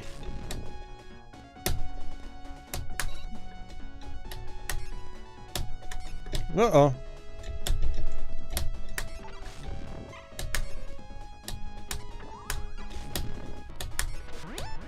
Woo! Now the upside down mode. Your controls actually are reversed here vertically. So it is awkward. Oh, that was close. Oh man, I thought I was dead there. If I landed on that thing, I would have definitely fallen off.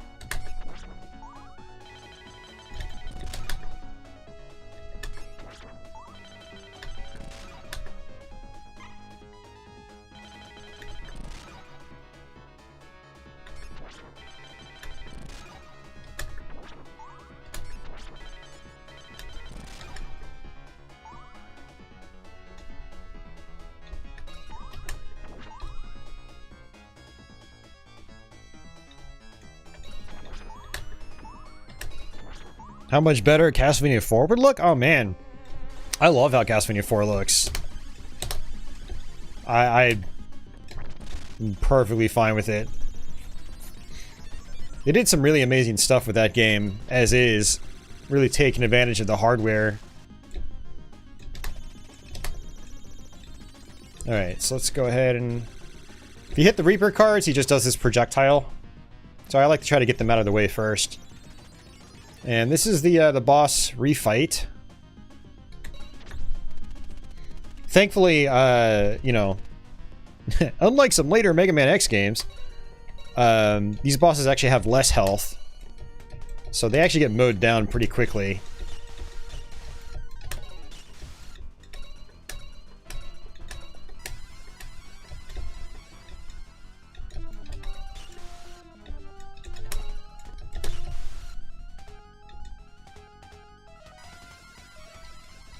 Any issues with slowdown in this game? There's the occasional slowdown. It's not really bad at all.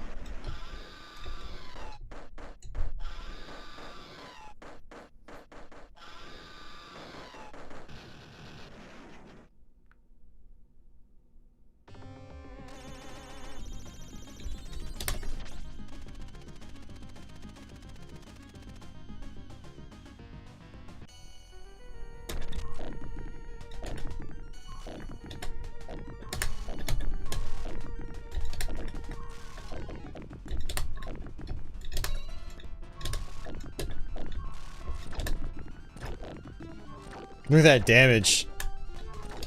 It's insane. The Flame Whip does more damage to begin with.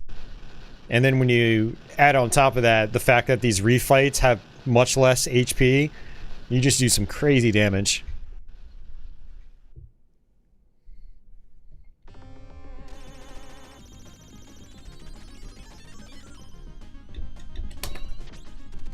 Yeah, Fatty, and I mean, that's so typical of Super Nintendo games.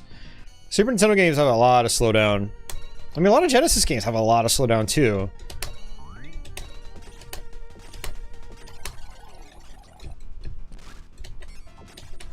You know, it's not something that really bothered me that much back then, and it still doesn't bother me now, because it just is what it is when it comes to that generation.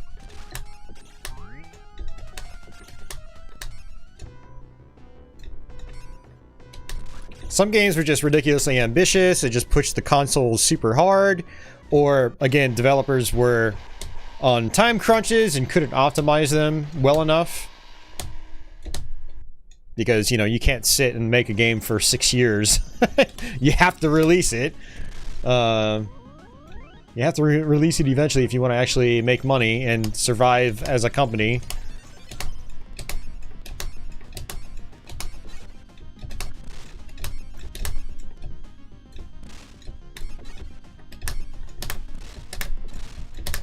I will say, we are very spoiled these days with some games, and they're always 60 FPS and whatnot. Because in the 8 and 16-bit eras in particular, I mean, even the PlayStation and Saturn era, a lot of games had a lot of slowdown. Or other, like, frame rate issues and things like that. But it just, you know, it was what it was. And we just lived with it. So slowdown in particular, not frame skipping, but actual slowdown like you see in Castlevania 4 or Castlevania Bloodlines, usually doesn't bother me too much.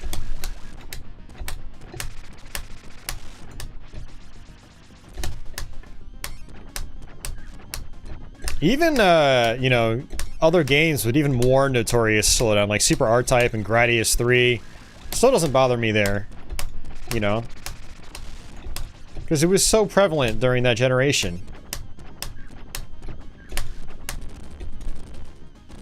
You know, I can nitpick about it and whine about it all day long, but it's like, it's not really doing me any good to complain about it. I just live with it. It's fine.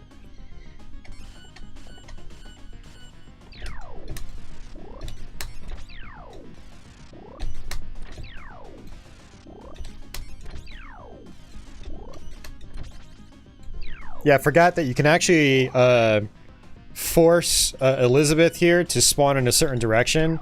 just by being like slightly off center on the screen. So if you're slightly off center to the left, she'll always appear to the right. And if you're off to the right, she'll always appear to the left. So it's a nice little trick to get her to spawn into the same direction. Oh, I mean, it's the same with Super R-Type, John Evan. And that's how it's always been for shoot-'em-ups. Is slowdown in shoot-'em-ups has always made them easier.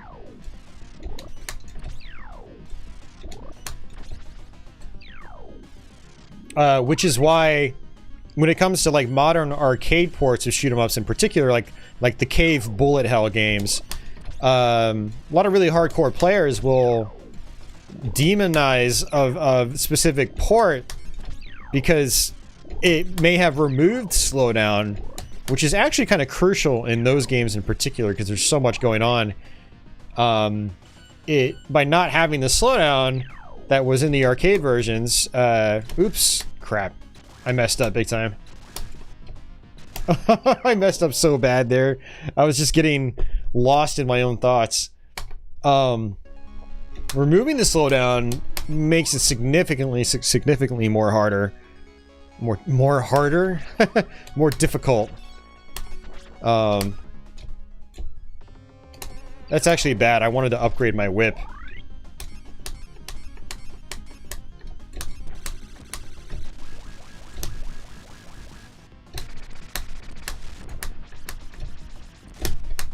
It'll make the fight more interesting, that's for sure.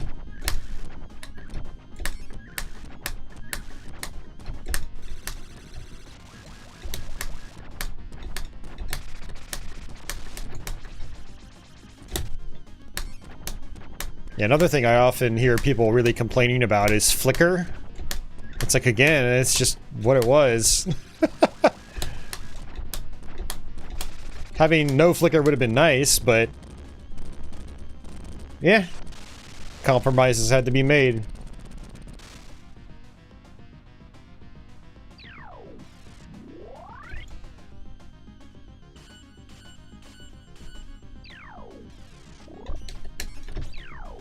Hey, Vector Man. Yeah. Some games like that in particular, yeah, if you boost the frame rate up a lot, it actually can make it more challenging.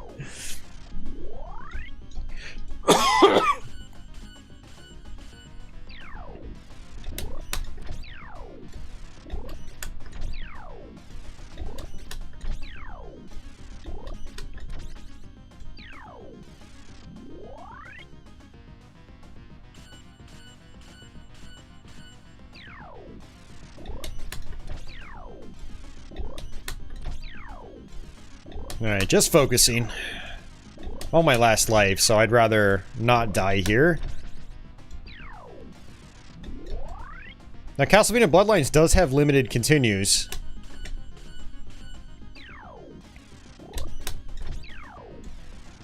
So if you're trying to beat this game for the first time, it is actually really good to write down those passwords. If you don't want to have to do the whole game over again.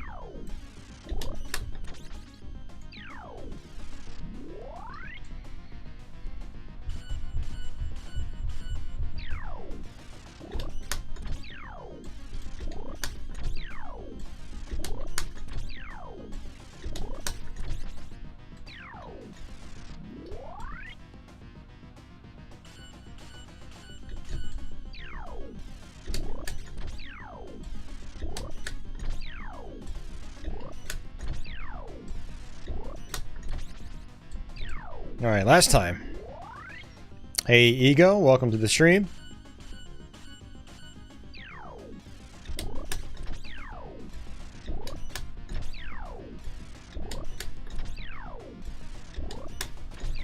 Alright, let's go beat Dracula with the short whip.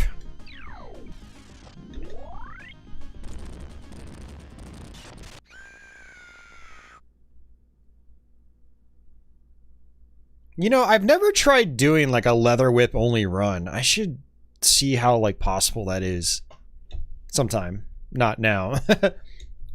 Never thought about that with this game. I've done it in Super Castlevania 4, and I've made it really far in Castlevania 1. Like leather whip only.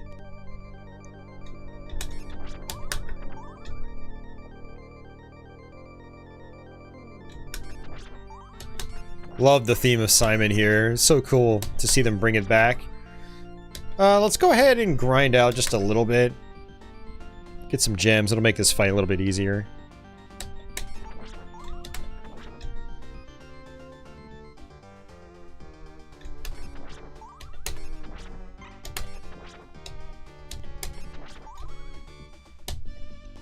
Alright, see ya, fatty.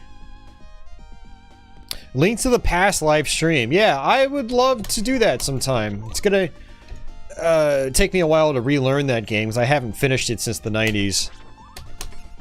But it's something I would absolutely love to do eventually. I've got a lot of stuff going on outside of YouTube at the moment. A lot of stressors. So I kind of have to... I'd say focus on shorter stuff for the most part right now. But hopefully sometime down the road I can do Link to the Past. That'll be a lot of fun. It's a great game. Yeah, good seeing you again, fatty. It's been a long time.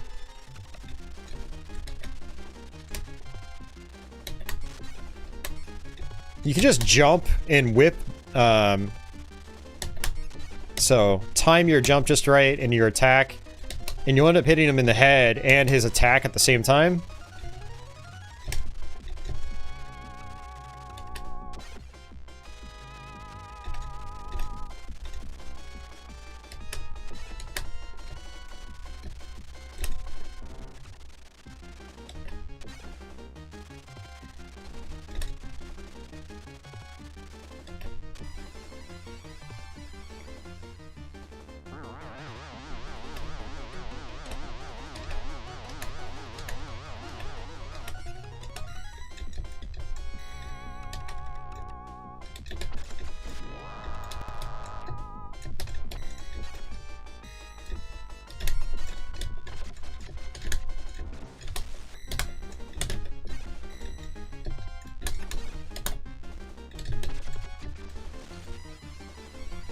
Alright, last phase.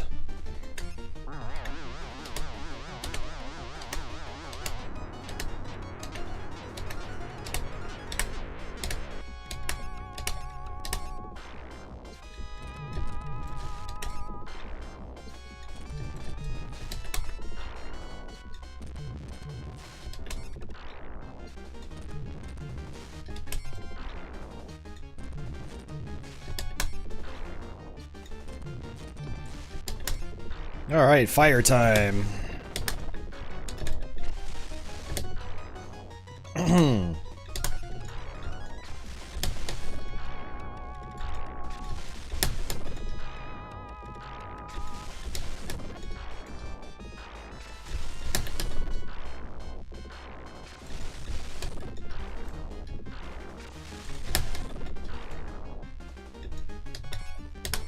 Alright, now he's gonna drop bones when I hit him.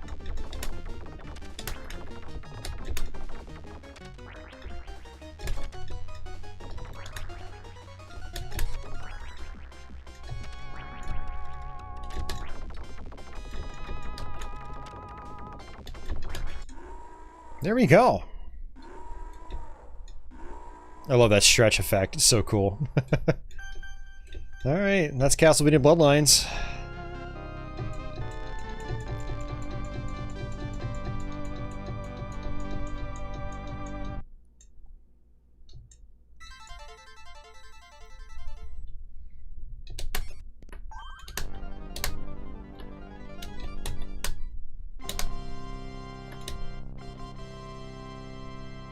Look at that pose. Thanks for the GGs, guys. Much appreciated.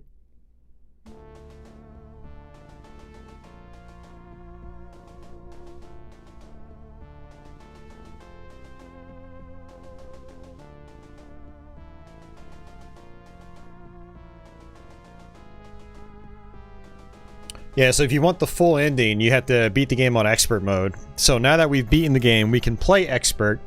Now it is possible to unlock expert with a code on the title screen. But it just unlocks normally if you beat the game. Now unfortunately, this game didn't feature any sort of battery backup saving. So you have to do the code for expert mode every time you fire up the game. Or just beat the game again on normal.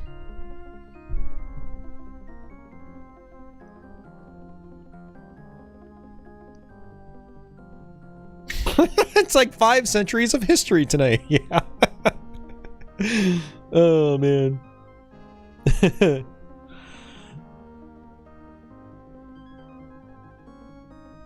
Uh-oh, Wild Implant Games has appeared. How are you doing, sir? It's been a long time.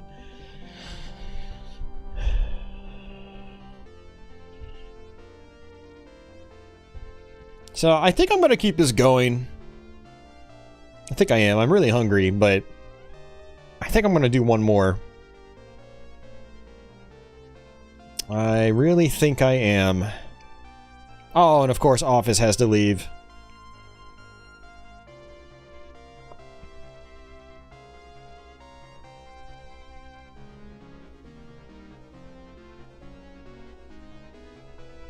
Oh, man.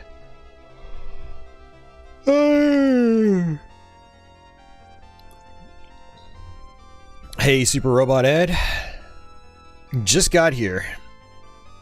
Encore!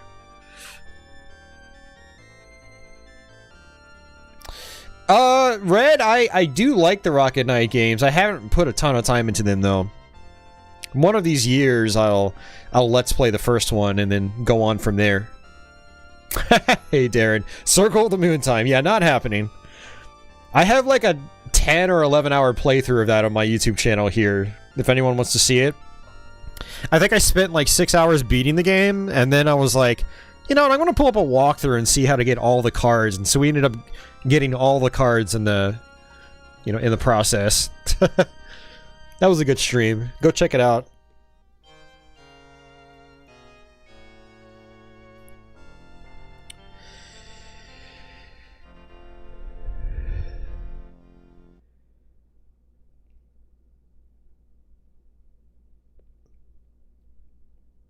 No, Grindel, I don't want to order out. I spent so much money on fast food and stuff lately. All right. Let's go to this.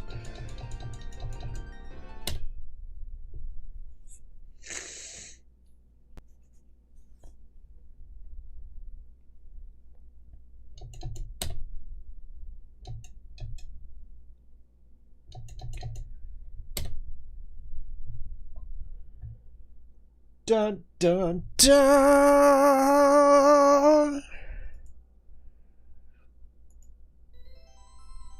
It's a twist. What a twist! Vor langer Zeit lebten die Menschen glücklich und zufrieden. Niemand bemerkte den Schatten, der sich langsam über ihnen ausbreitete.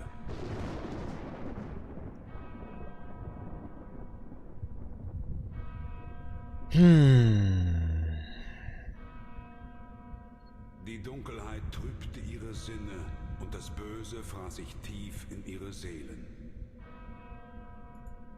Vom Wahnsinn getrieben schmiedeten sie einen Pakt mit dem Teufel. And it's translated. Zu später Stunde kamen sie zusammen, um gemeinsam die Mächte der Finsternis mit ihrem sündigen Blut zu rufen. Sie zu erlösen von ihrer sterblichen Existenz, den Anbeginn einer neuen Welt vor Augen.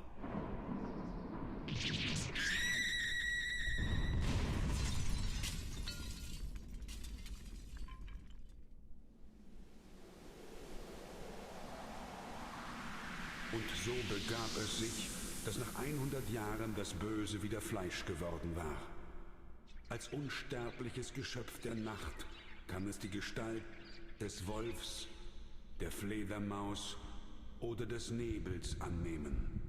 Es labt sich am Blut der Menschen. Rondo, K-Town takes about an hour. Maybe a little bit less. Now, if you want to beat all the levels, you know, it takes a couple hours, a few hours. Well, probably like 2.5 hours. All right.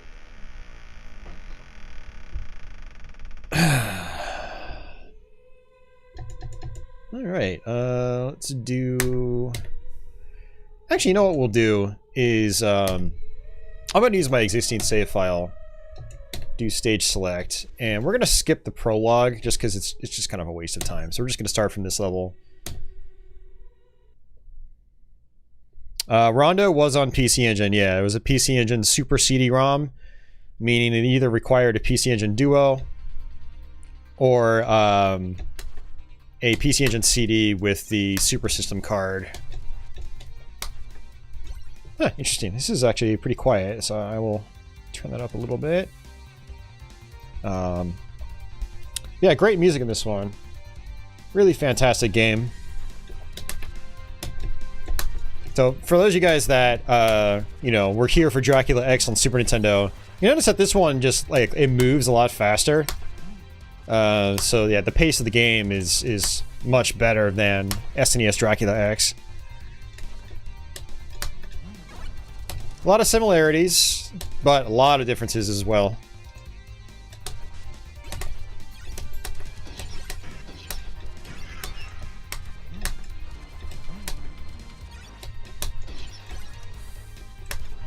Oops.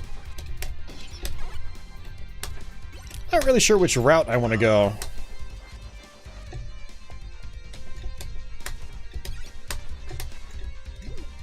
Let's take this first alternate route. Why not? I don't remember what I did the last time I played this on stream.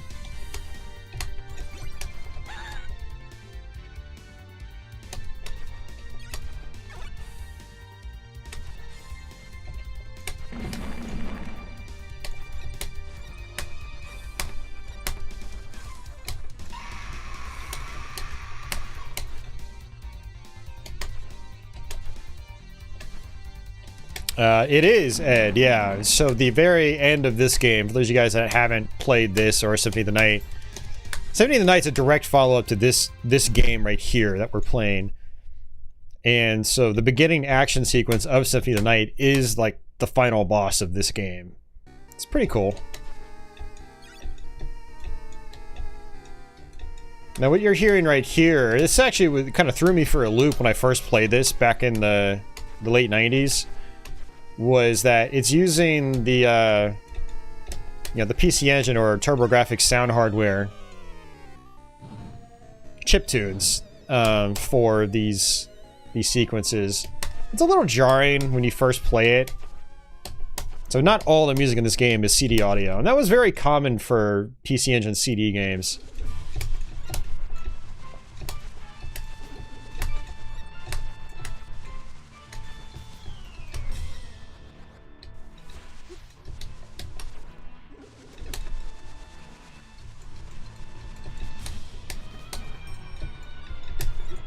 Oh, still took damage.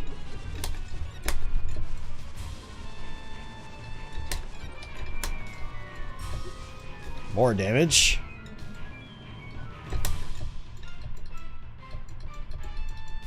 You can still backflip in this one. And you can still walk backwards if you hold down the attack button.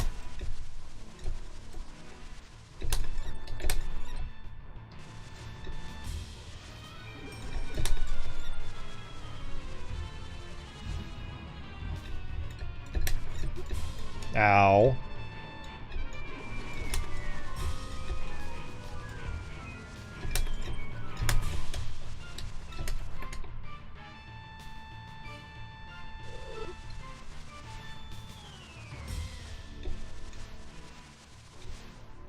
Yeah, Timo, they're not they're not CD specific. Yeah, as long as you have the save file on the memory card, then yeah, any disc will read it.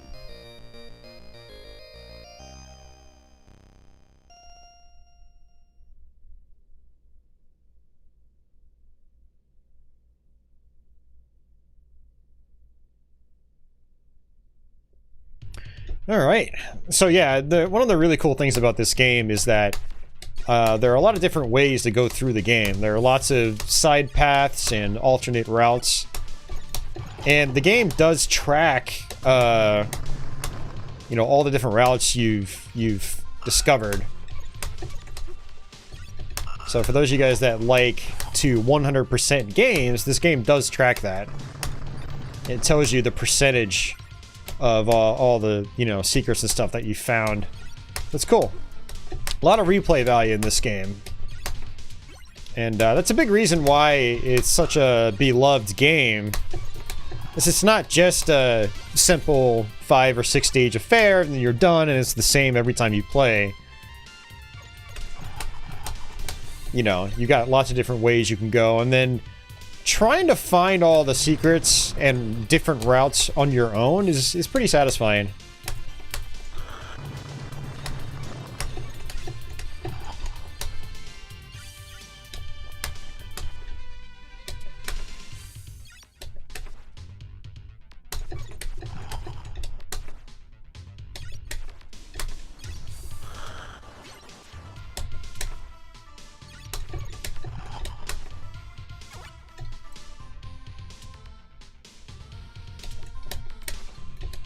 It's like one of the alternate routes here is dropping down on one of the previous screens, and you end up landing like right next to the ferryman, and he takes you to a totally different route. Granted, it's risky trying to find him, because you can fall down some holes and end up just drowning. So there is trial and error involved.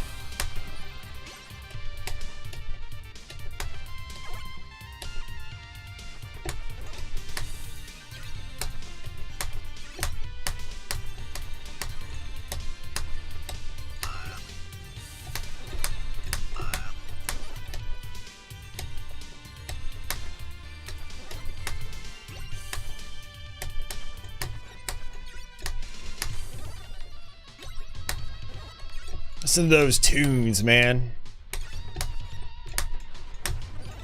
Some good old early 90s butt rock.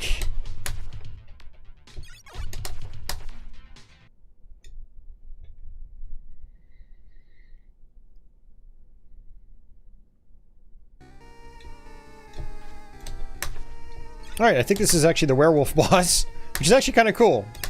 I get to show it off in both versions of the game.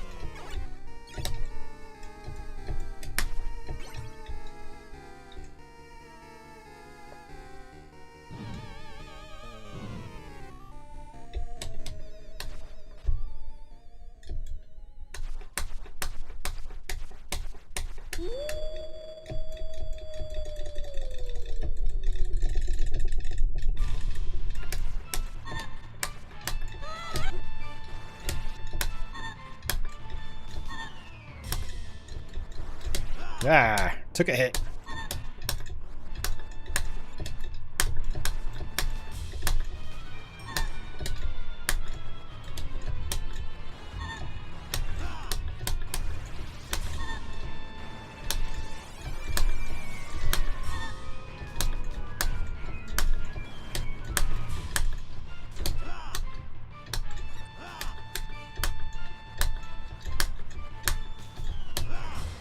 That's fine. So, the bosses in this game do these like desperation attacks at the end. You go through the whole fight without taking damage, and you don't get hit by the desperation attack. I think you get an extra life. And that was actually carried over into Bloodstained Curse of the Moon. It's a fun little mechanic.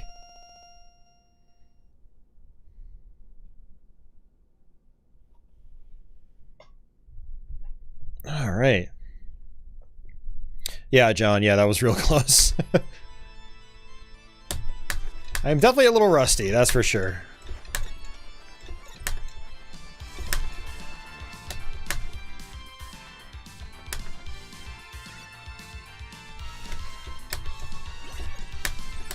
Now, moneybags actually have a purpose in this, which is cool. You can unlock boss demos. So if you're having trouble with a boss fight, with your money bags that you get, you can unlock different boss demos. And I think each boss demo, it's a perfect fight. So it shows you how to do the fight and get the one up by not taking damage. It's really cool. So again, that's another aspect to this game's replay value. So if you hit start, it says credit is 60. So every money bag I get adds to that by 1. Over the course of the playthrough, it's possible to get a few hundred money bags. And there's a nice little secret on the final level where there's just a room of money bags. And if you get there with a ton of lives, like I've got 4 lives right now, if I get there with like 10 lives, I can end up getting over 100 money bags just by looping the section over and over. Loop the section, die, respawn, then loop it again. Die, rinse and repeat.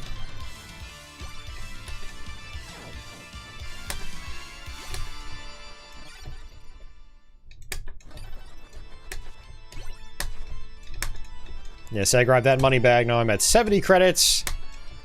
Maybe it's actually more than just one. Oh, maybe it's like 10 credits per bag. Now that I think about it, I think that's what it is. I don't know. I'm just speculating. Let's see. We'll test it. Jules, it's gameplay and D-Rust.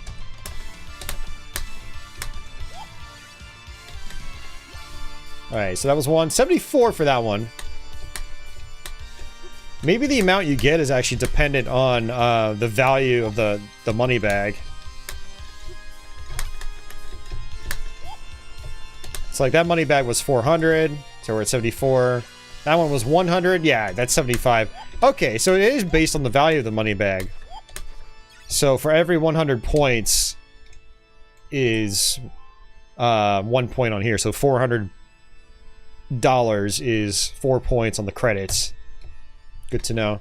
So kind of like Super Nintendo Dracula X. You know, there's an alternate route there.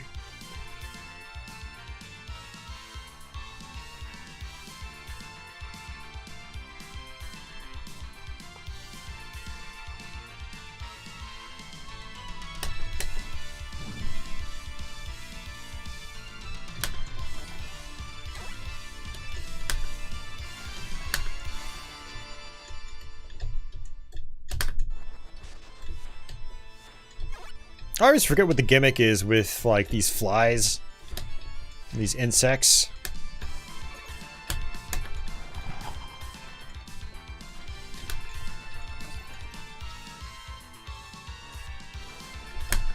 Might just be one of those detail things where it's like, it doesn't really have an influence on gameplay. One is still following me, that's funny.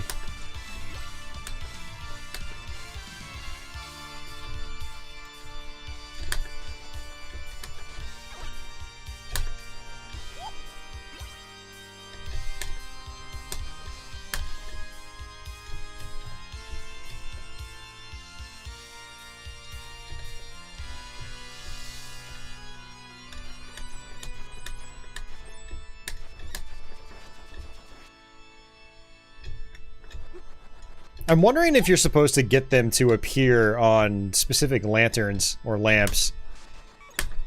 That might be the gimmick, actually, is try to kill the enemies without destroying all of these. I'll have to look into that, actually. Yeah, I don't know if there's any more to that.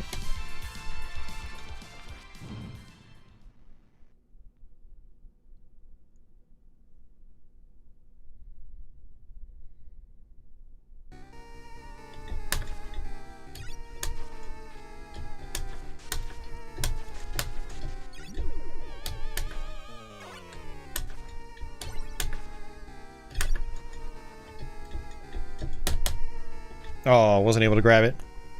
That's okay. Alright, Minotaur.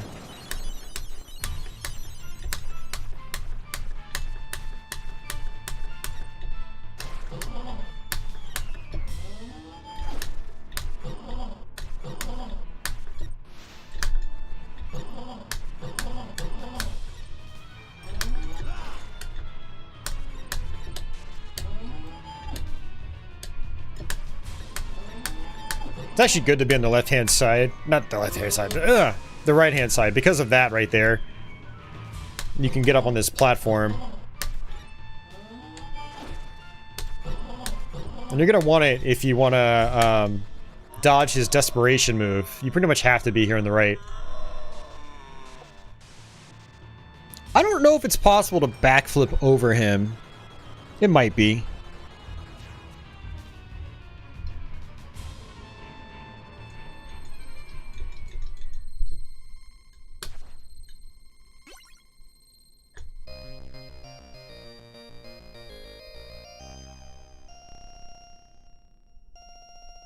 Yeah, for those of you guys out there, you know, talking about the assets and whatnot, Symphony of the Night is a direct sequel to this game. Some people might not realize it. Like, it is actually a direct follow-up. Symphony of the Night in Japan was called Dracula X. Nocturne in the Moonlight. So it basically shared, you know, part of the same name. It was like an actual direct sequel. So that explains a lot of the same assets being used.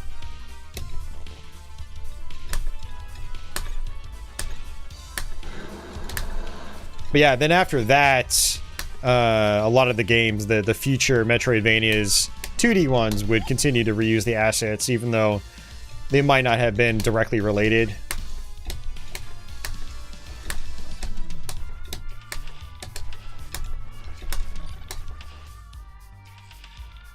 I think reusing the assets also just helped with development time when it came to the later Metroidvania games. Alright, so again, multiple ways you can go. I'm going to come up these stairs.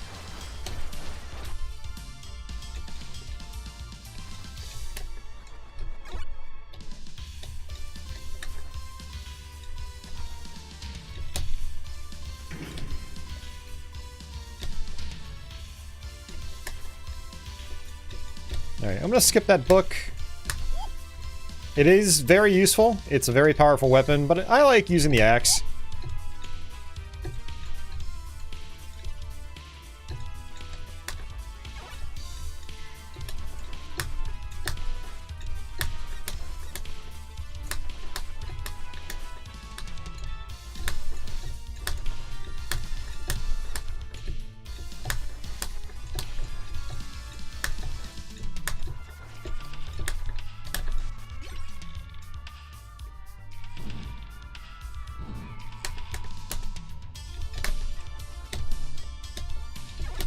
And a lot like Super Nintendo Dracula X, I usually just skip out on the boomerang or the cross.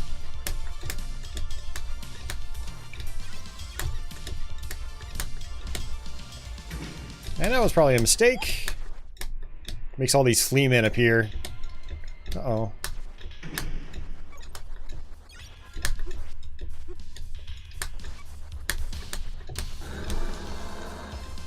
Money.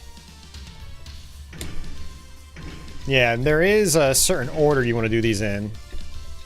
I always forget what it is.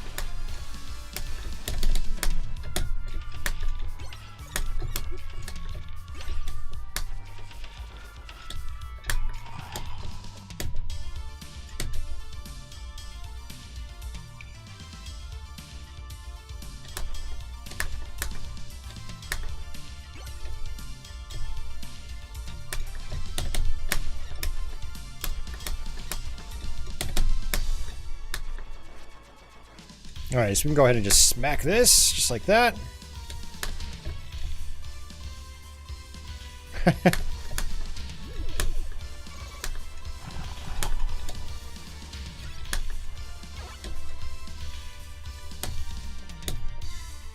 So you can actually take the stairs up, or you can smack the wall to make a big bomb appear.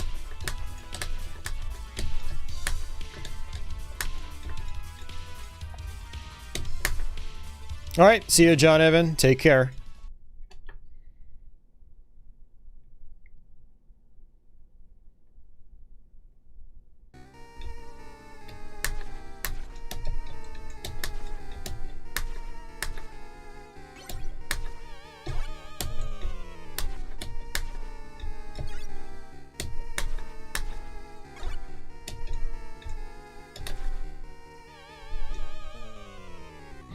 Oh, Matthew's gonna have to go. He's been here the whole time. No, it's all good. I understand. Alright, this is Dullahan. He does make an appearance in Dracula X for Super Nintendo. But since I skipped the route where he's located, we did not fight him.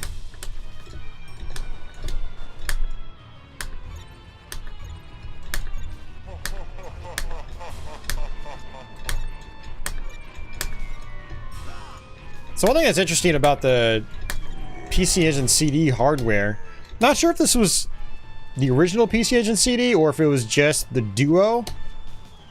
I think it was the original PC Engine CD. It was like an extra sound processor or something like that that enabled, you know, sound samples. And so when you heard him laugh, that was that hardware being used for that purpose. Just like with in the town level in the very beginning of the game, you know, you hit some candles and it makes like that crashing sound. That's the sound hardware being used as well. It's pretty cool.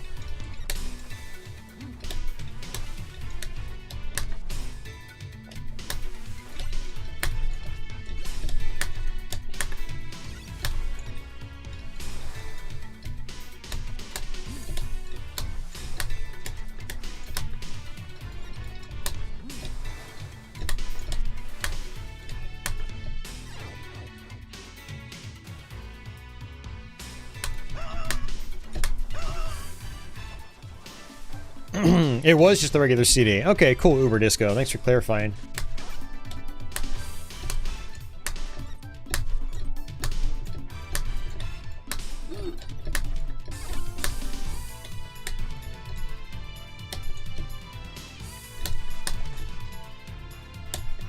So we can come on down here for an alternate route. There's some meat, but if you bash the engine here, you can get an extra life. This track is so chill.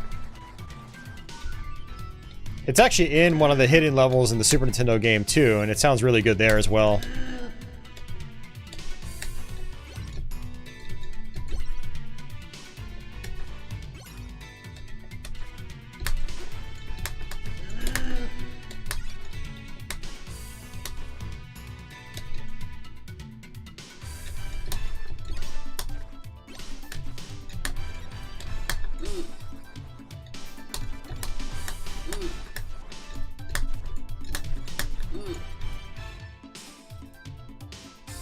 Alright, gotta be careful here. If this guy touches you, you die in one hit.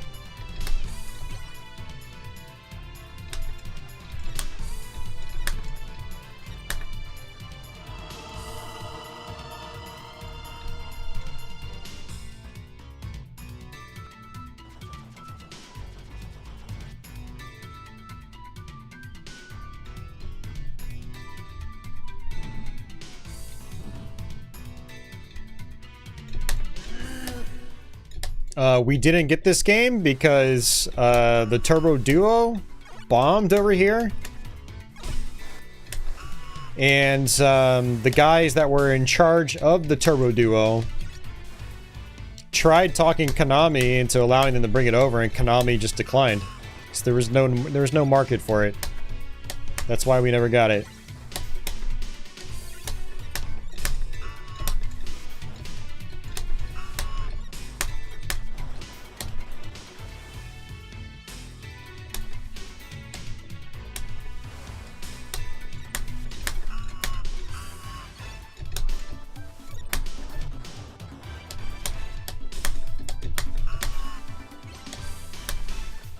As far as why this version of the game was not ported to Super Nintendo 1-to-1, I have no idea why.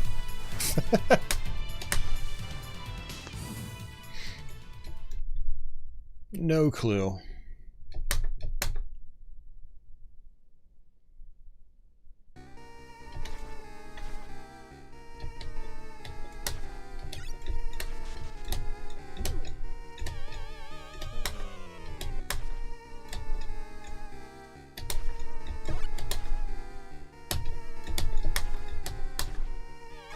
Alright, so we get to fight Death. Who you can also fight in the Super Nintendo Dracula X if you rescue all the maidens and do that correctly, which I did not do in my playthrough. I did it in one of my Let's Plays, but not here. Not tonight. It's not really a port Uber, it was kind of like a new game with a lot of the same assets. I'm sure there is a story behind it and some reason for it. I don't know what it is, though. I can only speculate. So, like, what's the point in me even talking about it, you know? Basically just gotta be talking out of my ass. So, there's no point in me talking about it to begin with.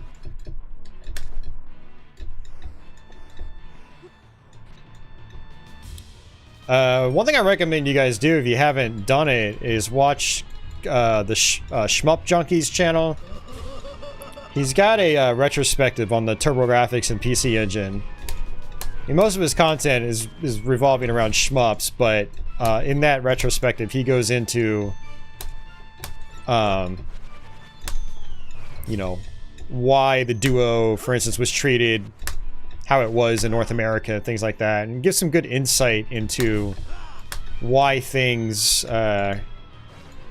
weren't brought over, like Dracula X, for instance, or Rondo of Blood, I should say. Alright. There we go.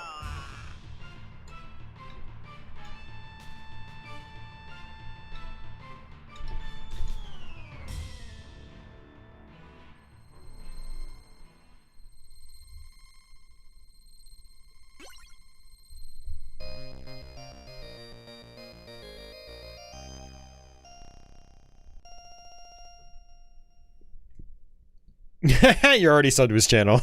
Nice, Uber.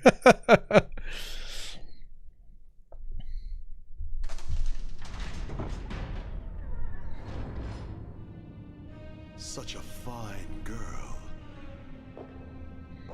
Surely the blood of a beautiful woman will quench the thirst in my body.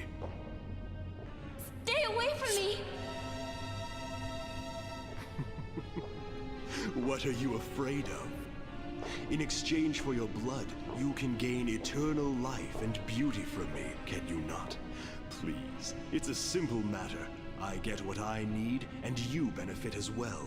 And then together, you and I shall reign over this world. I mean, for good reason, Super Robot. It's a fantastic platform. I would sooner kill myself. As you wish. However, what exactly makes me a savage?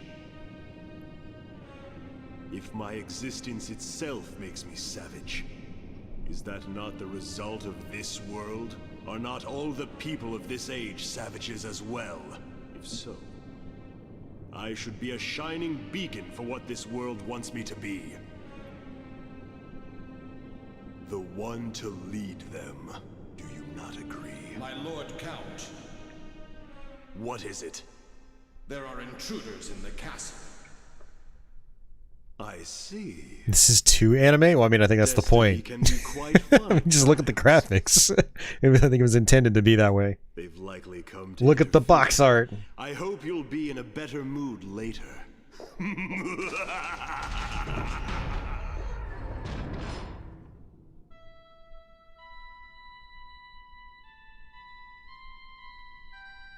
Save me. Victor.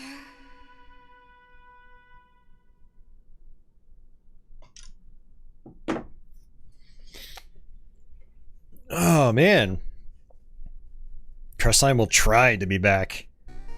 Try your damnedest, Crestline, otherwise I'll be disappointed. Alright, I'm gonna go ahead and stick with the axe again. Alright,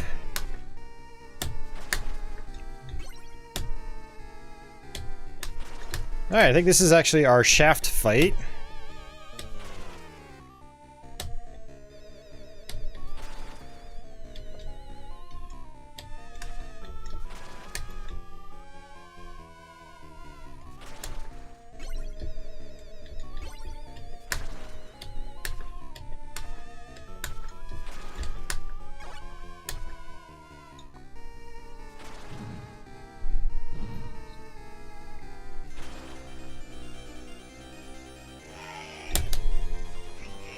Alright, boss rush.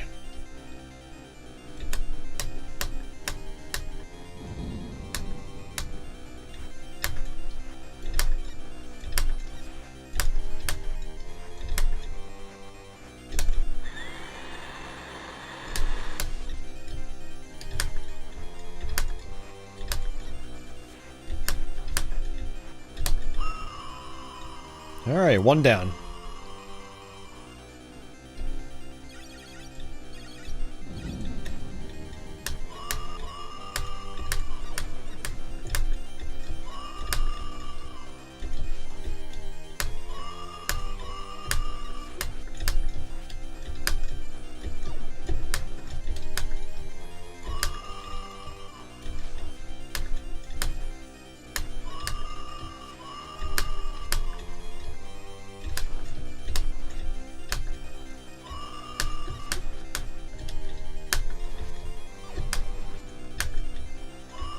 Probably should just stay up close, but sometimes Medusa will jump over you and you'll get hit by her tail.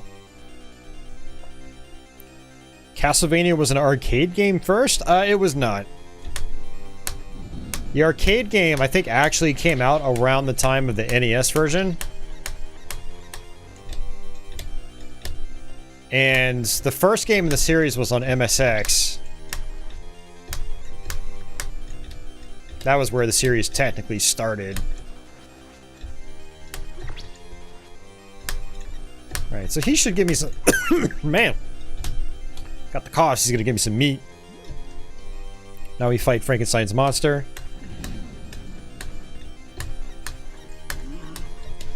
Uh-oh, not good.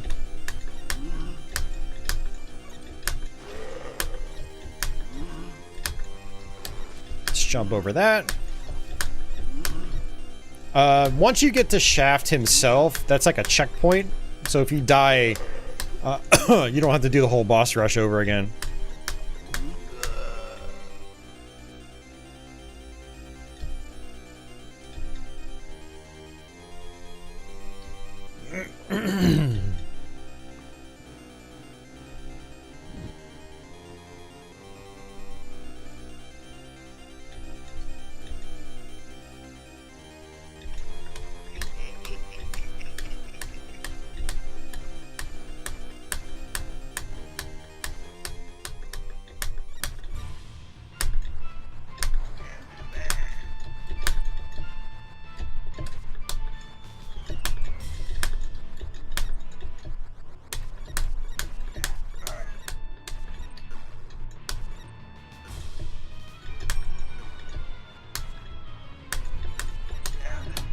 Uh-oh, not good.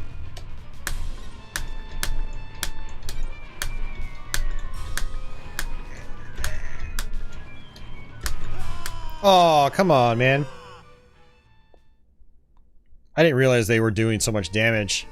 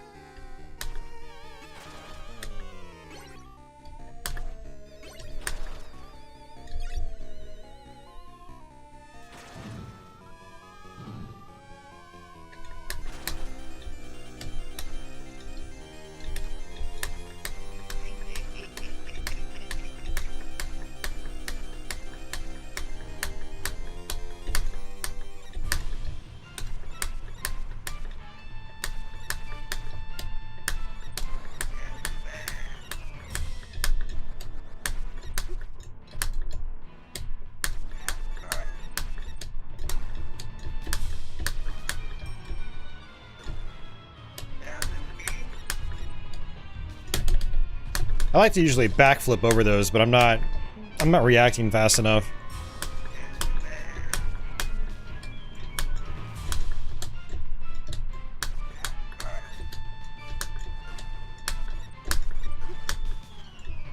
Uh-oh. Okay. Alright, we're fine.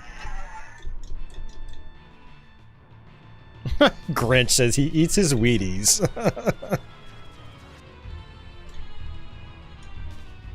Are Wheaties even still a thing?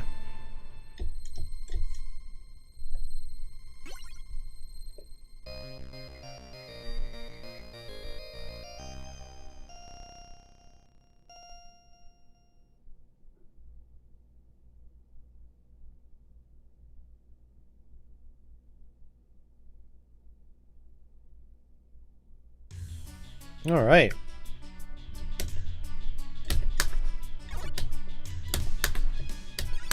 This is our last level. I like having the axe for this part. You kill these bats in one hit. Oh, why did you do that? There we go.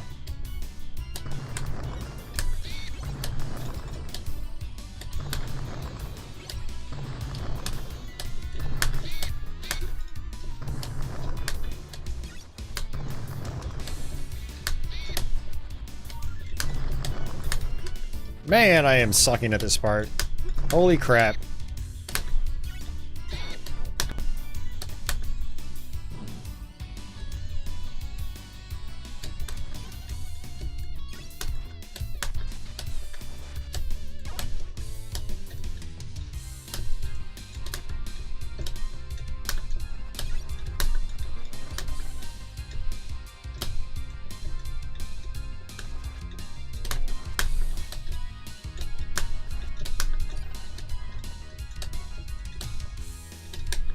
Alright, so if you want to rescue one of the maidens, you can come in here and grab a key. I don't really care about that. I just want the meat.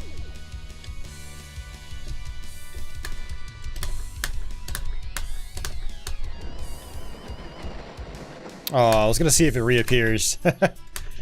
No SNES Dracula X cheese here.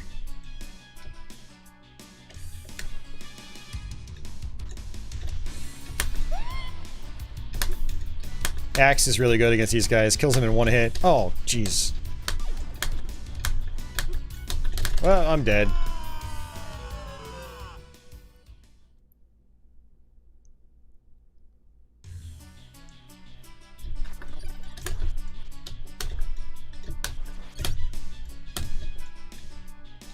Not the best play, but I've also been streaming for 5 hours, so I'm gonna blame that. And the fact that I'm getting hangry. I need some food. Gameplay and talk needs food badly. I wonder if the meat's gonna reappear here. Yes! Look at that.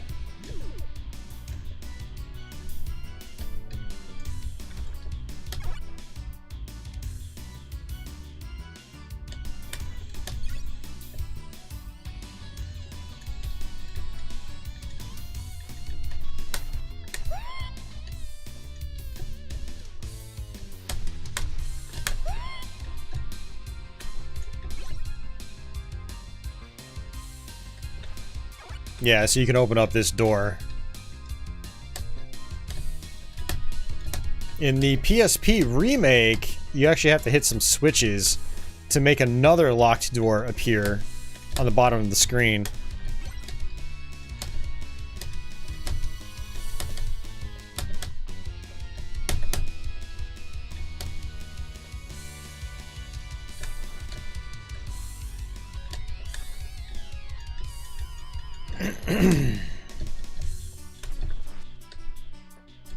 Oh, come on, dude. Seriously. Alright, let's try this again. There we go. I thought you could do that. What does rescuing the maidens even do? Well, it boosts your overall completion percentage, I believe. And it affects the ending.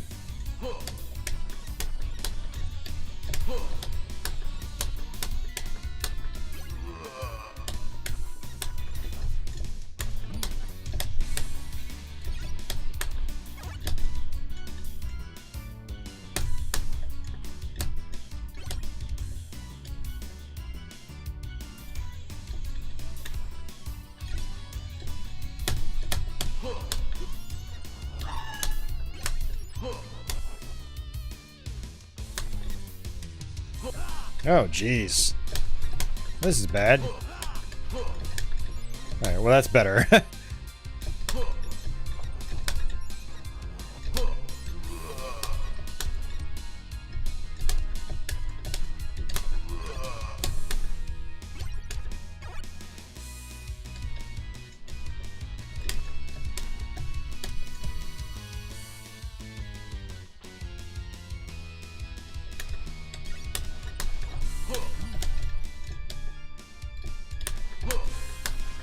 Extra life? I have 8 lives.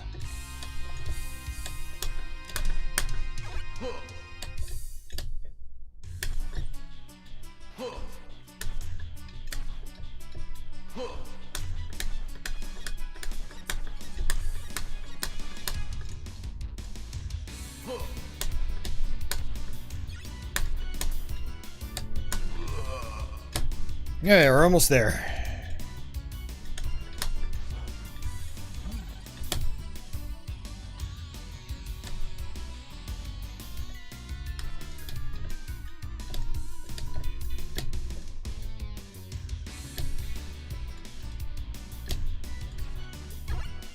All right.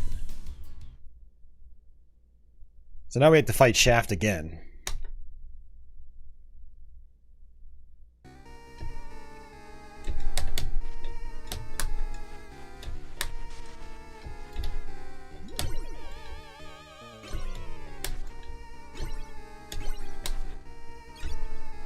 Actually, I think I do need the holy water if I want the axe.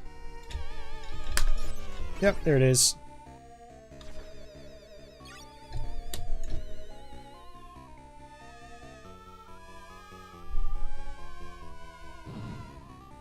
And then this will take us straight to Dracula, I believe.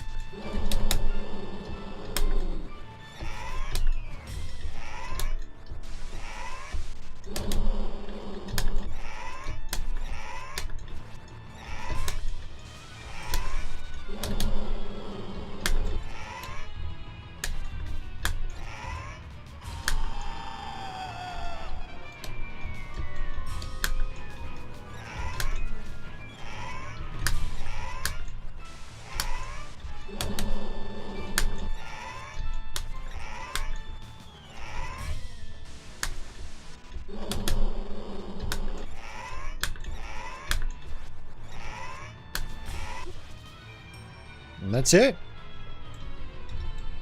Shaft!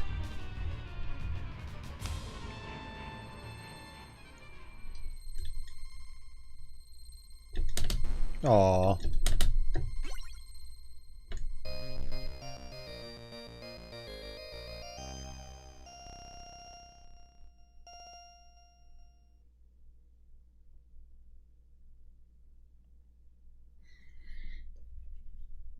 All right.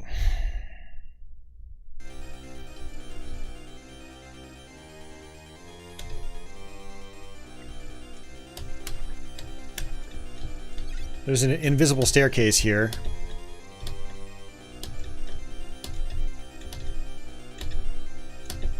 There it is. And this is the money room I was talking about.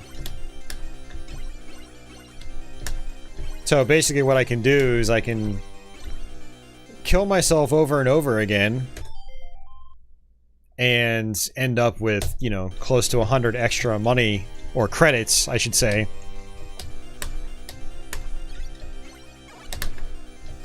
So it's not a bad place to grind out a little bit if you want your, try to unlock your boss techniques, your boss demos.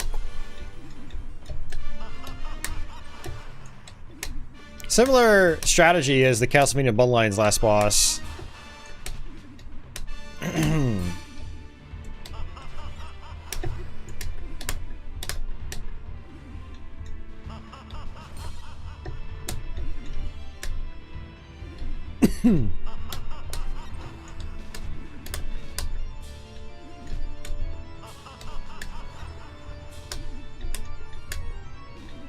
Tiamu.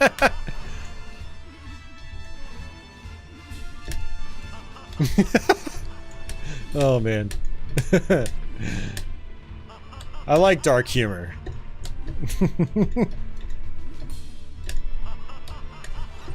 Speaking of which, where's Ronnie?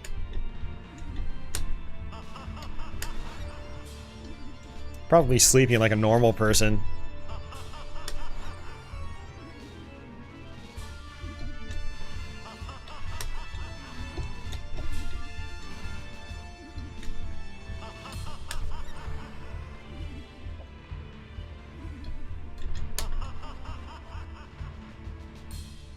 Alright. Yeah, so if you've never played this game, but you have played Symphony of the Night, I mean, this will look somewhat familiar to you. Not as intense graphically, of course. This is not a PlayStation. But yeah, they make you redo this fight at the beginning of Symphony of the Night. And it's pretty faithful. Not super faithful, like you have to actually hit him in the head now.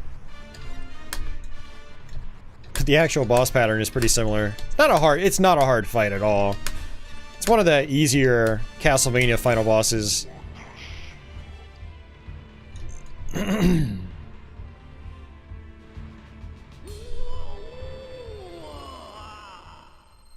Ooh-wah!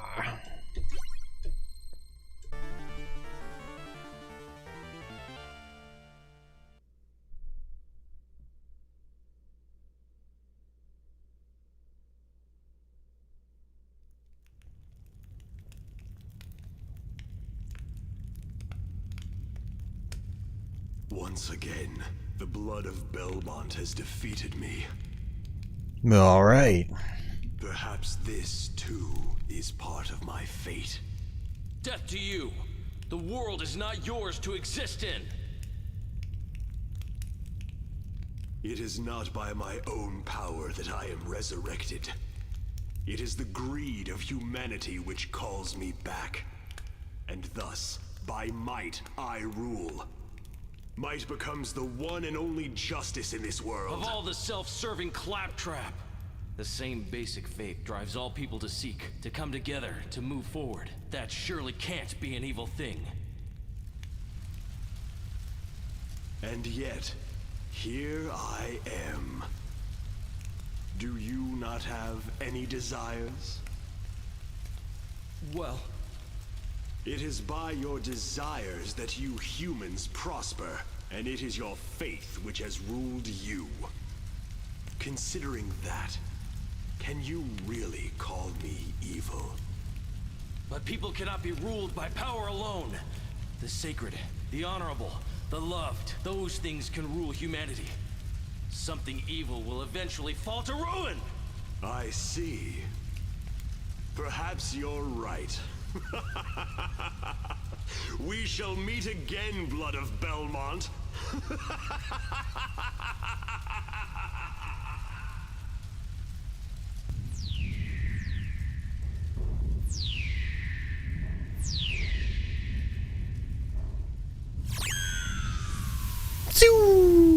Those sound effects.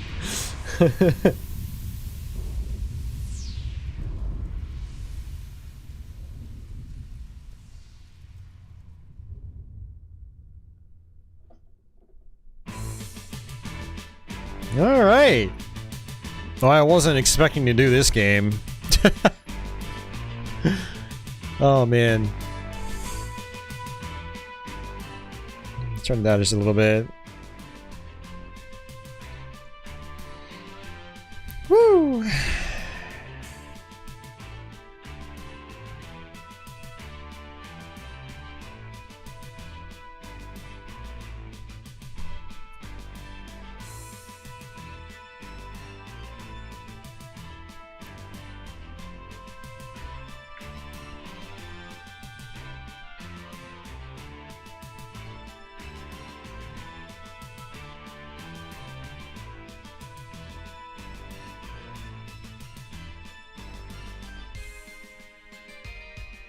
Alright guys, time to play through Castlevania 2.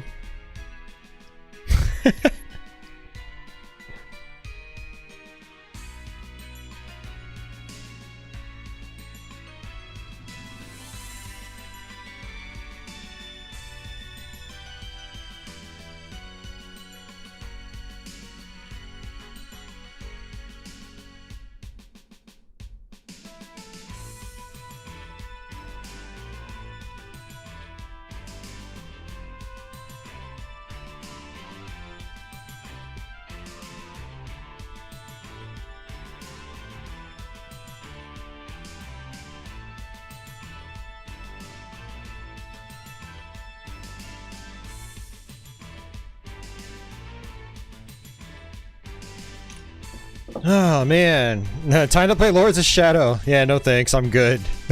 I'll pass. I will pass.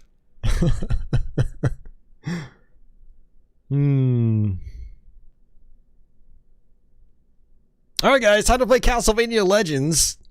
I don't know if I can do it.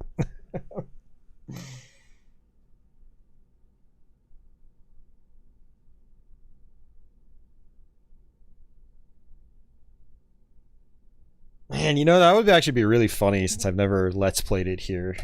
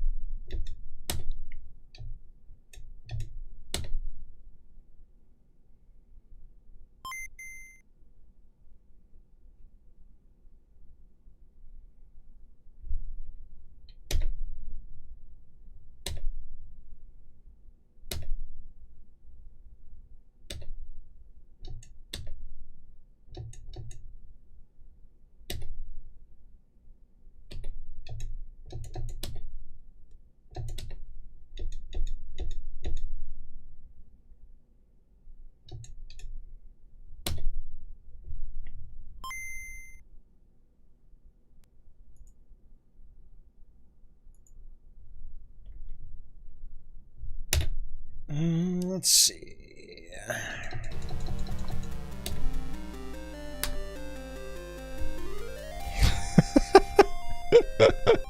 What am I doing to myself right now? What am I doing?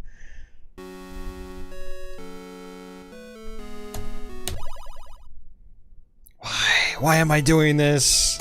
Why? Why? Why?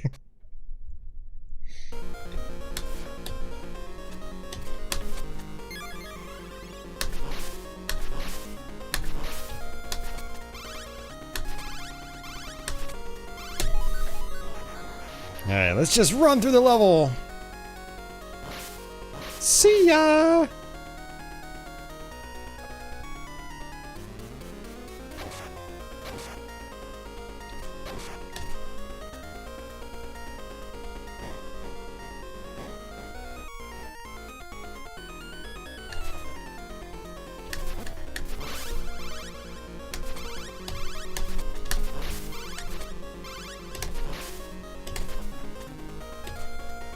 So we're actually playing the Super Game Boy enhanced version, so it's got some slight color to it.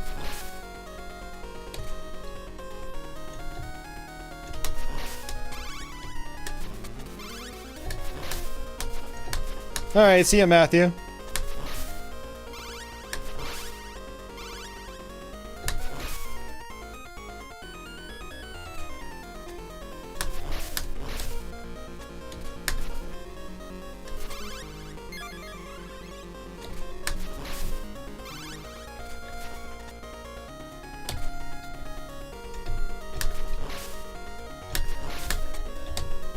Man, Castlevania Legends with an arcade stick nonetheless.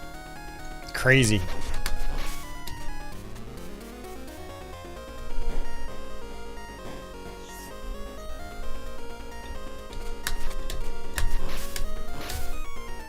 Yeah, you can control your jumps like in Castlevania 4. But yeah, what you've just seen is pretty much the entire game. Same types of enemies throughout most of it. It's pretty simplistic. Not a lot of thought put into like enemy placement and stuff like that.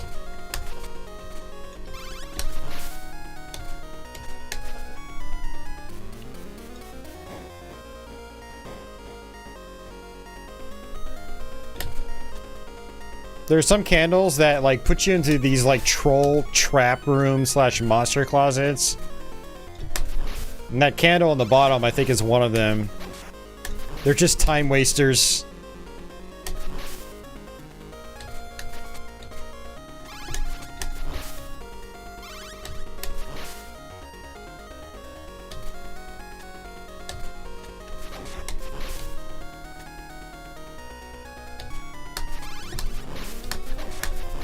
Yeah, and you've got this meter.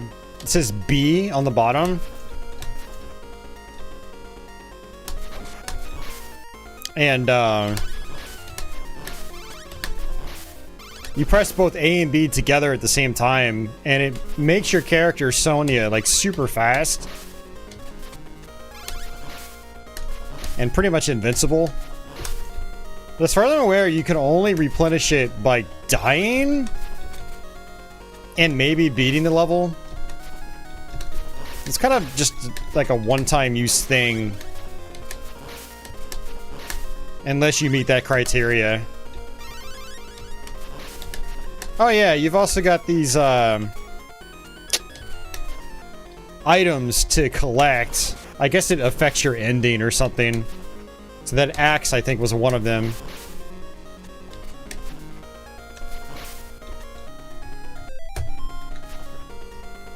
Yeah, collection item.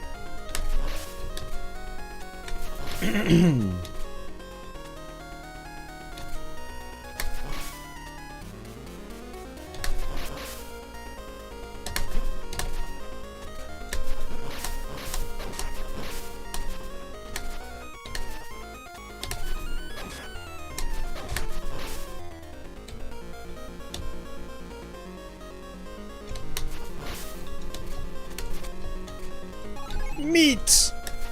Candle meat!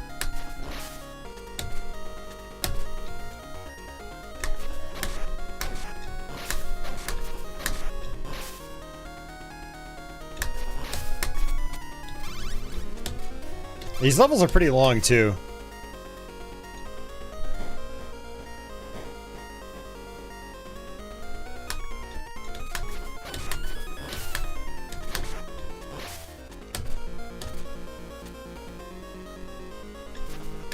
Ah, the vertical sections.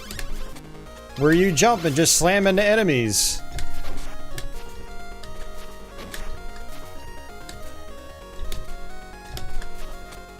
Meat!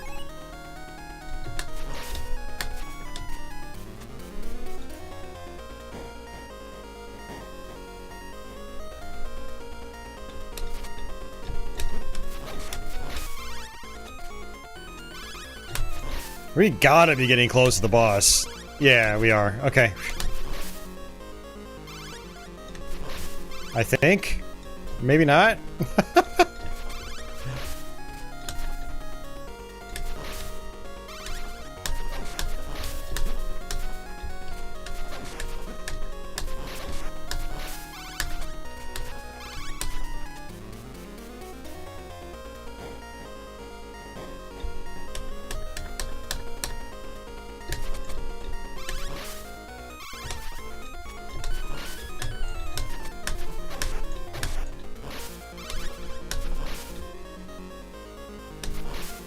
Yeah, never mind. I thought we were.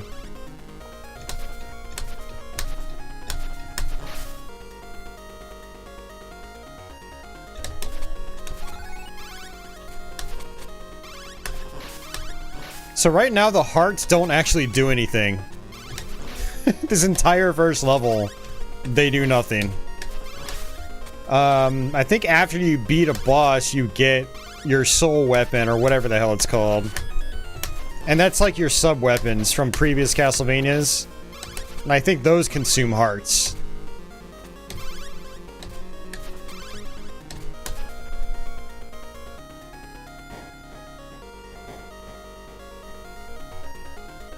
Alright. There we go.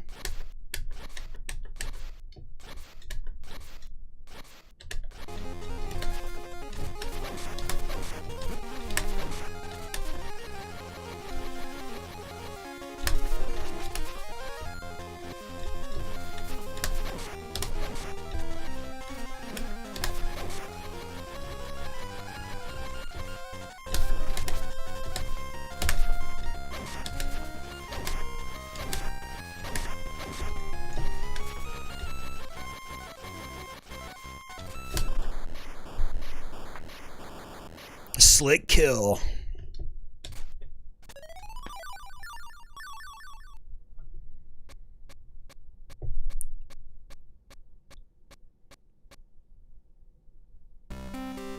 Yeah, and I think there's like a secret level you have to find in order to get one of your items.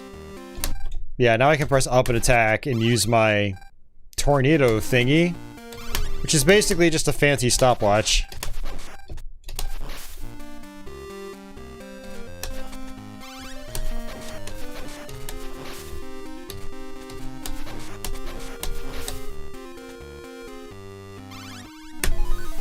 Skip to the level!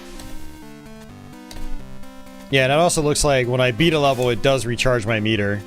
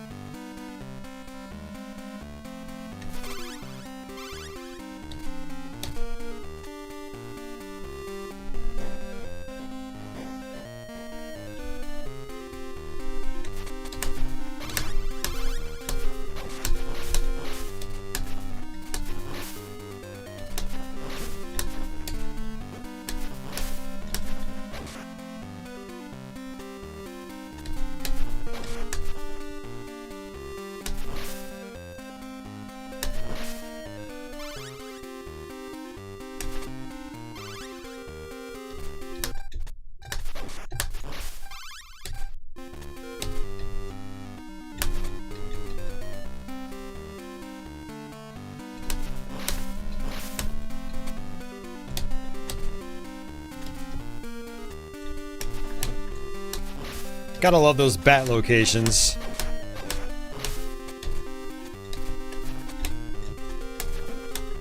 Oy.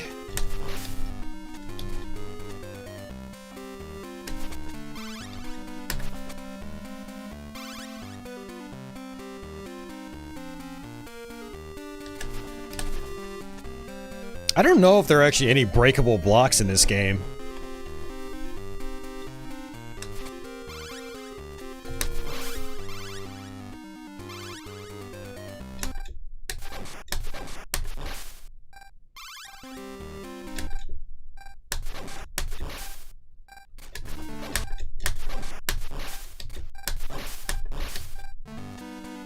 So much for outrunning those guys.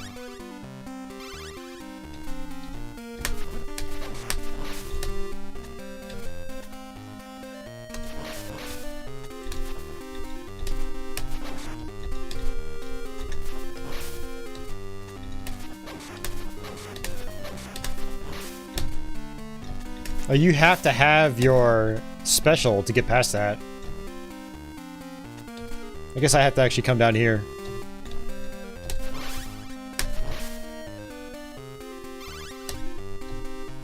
And I think that room might even be a dead end, for all I know. Oh, actually, I think you can get something to unlock this. Yeah. I did actually practice this game, I think sometime last year, hoping to do a Let's Play. I just couldn't bring myself to do it because the game was so boring. But I did learn some things about it.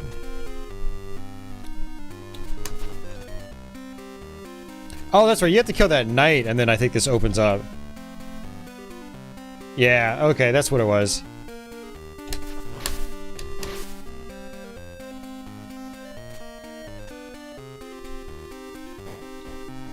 Yeah, I guess you could say there are some things that this game tries to do different at the very least. But... yeah. It's a game. Ooh, that was close.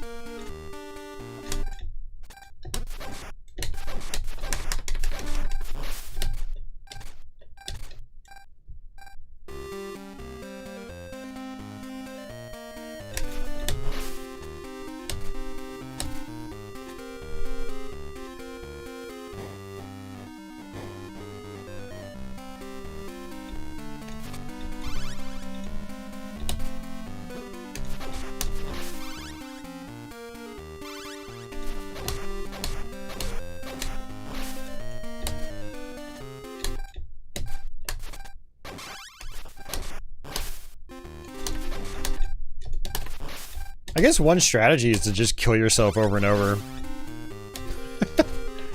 Refill your meter, just blaze through the levels. There's some meat, finally.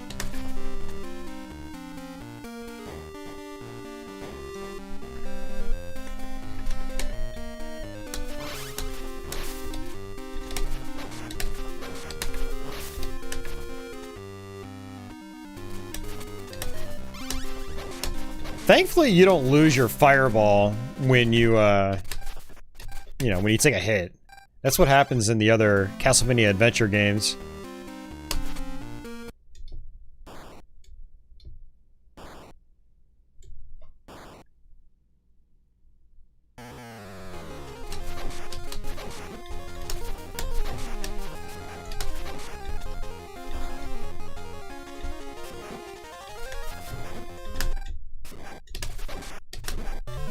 Oh no!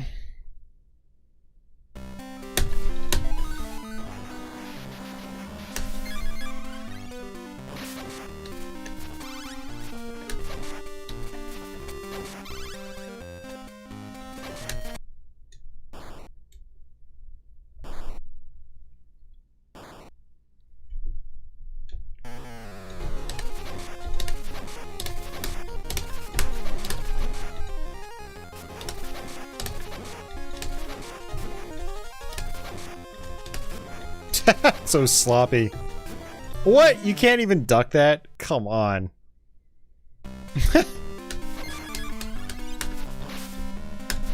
Well, I have no lives. And I guess you lose your hearts when you get when you die.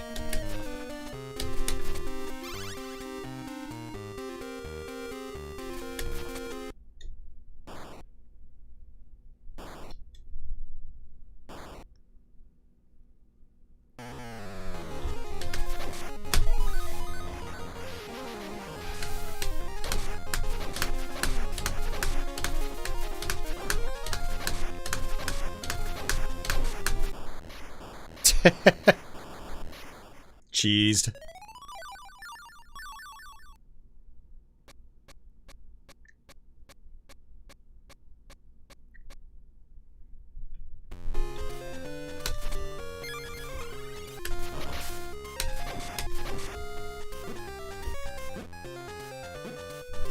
I wonder how the continue system works in this.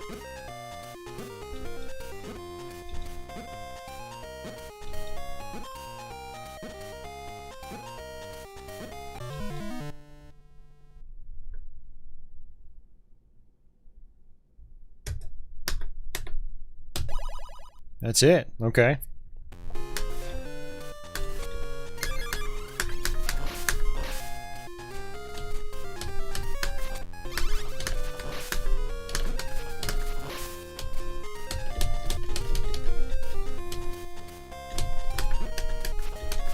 Yeah, so these vertical sections are just really bad.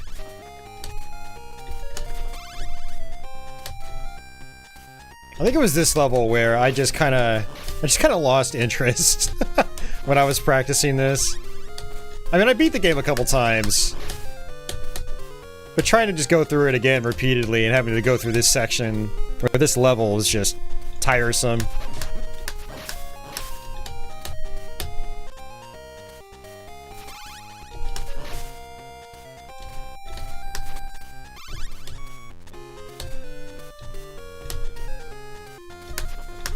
Like, oh, the enemy placement is so terrible.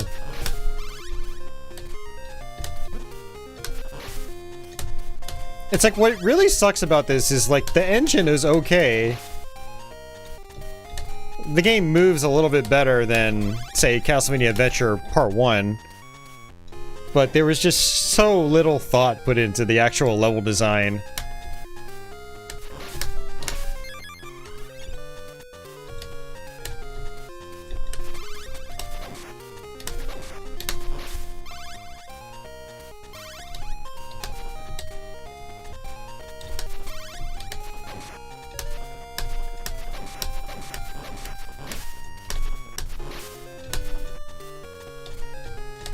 Oh, okay, yeah, these constantly respawning enemies.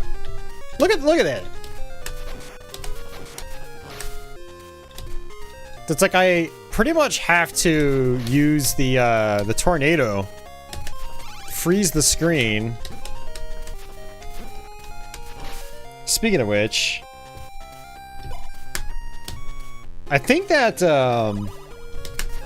that special I got might be like a health refill or something.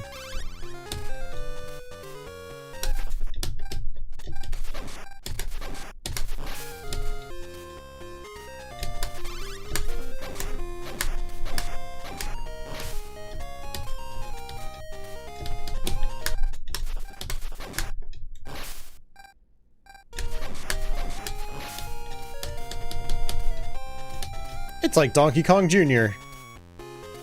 Except not nearly as fun.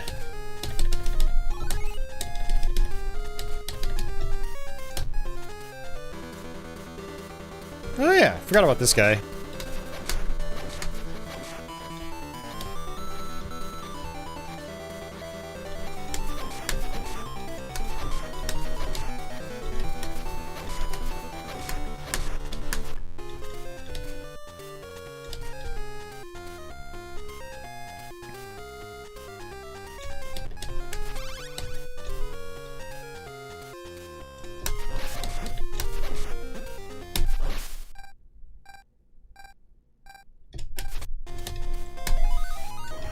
I didn't actually want to use that. Oh, what a waste. Look at that. Trolled. Trolled so hard.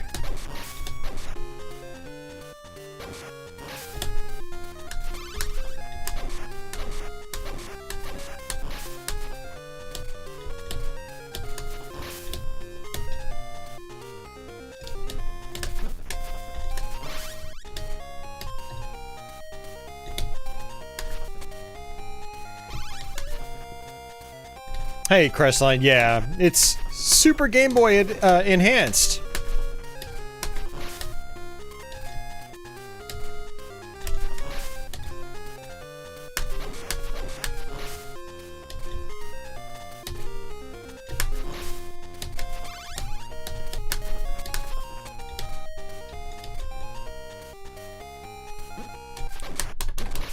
Crestline, this is Castlevania Legends.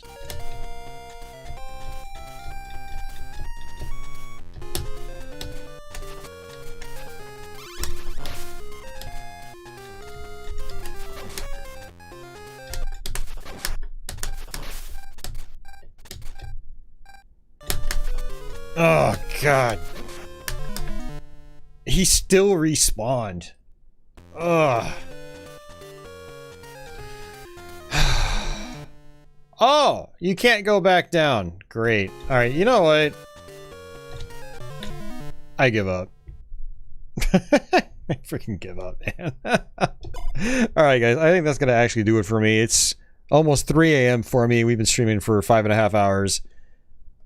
It looks nice. No, it's not nice, Crestline. It's not, sorry. It's just, it's a frustrating game for just all the wrong reasons. Or I guess technically the right reasons. I mean, it's frustrating for 4 reasons.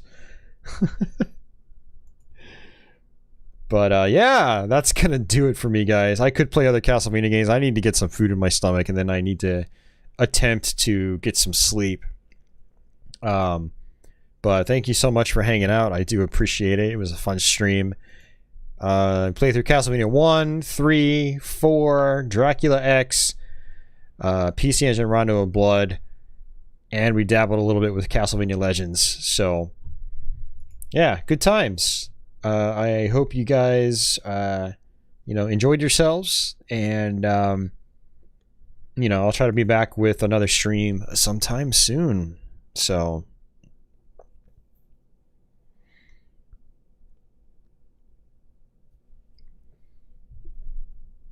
oh yeah, Bloodlines. Why did I forget about Bloodlines, Uber? Thanks for the reminder. I appreciate it.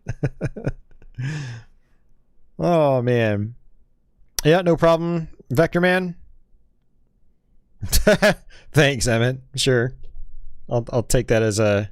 I'll take that. Thank you. You're welcome, Jules. You're welcome.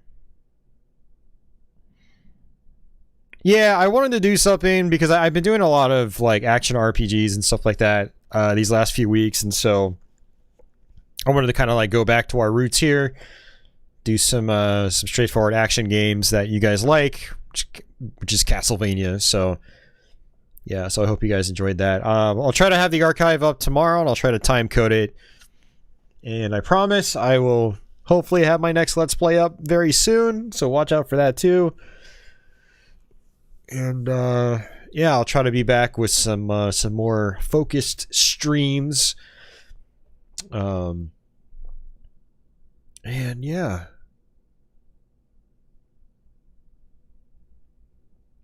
But alright guys, that's gonna do it for me. I'll catch you guys later. Have a fantastic day or night wherever you are in the world right now. And until the next one, take it easy.